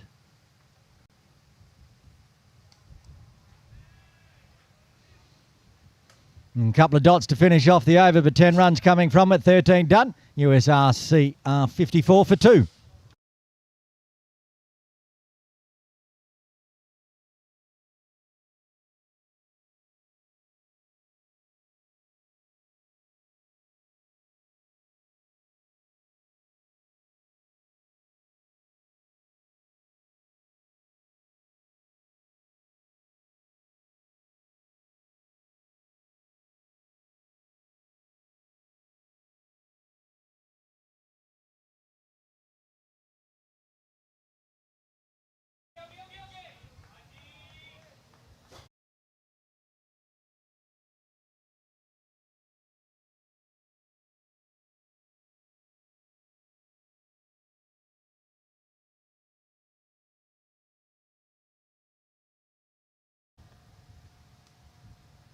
Full from this time from Whack, just dropping down.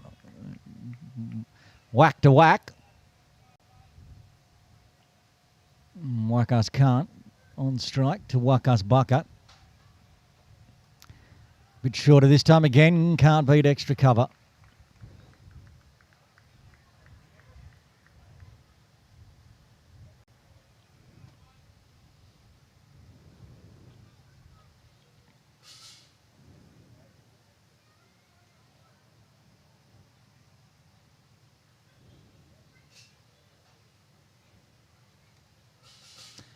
Rinse and repeat, same thing again. Devang Bhulsara at extra cover, doing a good job, keeping it down to dots. This one out in the deep. Pascoe will pick up, should keep it to 1. Benny really wasn't in any hurry for a second, so he'll take strike for the final delivery of the 14th. You saw him attack Rudvik last over. Will he attack Wakas? He will not. He will keep it to a dot and finish off the over. Just the 1 run coming from the 14th. USRC Elite 55 for 2.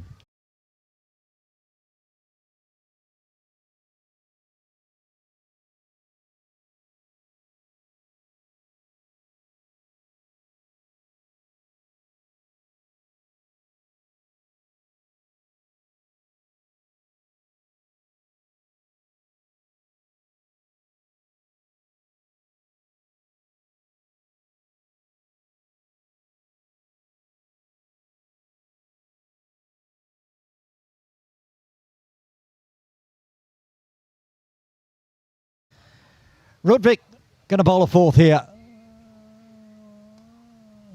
In the block hole to Wakas. He just pushes and defends.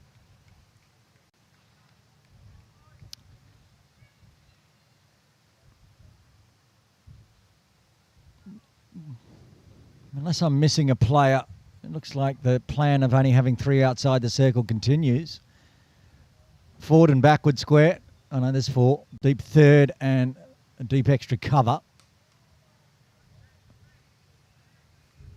I was missing that backward square position. Hasnan Kiani there. And the forward square, just forward, Hamza Jawade. Does Rudvik drop one in short and see if he can tempt Akbar Khan to go big on the leg side?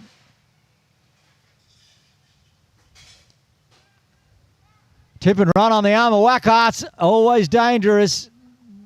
They get through just in time. Benny made his ground of the throw just a touch wide as he picked up and threw it in the air. Don't want a risky run out right now when things are looking pretty set for USRC. And Benny back on strike. That means Heisinger puts the lid back on and comes up to the stumps.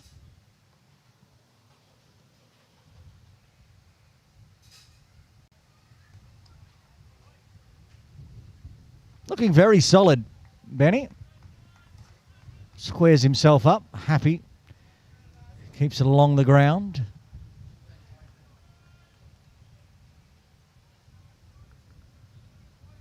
Neither side giving up too many chances, really. It's just been good bowling in that first innings to bowl Templars out in 49.4. Oh, Benny swinging hard again. Beats 1, can't beat 2. Shal Shah covering in the deep.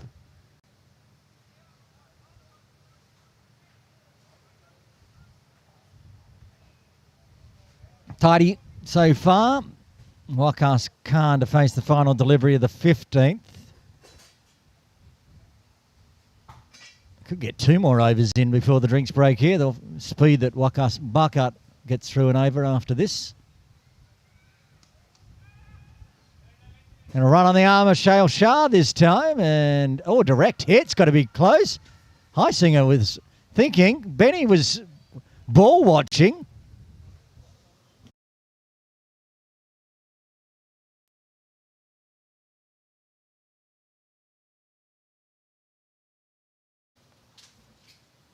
Don't know if we're going to get through for the full one. Watching Benny's watching that ball. He shouldn't have been watching that ball.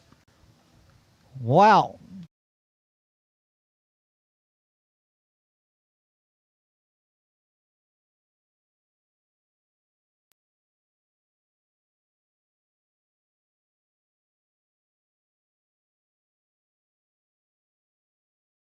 Here we go. Again, watching.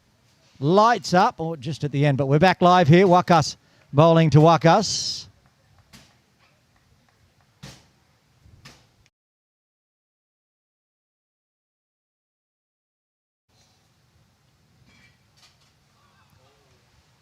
Zips through. That turned back as well. That was awfully close. Got some turn that time. A direct hit again might be interesting. I think he might have got home that time, Wakas.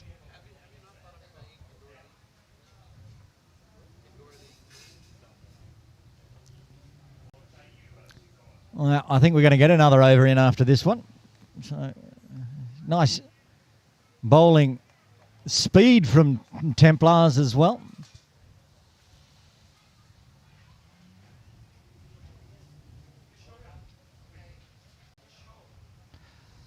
Massive edge, goes through second, third slip. He'll find the 4, but lucky again.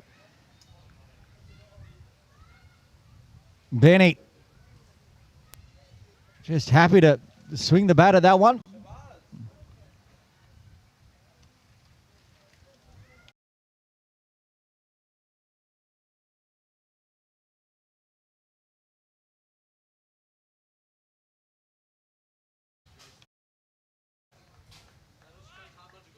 dots out that one.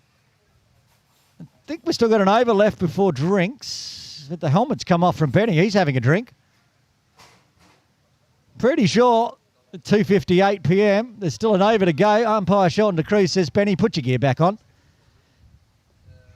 The trouble is, Wakas bowls his overs too quick. It's all right, Benny. I suffer from the same problem. I look down, look up, and all of a sudden the over's done.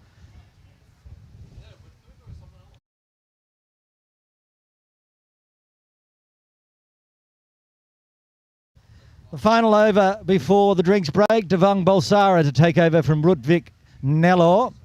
First time seeing Devang today with the ball in hand, that is. We saw him bat earlier. He batted nicely until got a good off-cutter. Played over the top of it as he danced down the pitch. Now he's got a chance to do the same with the ball in hand. Bowling from the pavilion end and Akbar Khan on strike.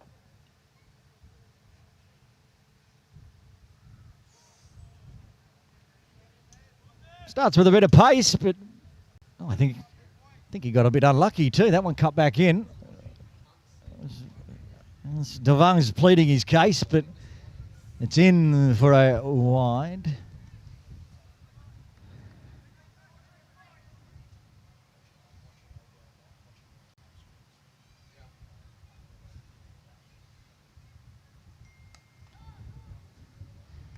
No questions on this one with the bat on ball on the middle stump.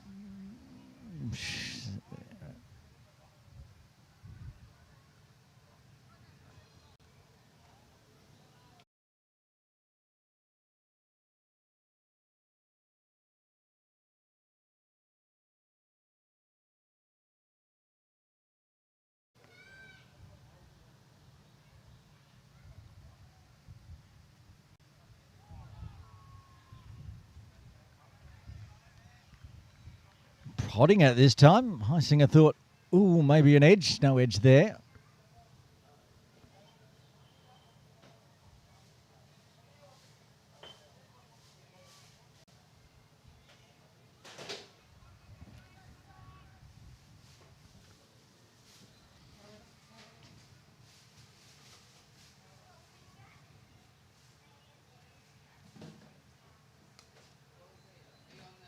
Uses the wrists out to Path Bhugwat in the deep. A little wind from Devang that time.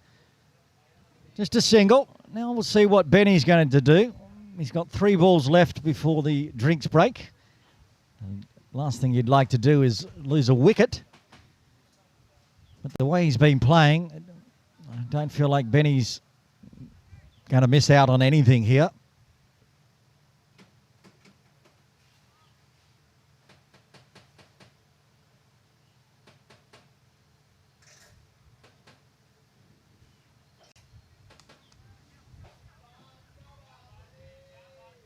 Keeps it along the ground, out to Atkinson for another single.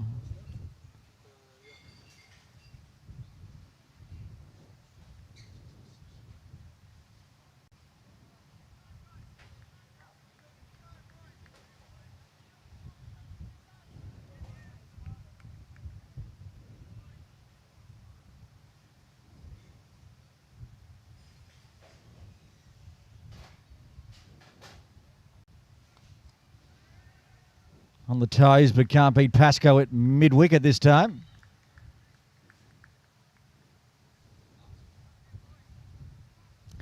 Just tick past 3:01 here at Kowloon Cricket Club, which means we will go to the drinks break after this delivery. 3:02 now, 100% time for a drinks break for the teams out there.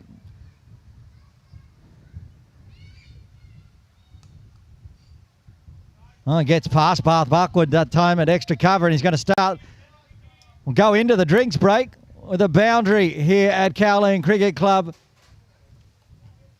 Akbar Khan this time again using the wrists, pushing it across and beating Path inside on the infield square.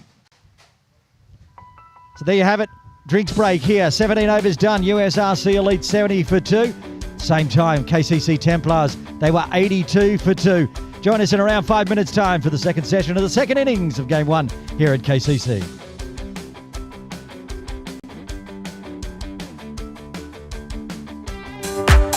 Follow us on our socials here at Kowloon Cricket Club for all the latest information. Facebook, Instagram, X and on YouTube. Scan the QR code today.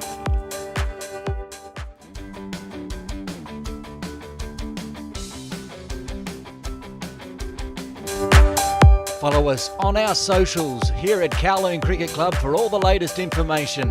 Facebook, Instagram, X and on YouTube. Scan the QR code today.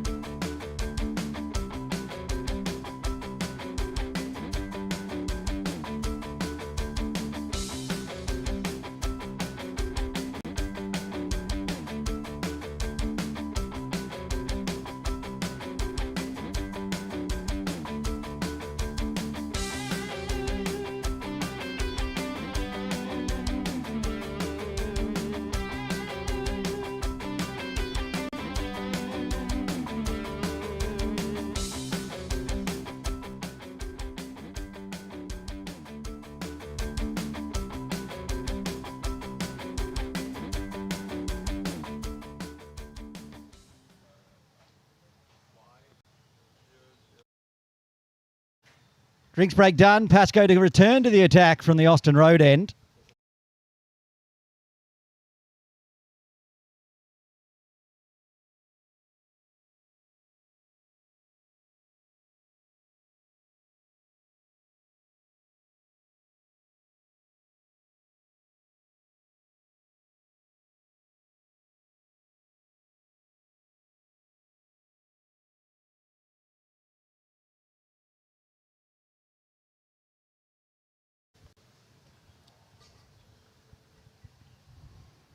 Benny with a single to start with. Wakas back on strike. He just punches it to Wakas.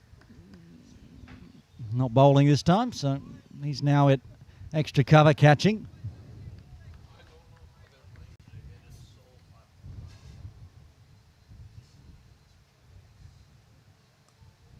Need Pascoe to try to generate a wicket here, the Templars. This partnership up to 39 now. Looking comfortable. As I said, they need to get through these 2 wickets plus Akbar so they can attack the middle order of the USRC.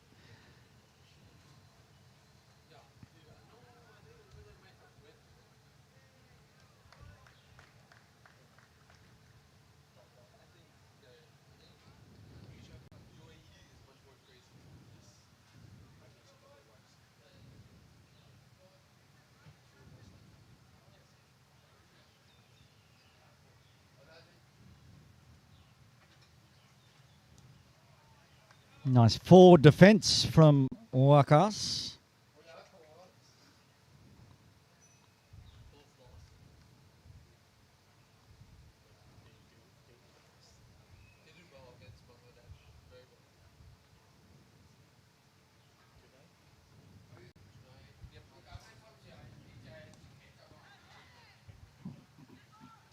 Gets down and comes off the bat of Benny in the end, a ricochet. All going on that delivery. Single to finish it off. Bookended with singles. 2 runs coming from the 18th USRC Elite 72 for 2.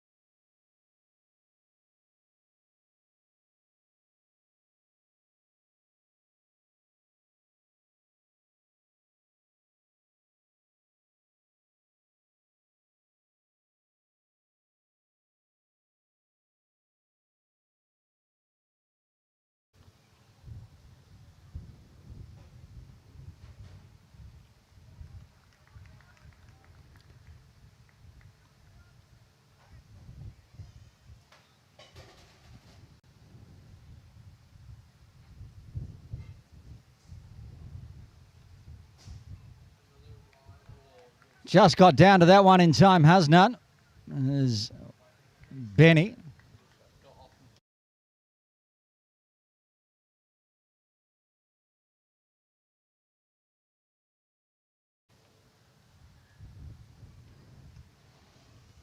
Say it all the time in commentary. Drinks breaks tend to generate wickets. Is that Farhad at the top of screen going for a wander to talk to Akbar Khan, head groundskeeper over there to the right? Obviously Farhad's not batting anytime soon because he's in the shorts and flip-flops.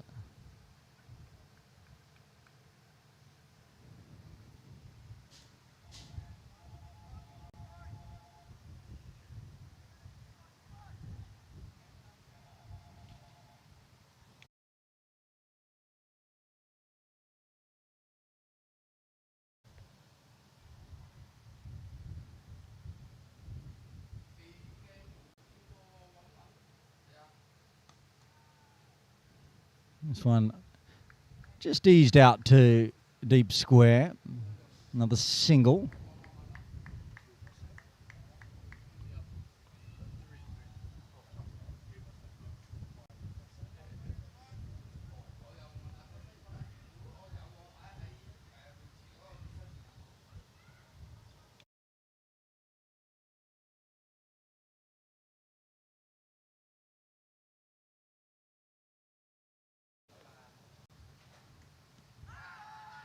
On the pads, and a big appeal, but that was going a long way down leg. Good decision from umpire Jayanth Babu.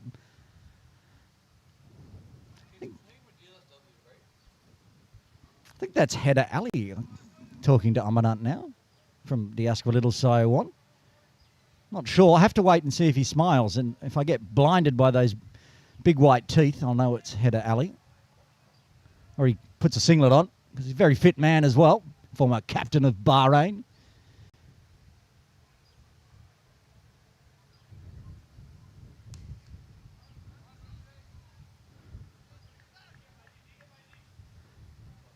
I'll take another one. So wide plus 3 singles so far in the 19th, just easing their way along. These two out in the middle. 45 run partnership now, or 50. The Wasp projector continues to climb for an USRC elite victory. We saw it in the first innings as well. 2 wickets in the first session, 2 in the second, and then 6 in the final one. Can KCC do something similar? That one... Wait for the signal. A little bit of bat going down the leg side. So another single to finish it off. 6 runs coming from the 19th. USRC Elites, 78 for 2.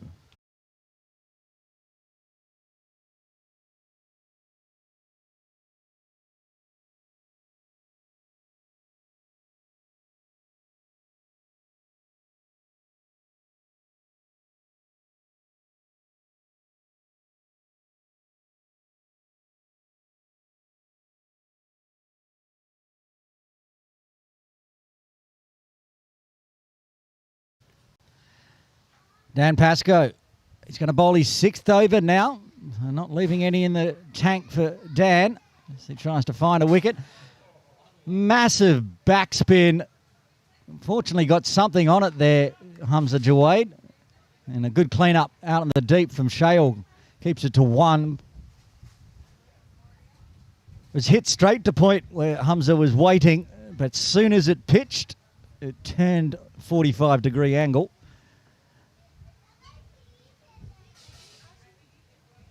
Benny back on strike on 37.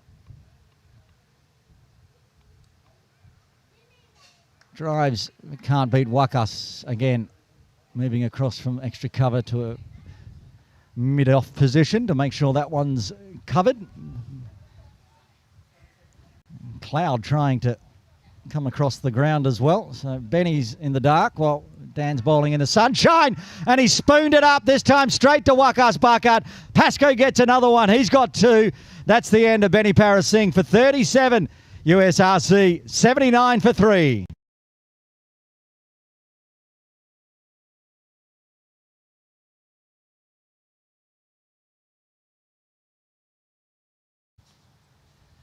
I said drinks breaks generate wickets, and Dan Pascoe generates wickets as well. In his 6th over, gets his 2nd.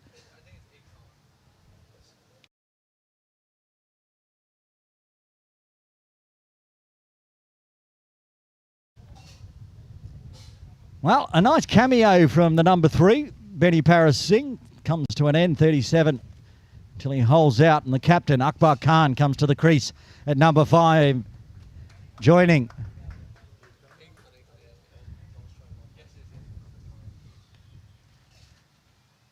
Wakas Khan, the 2 danger batters for the USRC Elite. Well, I think Benny Paras Singh made up for not bowling his final 4 overs there by quick fire 37. Maybe that's what Akbar was doing, saving Benny's energy so he could put him in at number 3. Anyway, Benny's day's done. bowled 6 overs and also scored 37 runs. Dan Pascoe, Professor Pascoe, strikes again. 2 for 11 off 5.5. Just miserly as always, and it causes frustration.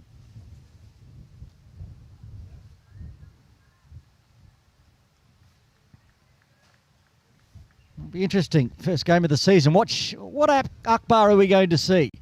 Attack early, or happy to see himself in? He can be so dangerous once he gets his eye in.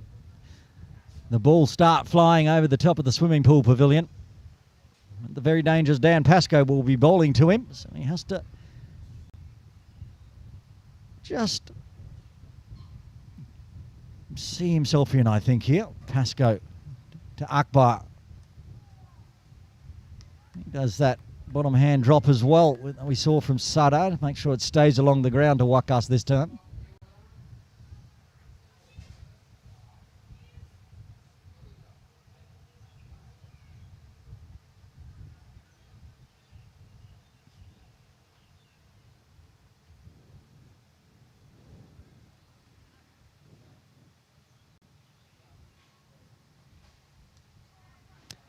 Same again. Dan is just bowling his lines. The ball continues to end up with Wakas, whether it's in the air or along the ground. 1 ball left. Another tidy over. But the good news for USRC, it means he's only got 4 left after this one. He's got 2 of the 3 wickets.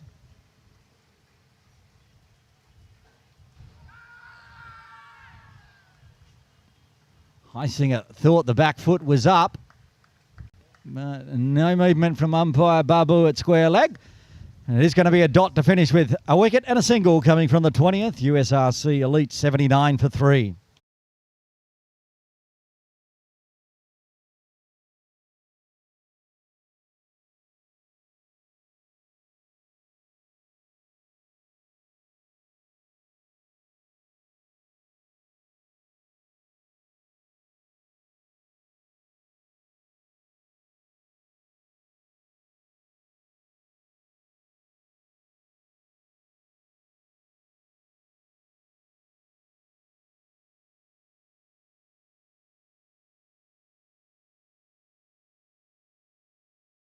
Change in bowler from the pavilion end. Hasnan Kiani into the attack for the first time today.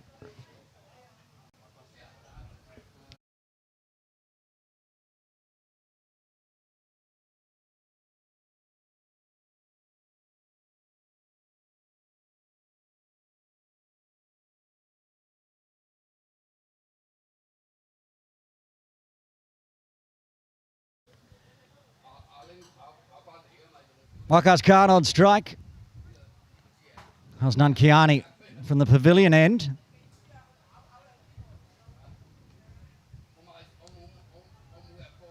Again, that push to the extra cover mid-off region. Been popular this innings.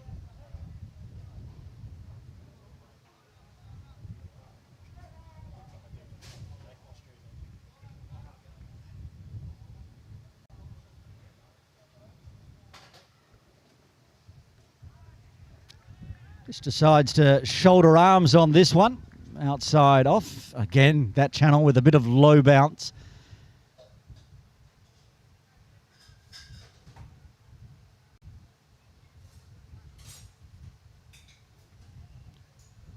This game might go all the way it's looking.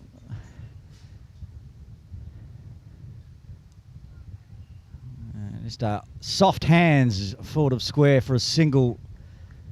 Clever from Wakas. Bring the captain Akbar back on strike.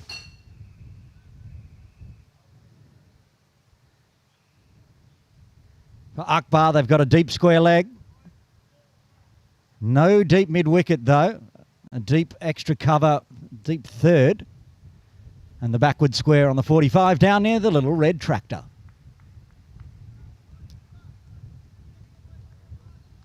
It's no fine leg. Hasnan's going to have to bowl the right channels here.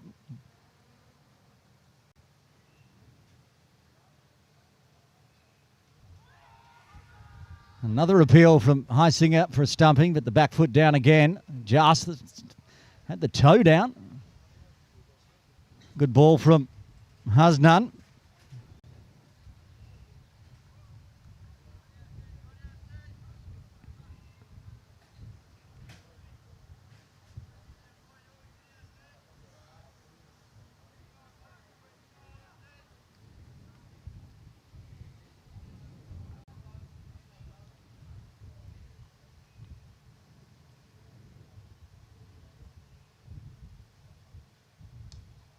Toe Pate, they're going to run on the arm of a rolling Path Bhugwat, is it there? Yeah, the backward point. I thought it was going to be Whack, but Wackus is up at mid-on. Speaking of Path, I had a chat to him at the drinks break. Asked him if he could defer and just stay in Hong Kong for the next season after his performance today with the bat. And good news and bad news. The good news is he said he wished he could. The bad news is he said he wished he could. So he's only going to be here for a month. We'll get to see him in action again soon. We've got Premier League coming up as well. He'd be a chance for that side. End of the over, 21 done. USRC 81 for 3. Pascoe to continue. Comparison time at the same time after 21 overs. KCC Templars were 98 for 3, so ahead on the runs. We know that 2 wickets fell in that second session as well. One's already fallen here on the hands of Dan Pascoe as he continues into his 7th over. That's another one where he just keeps the back toe down. Rinse and repeat. Trying to come forward to Pascoe. Can't find even the edge. Good glove work from Heisinger. What does Akbar do here? He's only faced 6 deliveries, 5 of them dots. Pascoe's pinning him down a bit.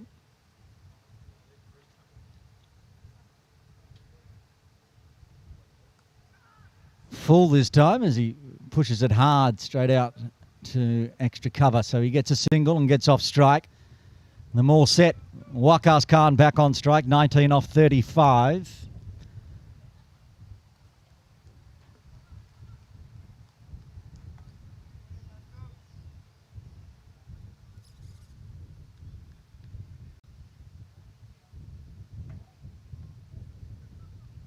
Shalshard dropping back to a long off. Wide though, towards the scoreboard. Perhaps expecting Wakas to go big. He doesn't. He uses the soft hands onto the leg side again. Rudvik does the fielding. Doesn't pull the trigger though, so take another single.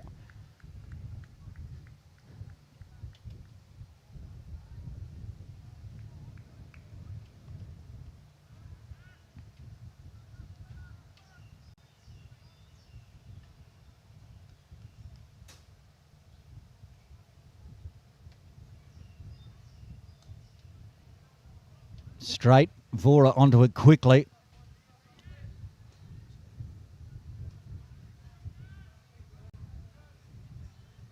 Might just have to see off Dan here and trying to find runs from the pavilion end. They do not want this partnership broken before the next drinks break, and that's 40 minutes away. Yorker length from Pascoe. Happy to move the feet on that one, Akbar.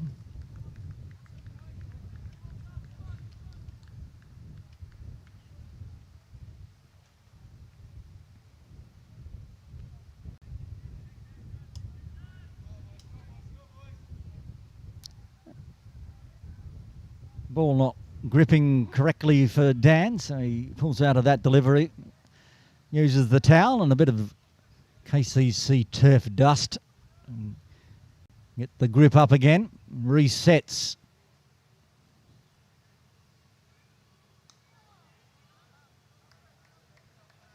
Another dot to finish it off with. 2 singles coming from the 22nd USRC, 83 for 3. Needing another 140 from here.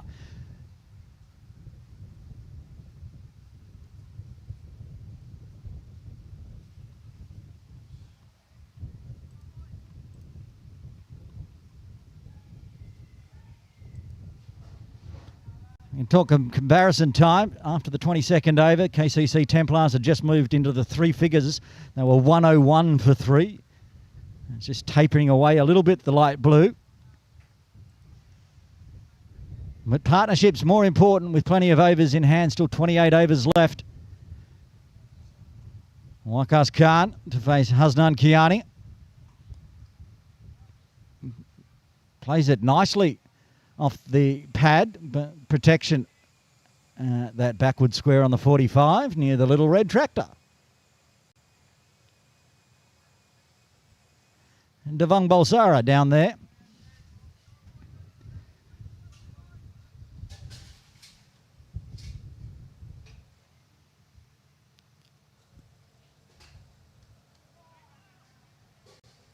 Akbar back on strike, still looking to find some runs somewhere. 2 off 11 to start with.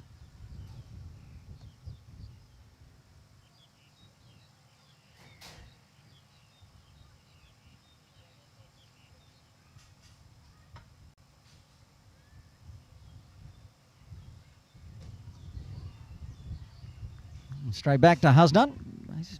Tidy start from the Crusaders captain. 2 runs off his first and just the single so far. Even the slightly bad ball that started this over only went for 1.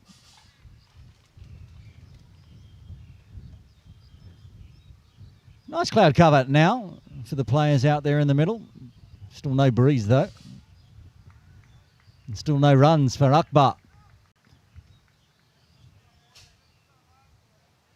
But we know Akbar could be 2 off 30 and still be 50 off 50. I've seen similar things before from Akbar Khan. As soon as he feels comfortable and he's got his eye in, that's when the big hitting begins.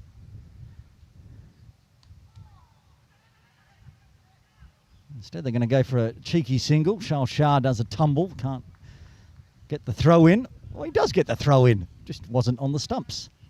Very athletic again from the tall young man. He batted well today as well. Along with the man top of screen, Tommy Highsinger and Path Bhugwat. All combining for nice partnerships. Get the score up to 222. Wakas back on strike. He uses the wrists. Straight to Wakas, direct hit as you expect. Just home. Wasn't grounding his bat there for a while, Wakas, and then got it down just in time. Bhugwat getting the direct hit. A single to finish off the over. 3 runs coming from the 23rd USRC, and 86 for 3, needing another 137 in 27.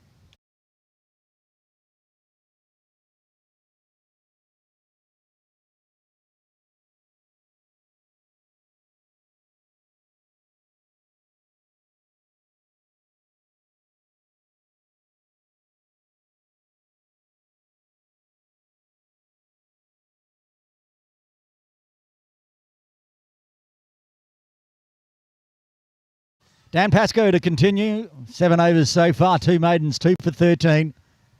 Akbar Khan on strike. Only just gets down on that on time. It was about to clatter into that off stump. As the sun returns to Kowloon Cricket Club, the shadows slowly creeping across the ground. By the time the next drink break is here, we should be mostly in shade.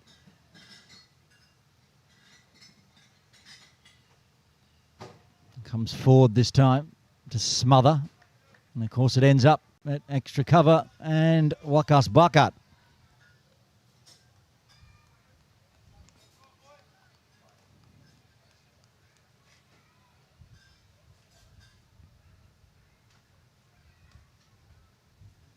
An easy single out to Shah at long off. Well, that's not a bad return for Pascoe. Give up the single. And get Akbar Khan back on strike. 3 singles off 14 deliveries. He's been in for a while, but yet to do anything too big.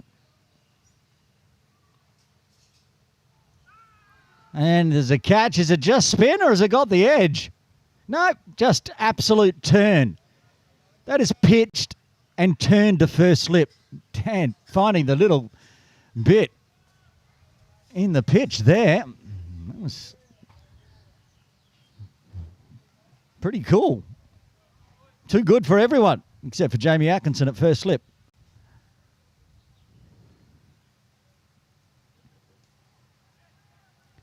Dab down, poke to point. No runner there either. Tommy Heisinger's going for a jog, thinking the over's done. It's not. He'll need to go back and wait one more ball to finish off Pascoe's 8th. And for this one, they're pushing mid-on back out to long on. Devon Bhulsara heading back to the ropes down near the bowling club.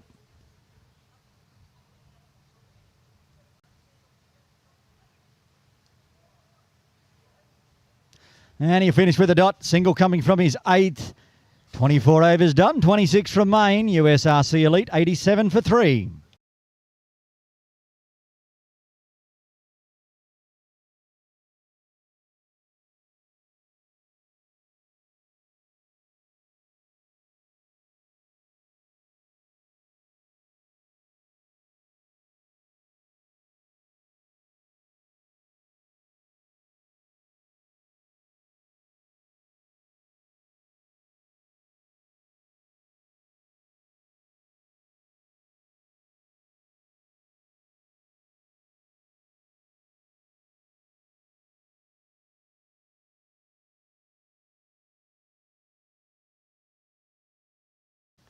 Kiani to continue from the pavilion end. Waikas finds another run just through square.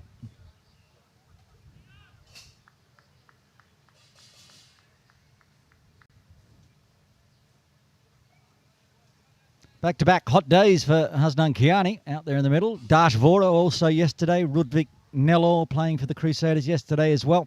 So a few playing back-to-back.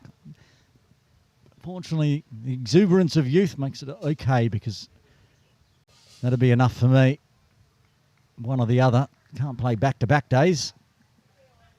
I can commentate back-to-back days. But there'd be no play back-to-back days.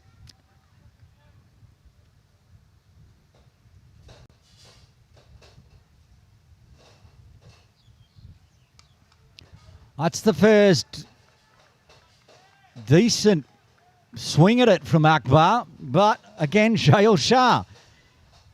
So athletic in the field. He played yesterday as well. Add him to the list of those playing 2 days here at Kowloon Cricket Club, and still that athletic, diving to his left. So we'll just take a single through a gap in cover.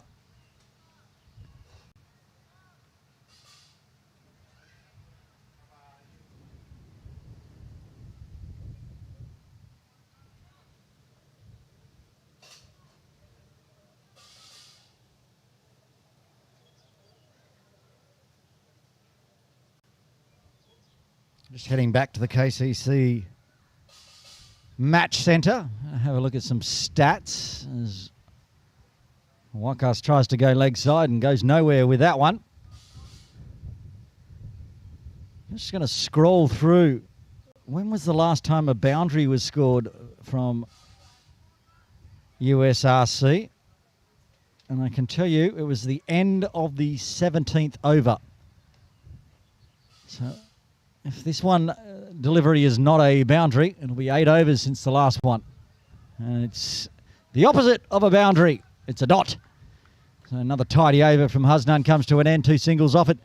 Halfway there, 25 overs done. 25 from Main, USRC Elite, 89 for 3.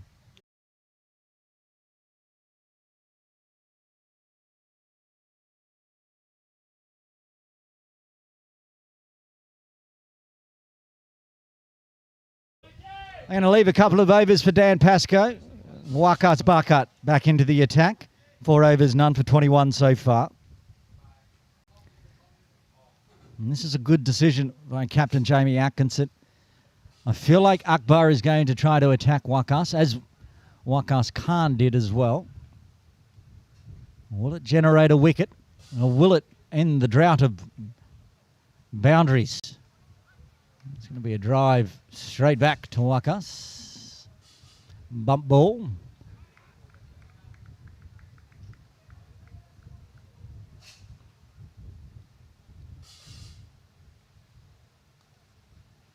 Pushing forward, can't beat a diving, rolling. Who is that there? Is it Devang? I think it's Devang. Bhulsara at extra cover now. And that it is.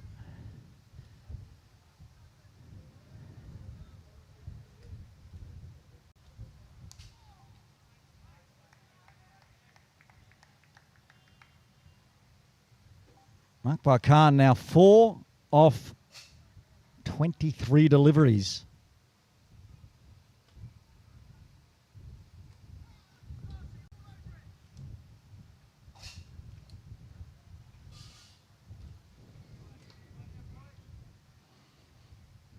Even though the run rate continues to fall, computer projector still has USRC Elite winning at 59%. Oh, there was. We were waiting for it. When was it going to happen? Now is when it's going to happen. Akbar Khan does what he does, and that's smash it through mid-wicket for 6. There's nobody out there. I did hear a call of catch, but only the 12th man Capel for KCC Templars could have caught that one. That said, it was one story up in the swimming pool pavilion, our height from where we're broadcasting. Back live. He wants to go hard again, but it's just going to be a single out to Bhugwat at deep square. He'll retain strike. 7 runs coming from the 26th, ending that drought of boundaries. 24 overs remain. USRC Elite 96 for 3. They need 127 in the final 24 at 5.29.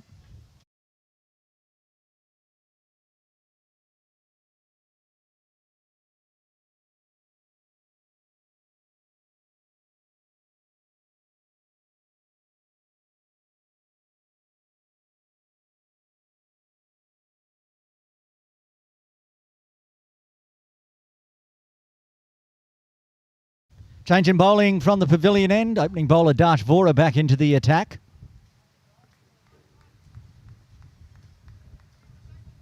There he is, bottom of screen. The hot weather. Captain Jamie Atkinson rotating through his bowlers. Keep them fresh. Heisinger just wanting that backwards square to be more on the 45.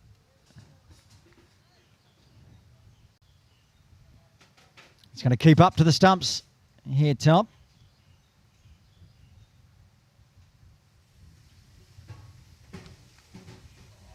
Well, stand and deliver. As I said, he could be 3 off 30, but at some point Akbar Khan's going to start doing this stuff. And another maximum. Brings up the 100 for USRC Elite, 102 for 3.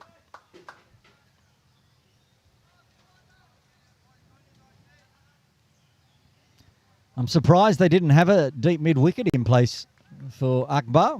Don't think it would have mattered. Would have cleared their head, but still no deep mid-wicket. Just a catching mid-wicket of Shale Shah inside the circle.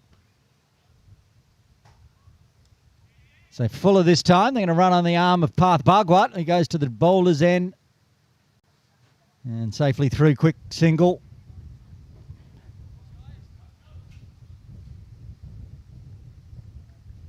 It's 2 boundaries, 2 maximums, and all of a sudden the computer projectors raced into the 70s for USRC Elite.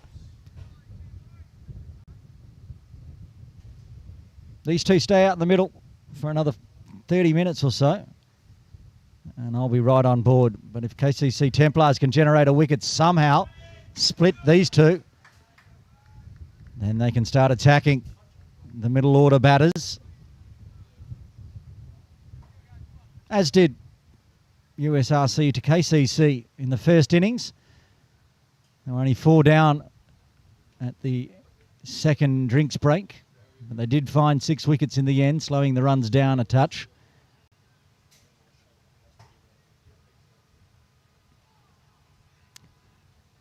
Well, that's really good glove work from Heisinger. Fast, missed by Akbar, not missed by Tom. He's got to do that. He's got a wide-ish deep third as coverage and no fine leg.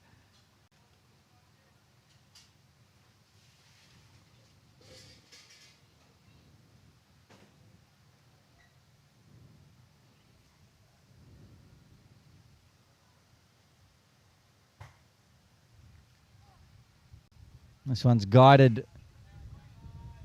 along the ground down to Hasnana at the deep third. Take the single.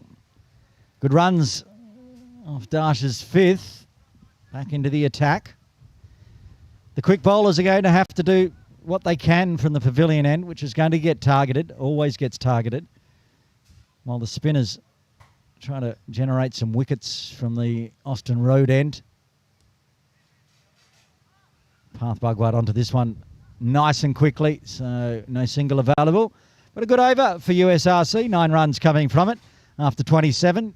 They're 105 for 3, needing another 118 at 5.13.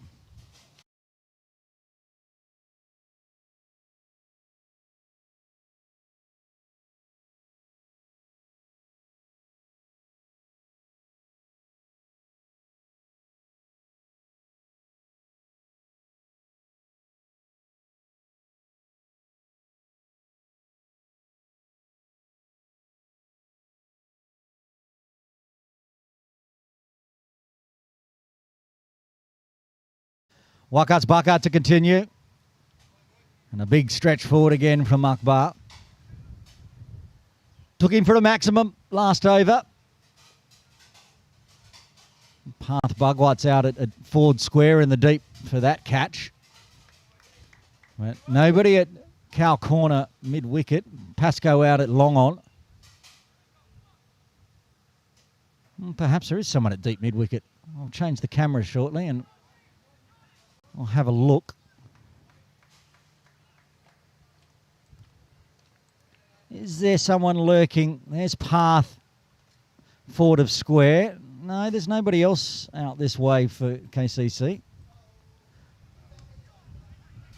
Vora in close at mid-wicket. Onto it very quickly there.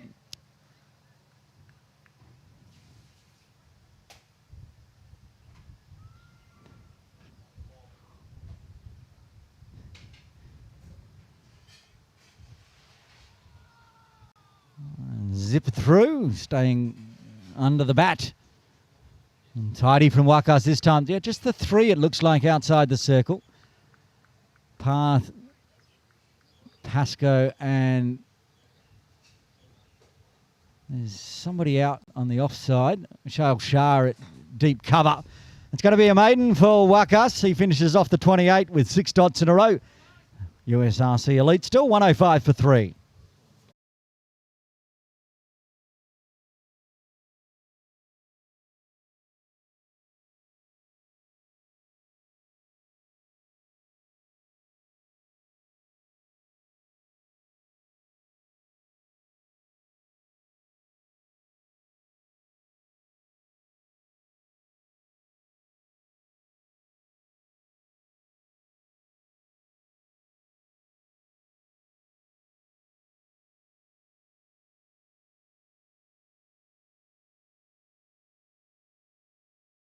Dash Vora to continue into a 6th over from the pavilion end.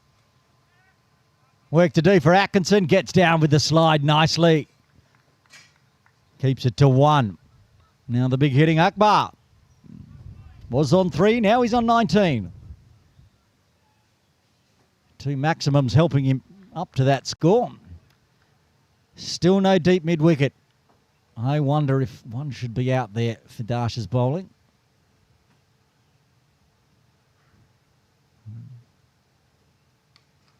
Well, if there was one out there, they might well have been a chance to catch that one because it was a flat bat 6. Coach Aaron strikes again. But I'm not out there in the middle. I'm just the commentator. Still no changes, though. They're still happy to let Akbar attack that region and perhaps pull off the miss-hit. Seems tactical, because we know how strong he is and how much he loves to hit through mid-wicket.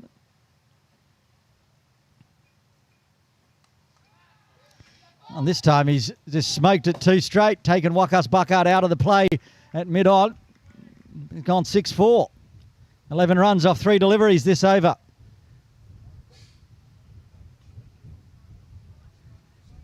And for Dash, he may be having memories/nightmares of yesterday afternoon when Munir Dar started doing this to him as well. Munir Dar going 6-6, and Darsh bowling a no ball, then 6-6 again. 6-4 this time. Well, 6-4-6 as that's put up onto the Sunlawn netting roof. That was big. That was at least 3 stories high.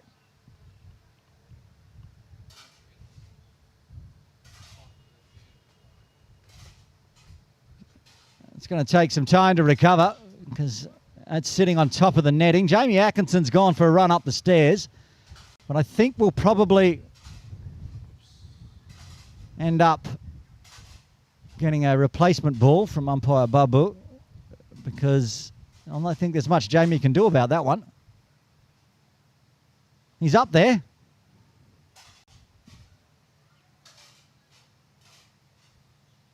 I can see him from here. He's on the sun lawn, but he probably needs to come back because they've got a replacement ball. And they're going to continue. So Darsh has gone 6-4-6 today after going 6-6, no ball, 6-6 yesterday. What can he do? They won't care. If he can generate a wicket here, they'll be happy. They won't care about the 17 runs off the previous deliveries.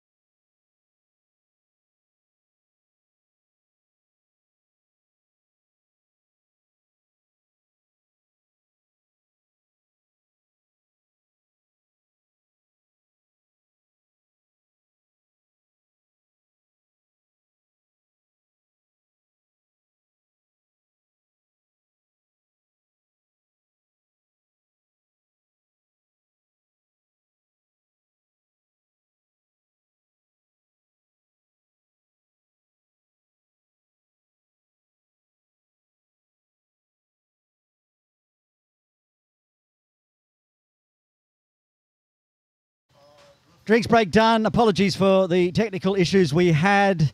I got the feeling that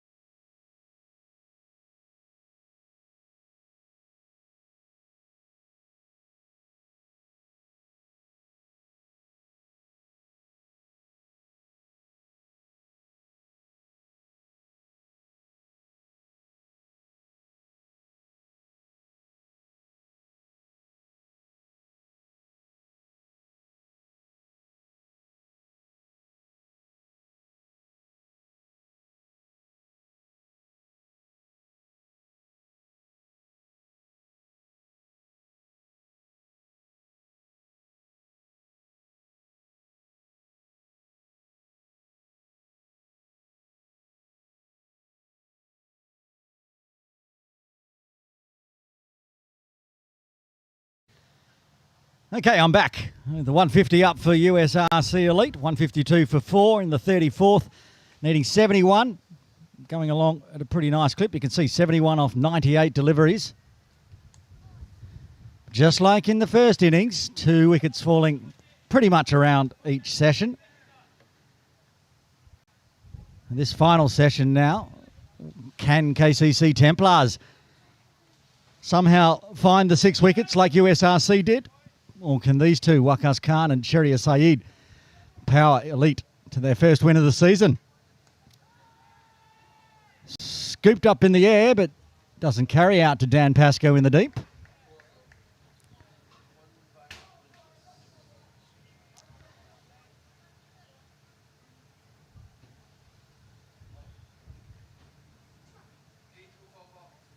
Bhulsara to bowl from the pavilion end.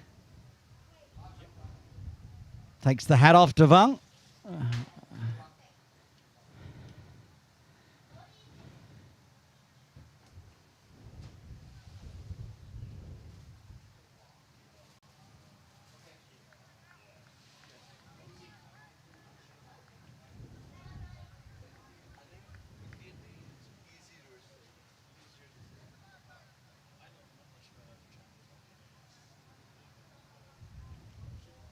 Two overs, none for 13 so far for Devang Bhulsara.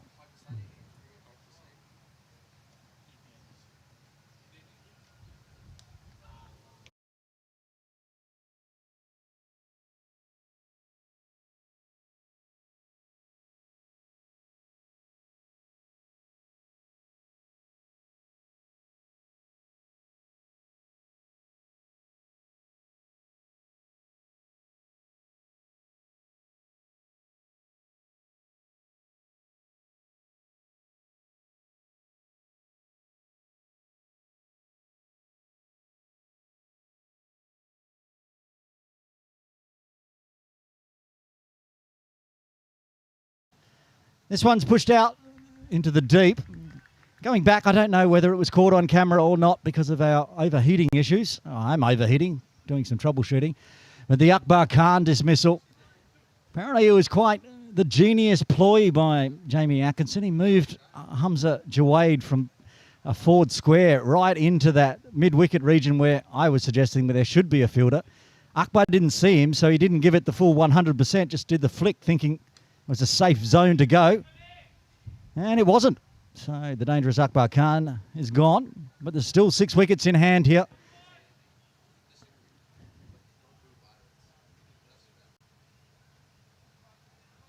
As the shadows creep across Kowloon Cricket Club for day 1 of the Sunday Elite Division 1 25-26 season.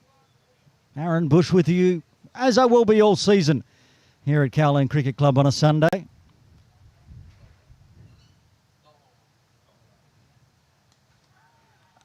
Has he taken it?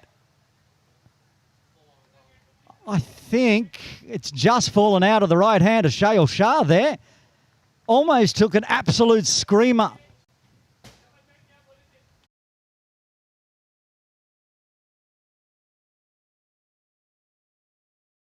Diving to his right, it's stuck in the hand, but I think as the rolled, it's fallen out. Sheria Saeed, lucky.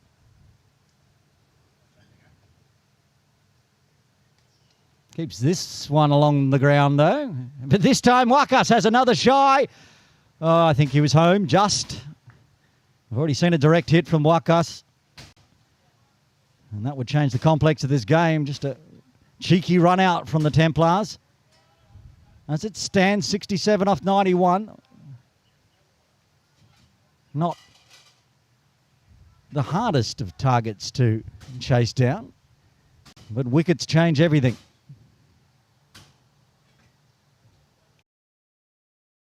Another one in the air, just wide of point.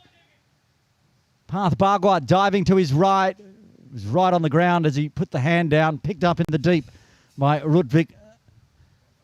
Another single, finishes off the over. 5 runs, a couple of chances. 35 done, 5 overs remain. USRC 158 for 4, needing 65 at 4.33.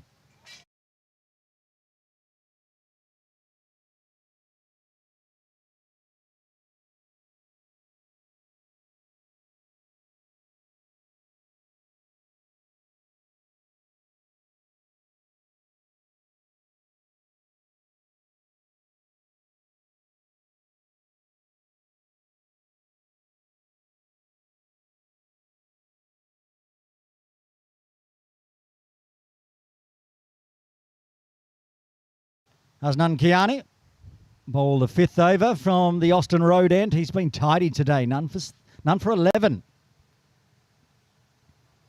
Sharia Saeed on strike. Gets a full one, mishits it, but mishits it safely. They trot on through for another single. They can do it in singles. Easy.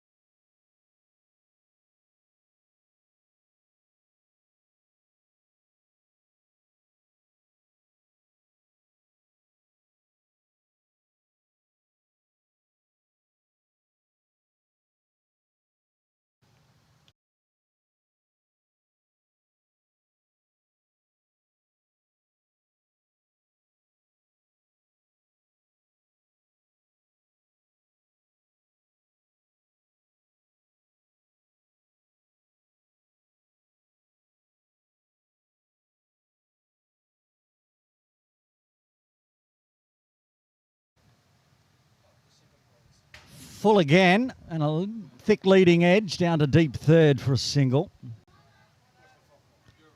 These two don't seem to be too troubled.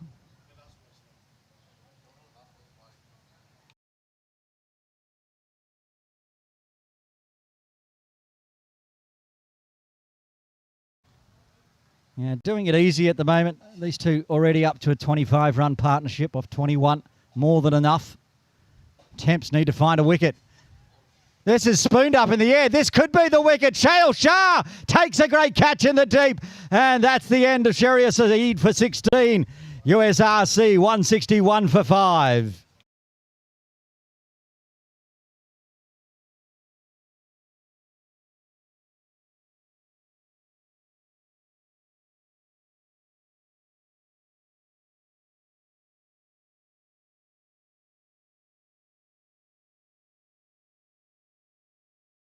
Akbar Khan will come to the crease to replace Sharia Saeed. This game is not done. Of course, the very dangerous Farhad Hayat will be coming in next at number 8, it looks like. He told me number 7, but Sharia Saeed went out a bit earlier.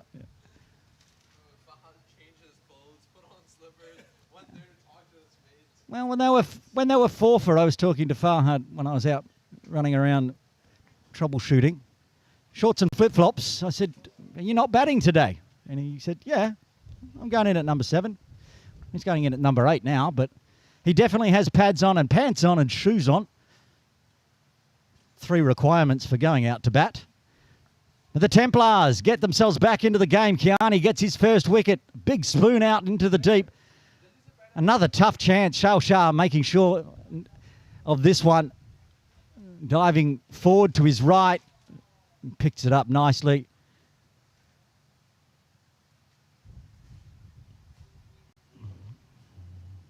Lots of discussions from the Templars. The captain, Jamie Atkinson. Coach, Wakas Bakat. Bowler, Hasnan Kiani. Hamza Jawaid in there as well. Zakir Hayat, I should say. I said Zakir Khan. It's Zakir Hayat. At number 7. Bringing Farhad into the side for USRC Elite really does give them a bit of firepower late in the innings, which they used to lack. Around this time, we'd see a USRC collapse, but you can't count them out with Farhad sitting down in the dugout. And Zakir out there as well. He's going to try to combine with Wakas Khan. 62 off 86. 5 wickets in hand. 14.2 overs remaining.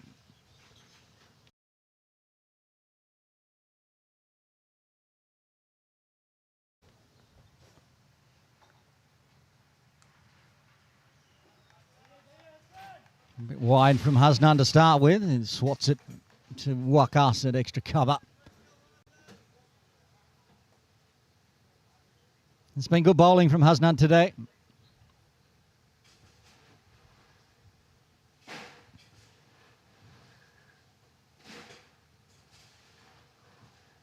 long way forward, and again, just pushing it to Wakas to finish off a successful over for the Templars.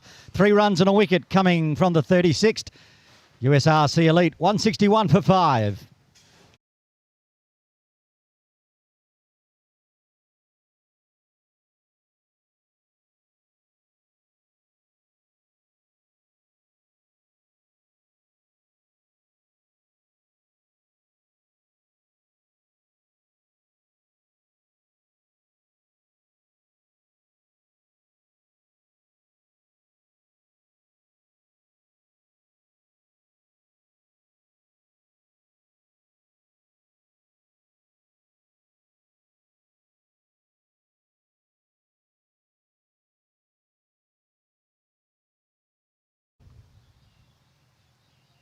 Devang Bhulsara from the pavilion end. Akbar Khan starts down leg, starts with a wide. Can't be giving away too many more extras at this point, the Templars. They still need to find 5 wickets. Don't think we're at the point that the Templars can dot out a victory here. They're going to need to find the 5 wickets. This new look side for 25-26. Again, onto the pads, work to do for Kiani. Backward square. He gets around in front of the little red tractor. Keeps it to 1.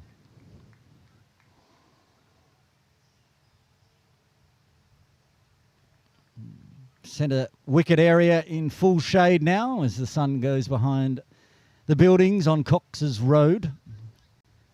Still a while for him to arrive over here at the swimming pool pavilion in our broadcast area. But the umpires, I'm sure, are glad after all the standing out there since 10 a.m.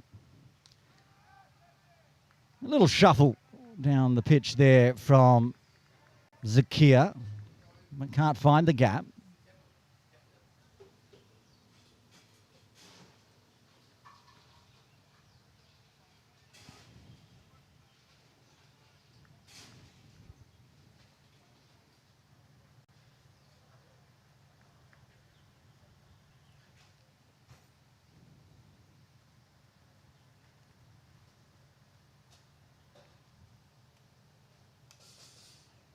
Shuffle down the pitch this time, no mistake, didn't miss out, straight back over the bowler's head for 6.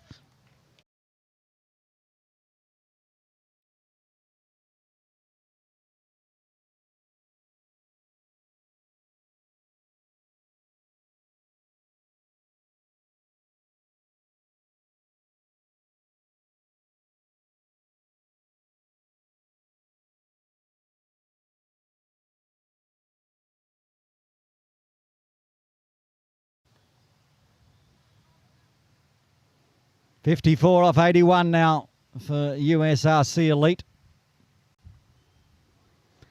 With that shuffle down, of course, Tom's gone and put the helmet on.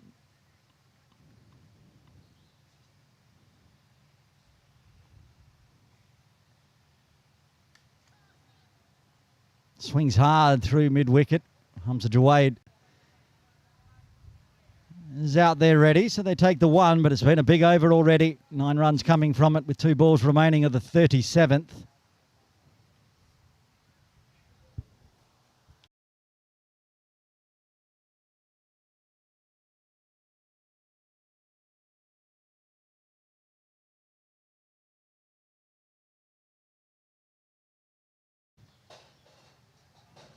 Another one, so that's 10 runs off the over. Still 2 balls left. Tired legs for both sides, but hard work after a good start from the Templars. They've only found 5 wickets so far. They need to find more. If they can't find the wicket of Akbar Khan, they have to attack Zakir Hyatt at the non-striker's end when he's on strike.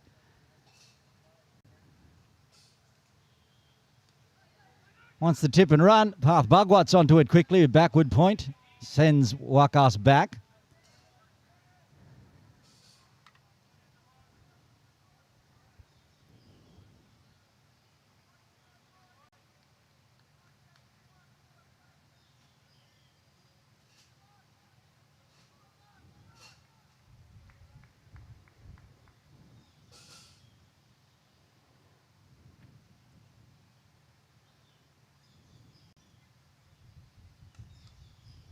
Pitches it up, work to do. Atkinson can't cut that one off. Another boundary brings to an end a massive over. 14 runs coming from the 37th USRC Elite.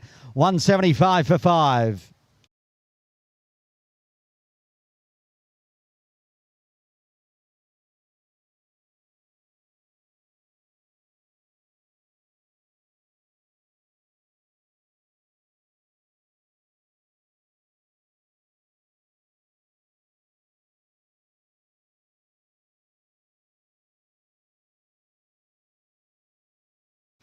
Hasnankiani, who generated a wicket in his previous over, to bowl a sixth. 1 for 14 for Hasnan.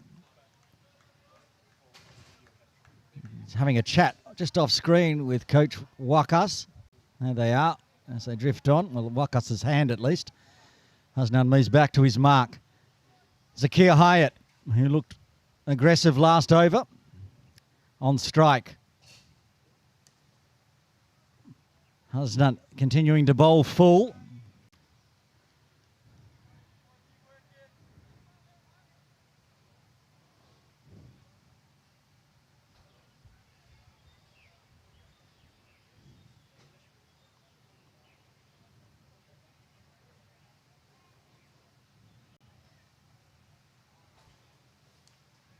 Brings the length back a touch on this one. Same result. Ends up, got through Wakas actually. A little kick up off the turf. Allows the single. It's a win. Sakir down safely to the non-striker's end. And Akbar Khan on 43.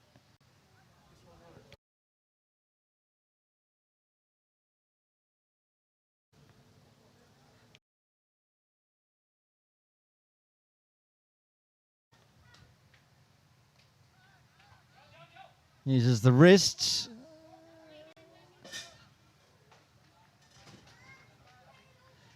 Takes another single.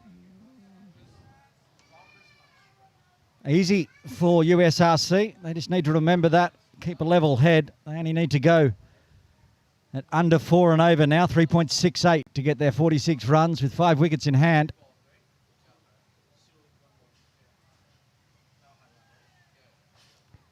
Stays inside the trams as Zakir pleads his case. Umpire Shelton de Cruz says, you could have hit that.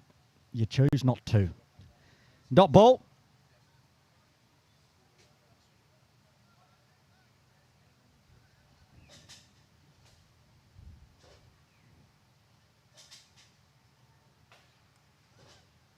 Again, full. Scoop out straight, not straight to Wakas. He had to do some work to his right, but does well. Said 3.7 odd is all that the run rate is required. Hasnan so far keeping it very tidy. His bowling figures currently under 3 per over. And again to Wakas to finish it off. 2 runs from the 38th. USRC Elite 177 for 5. Needing 46 at 3.83.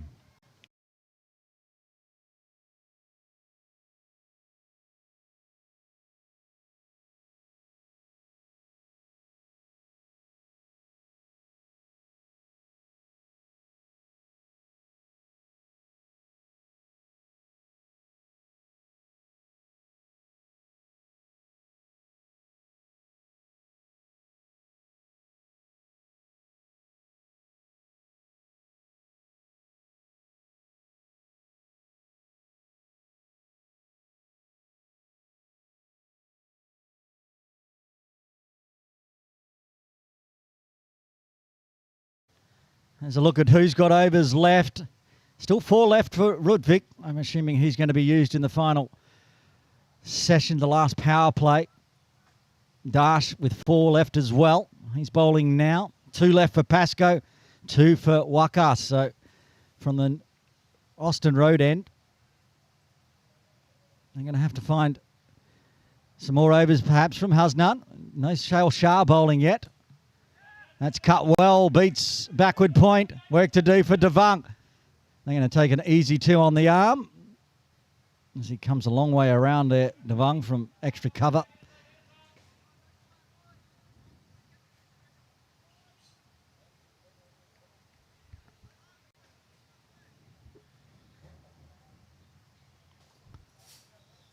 Akbar Khan up to 46 now. Measured innings of 70 deliveries. This time cannot. As it goes just forward a point, and Path can cut that one off.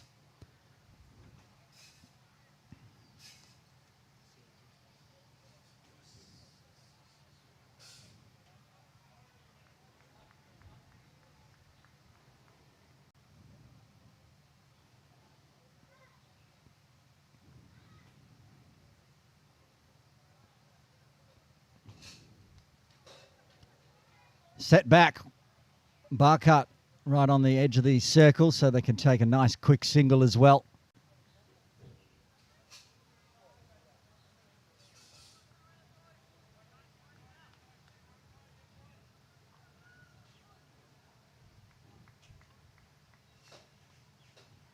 They're grinding through here, the Templars, until they can bring on the wicket takers of Dan Pascoe. Rutvik again. Dropped that one in well too short, and Zakir says thank you. That's going up again onto the Sun Lawn netting. And there'll be another delay here, I would suggest, because that was a big one. Oh, it fell down in time. It didn't quite go up all the way nice and straight, so it saved us having to go fish that one out. That's a 1 foot shot. Just on the hop from Hyatt. Looking to finish this one off quickly. These two out in the middle.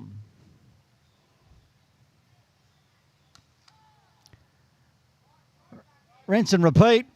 Dash has gone for another 6.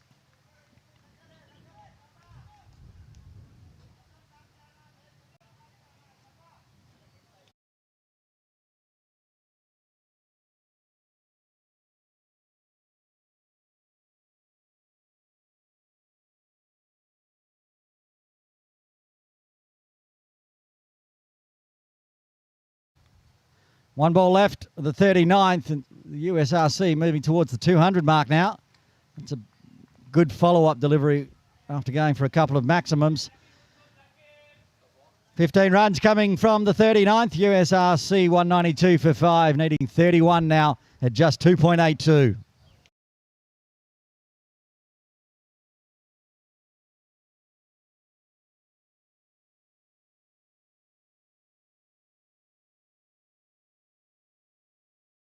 Captain Atkinson pulling the trigger.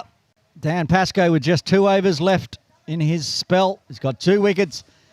Been miserly at 1.8 runs per over. 2 for 14 with 2 maidens. One of them a wicket maiden. He's got 12 legal deliveries to try to break this partnership and perhaps get a second. Needs to get maybe 2 wickets in these 2 overs to give the Templars a chance.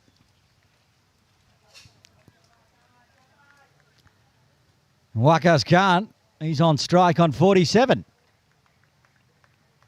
This is going to be a good battle. Will Akbar get to his half century? Or will Pascoe get his 3rd?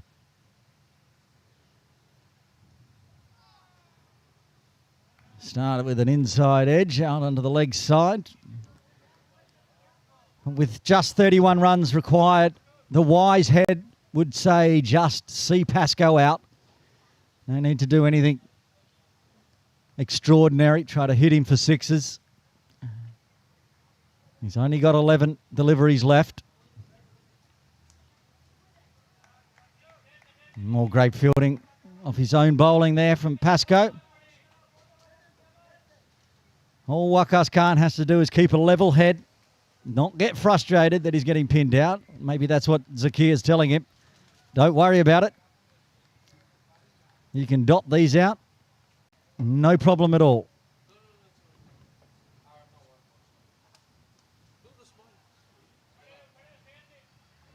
And currently, that's what they're doing.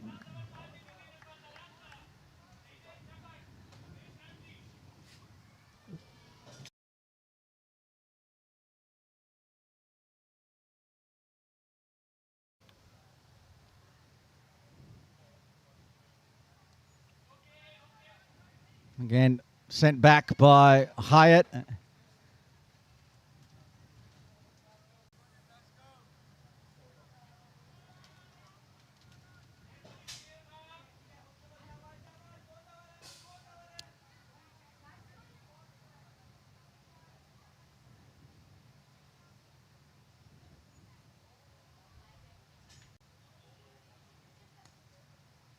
full.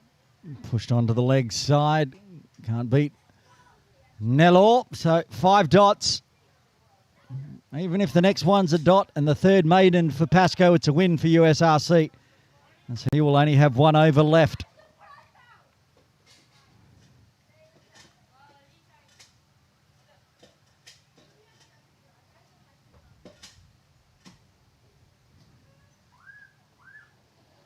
Won't be a maiden as it beats Pascoe and goes out for a single. Akbar Khan will move to 48 and retain strike after 40. USRC are 193 for 4.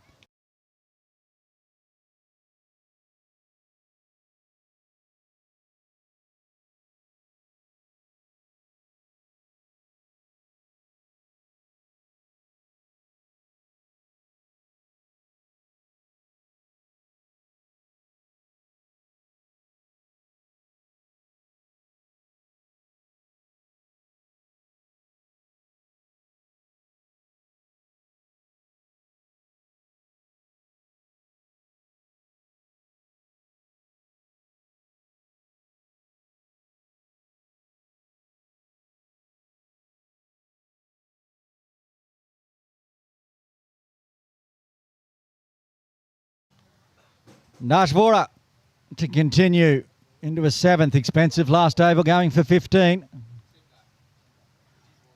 Can he generate a wicket? Got hit for a couple of sixes by Zakir, but it's Wakas on strike.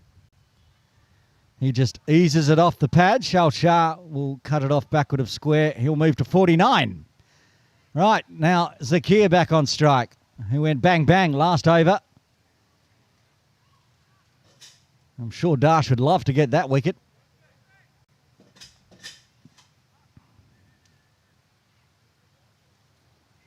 Making some adjustments with Rudvik coming inside from deep third.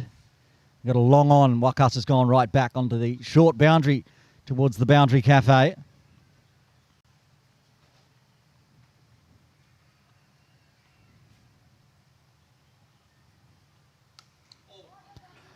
I can tell you right now, Wakas is not catching that one. Somebody on Jordan Bath might be catching that one.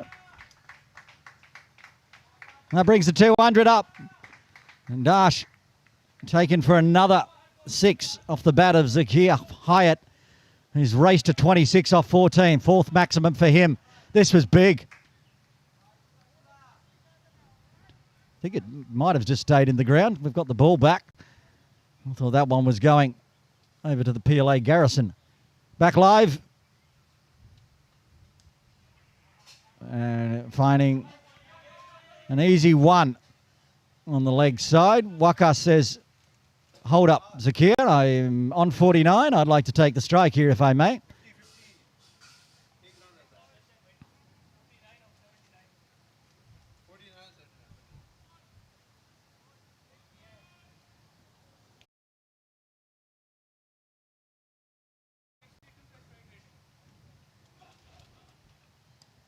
The tip and run onto the leg side brings up a well-fought 50. Akbar Khan, 50 off 80 deliveries. 3 fours. The rest of it, he's worked hard. 12 runs in boundaries. 38 runs just running between the crease. And has put his team in a perfect position. Just 21 more runs required. Done his job for USRC Elite.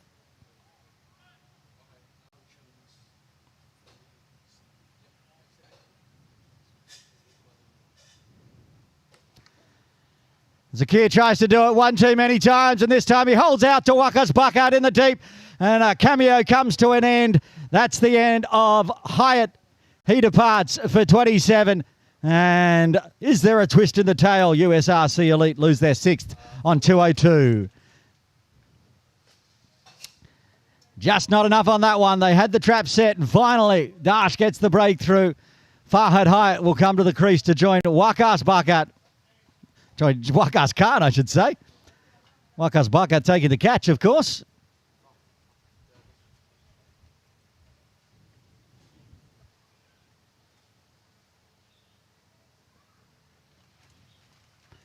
As Farhad Hyatt takes the long walk into the shadows of Kowloon Cricket Club on a Sunday afternoon in September, with his team needing just 21 more runs for victory.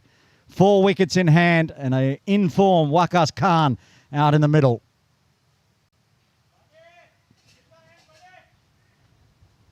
Vora toiling away in his 8th over, 1 for 67. But eventually the trap worked. But did it cost just a little bit too much in the end? Going for 3 maximums in the last 2 overs. But it does bring Farhad, and it's a wicket KCC would dearly love to get after transferring back to USRC this season.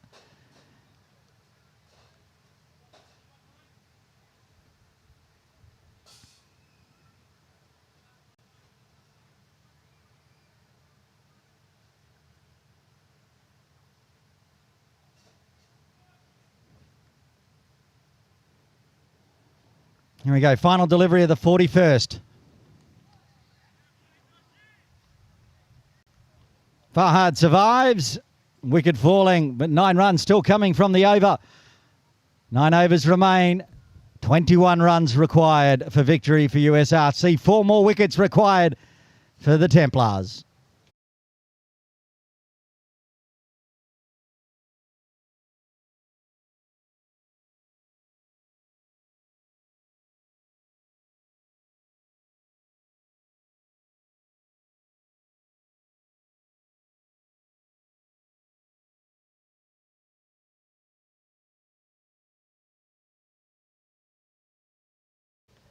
Dan Pascoe to bowl his final over, 2 for 15. It's been exceptional from the professor.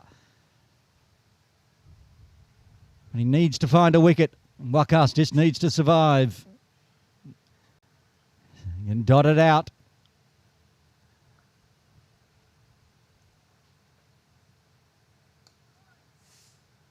Or he can take a single out to long on and rotate the strike to Farhad Hyatt.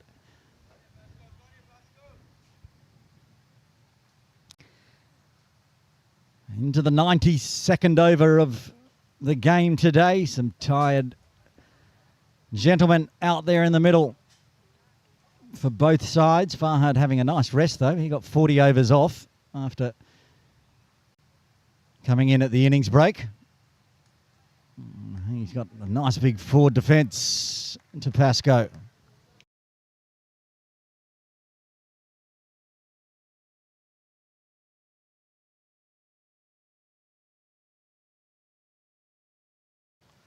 Quick discussion between Captain Jamie Atkinson and Dan Pascoe on what they want to do with his final 4 deliveries here.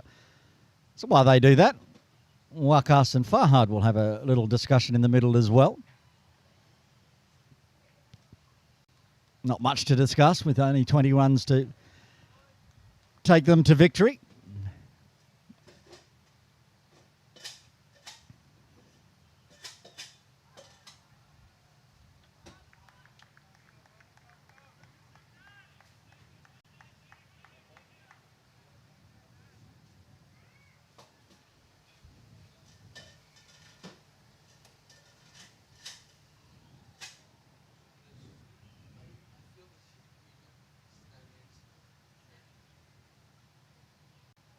A floater from Pascoe, and it's just turned. That was the arm ball. I think Farhad would have been in a lot of trouble because I think he still would have overplayed it. As he was trying to back backwards and punch it onto the leg side. And it was the one that spun. Perhaps he was playing for the arm ball.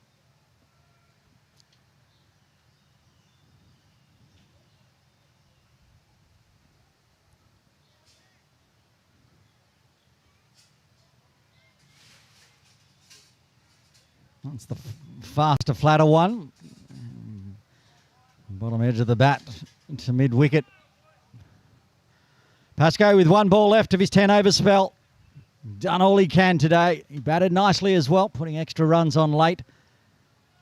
But the 2 for 16 has been incredibly valuable, but it might not be enough in the end. Farhad decides he's going to finish off Pascoe's spell by smashing it through extra cover for 4. So 5 runs coming from the 42nd.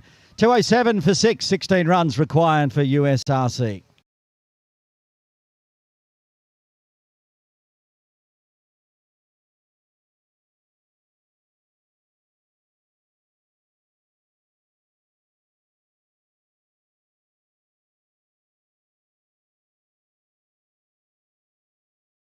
Pascoe ends with 2 wickets, 2 maidens, 2 for 20 and a run per over of 2. Lots of 2s in Dan Pascoe's spell today. He's bowled out. We'll probably see Akbar Khan, I expect, from the Austin Road end next over. Dash Vora will continue after getting that wicket of Zakir last over. It's Akbar Khan on strike though. He's been playing very sensibly for his 51 off 81.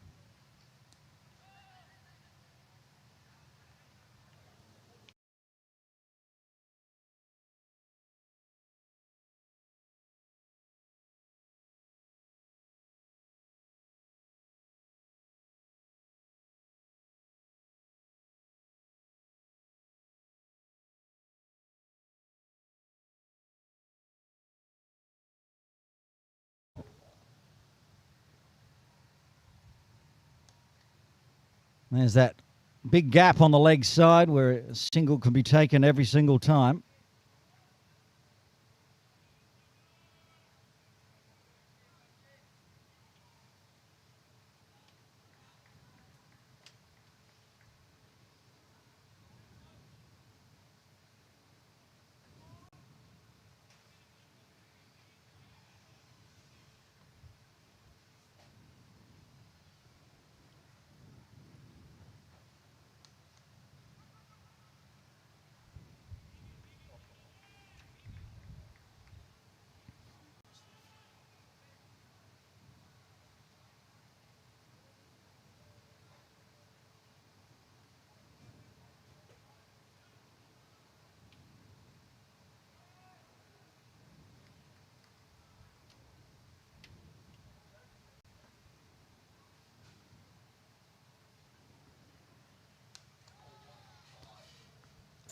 He has got onto that one, and it's gone up onto the tennis court, I think. That is a big 6. That's one of the biggest 6s we've seen at the KCC ground.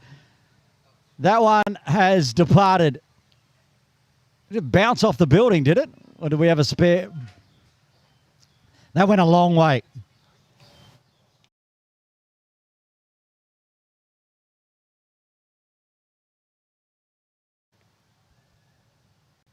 Must have bounced off the tennis court side because that was gone. This one has gone as well. Watch out, people on Cox's Road, because that has gone a long way. Back-to-back 6s again off the bowling of Vora. Farhad Hyatt doing what he does. Just 3 more runs required. Can he finish it off with a hat-trick of 6s? Dash falling over a touch there. Aiding.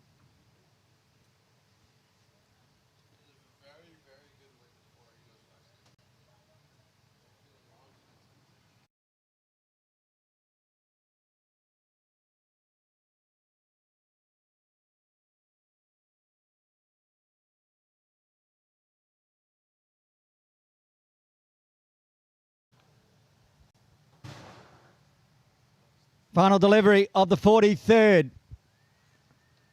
Will Farhad finish it here? We can't because Dash bowls a good Yorker length and it's a dot ball. So we will go into the 44th, but just 3 more runs required for USRC.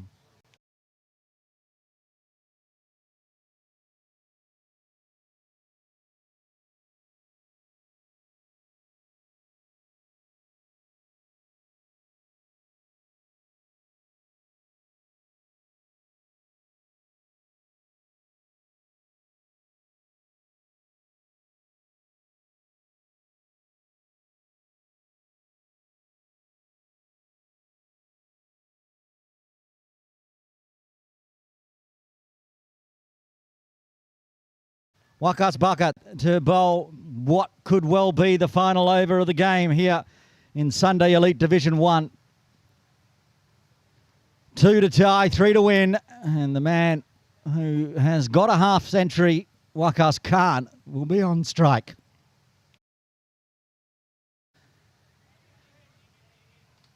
Well, much like a few of the players today, my voice is starting to wilt in the heat as well. We'll see if we can survive 3 more runs. This is scooped up in the air, running backwards, won't get to it with no long off in place. But they just take 1.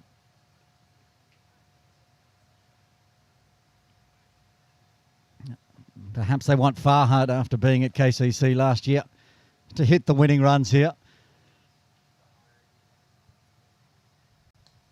It won't be on that one as he pushes it to Pascoe at mid-wicket. Thought that 222 might be enough. There wasn't enough wickets. That's whipped away, work to do for Path Bhugwat. He gets down to it, so scores are tied.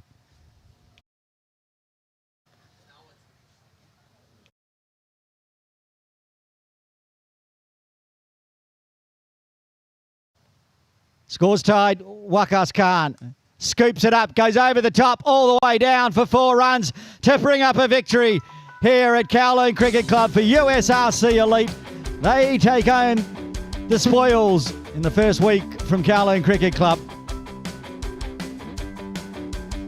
And it's that man, Akbar Khan, who finishes on 57.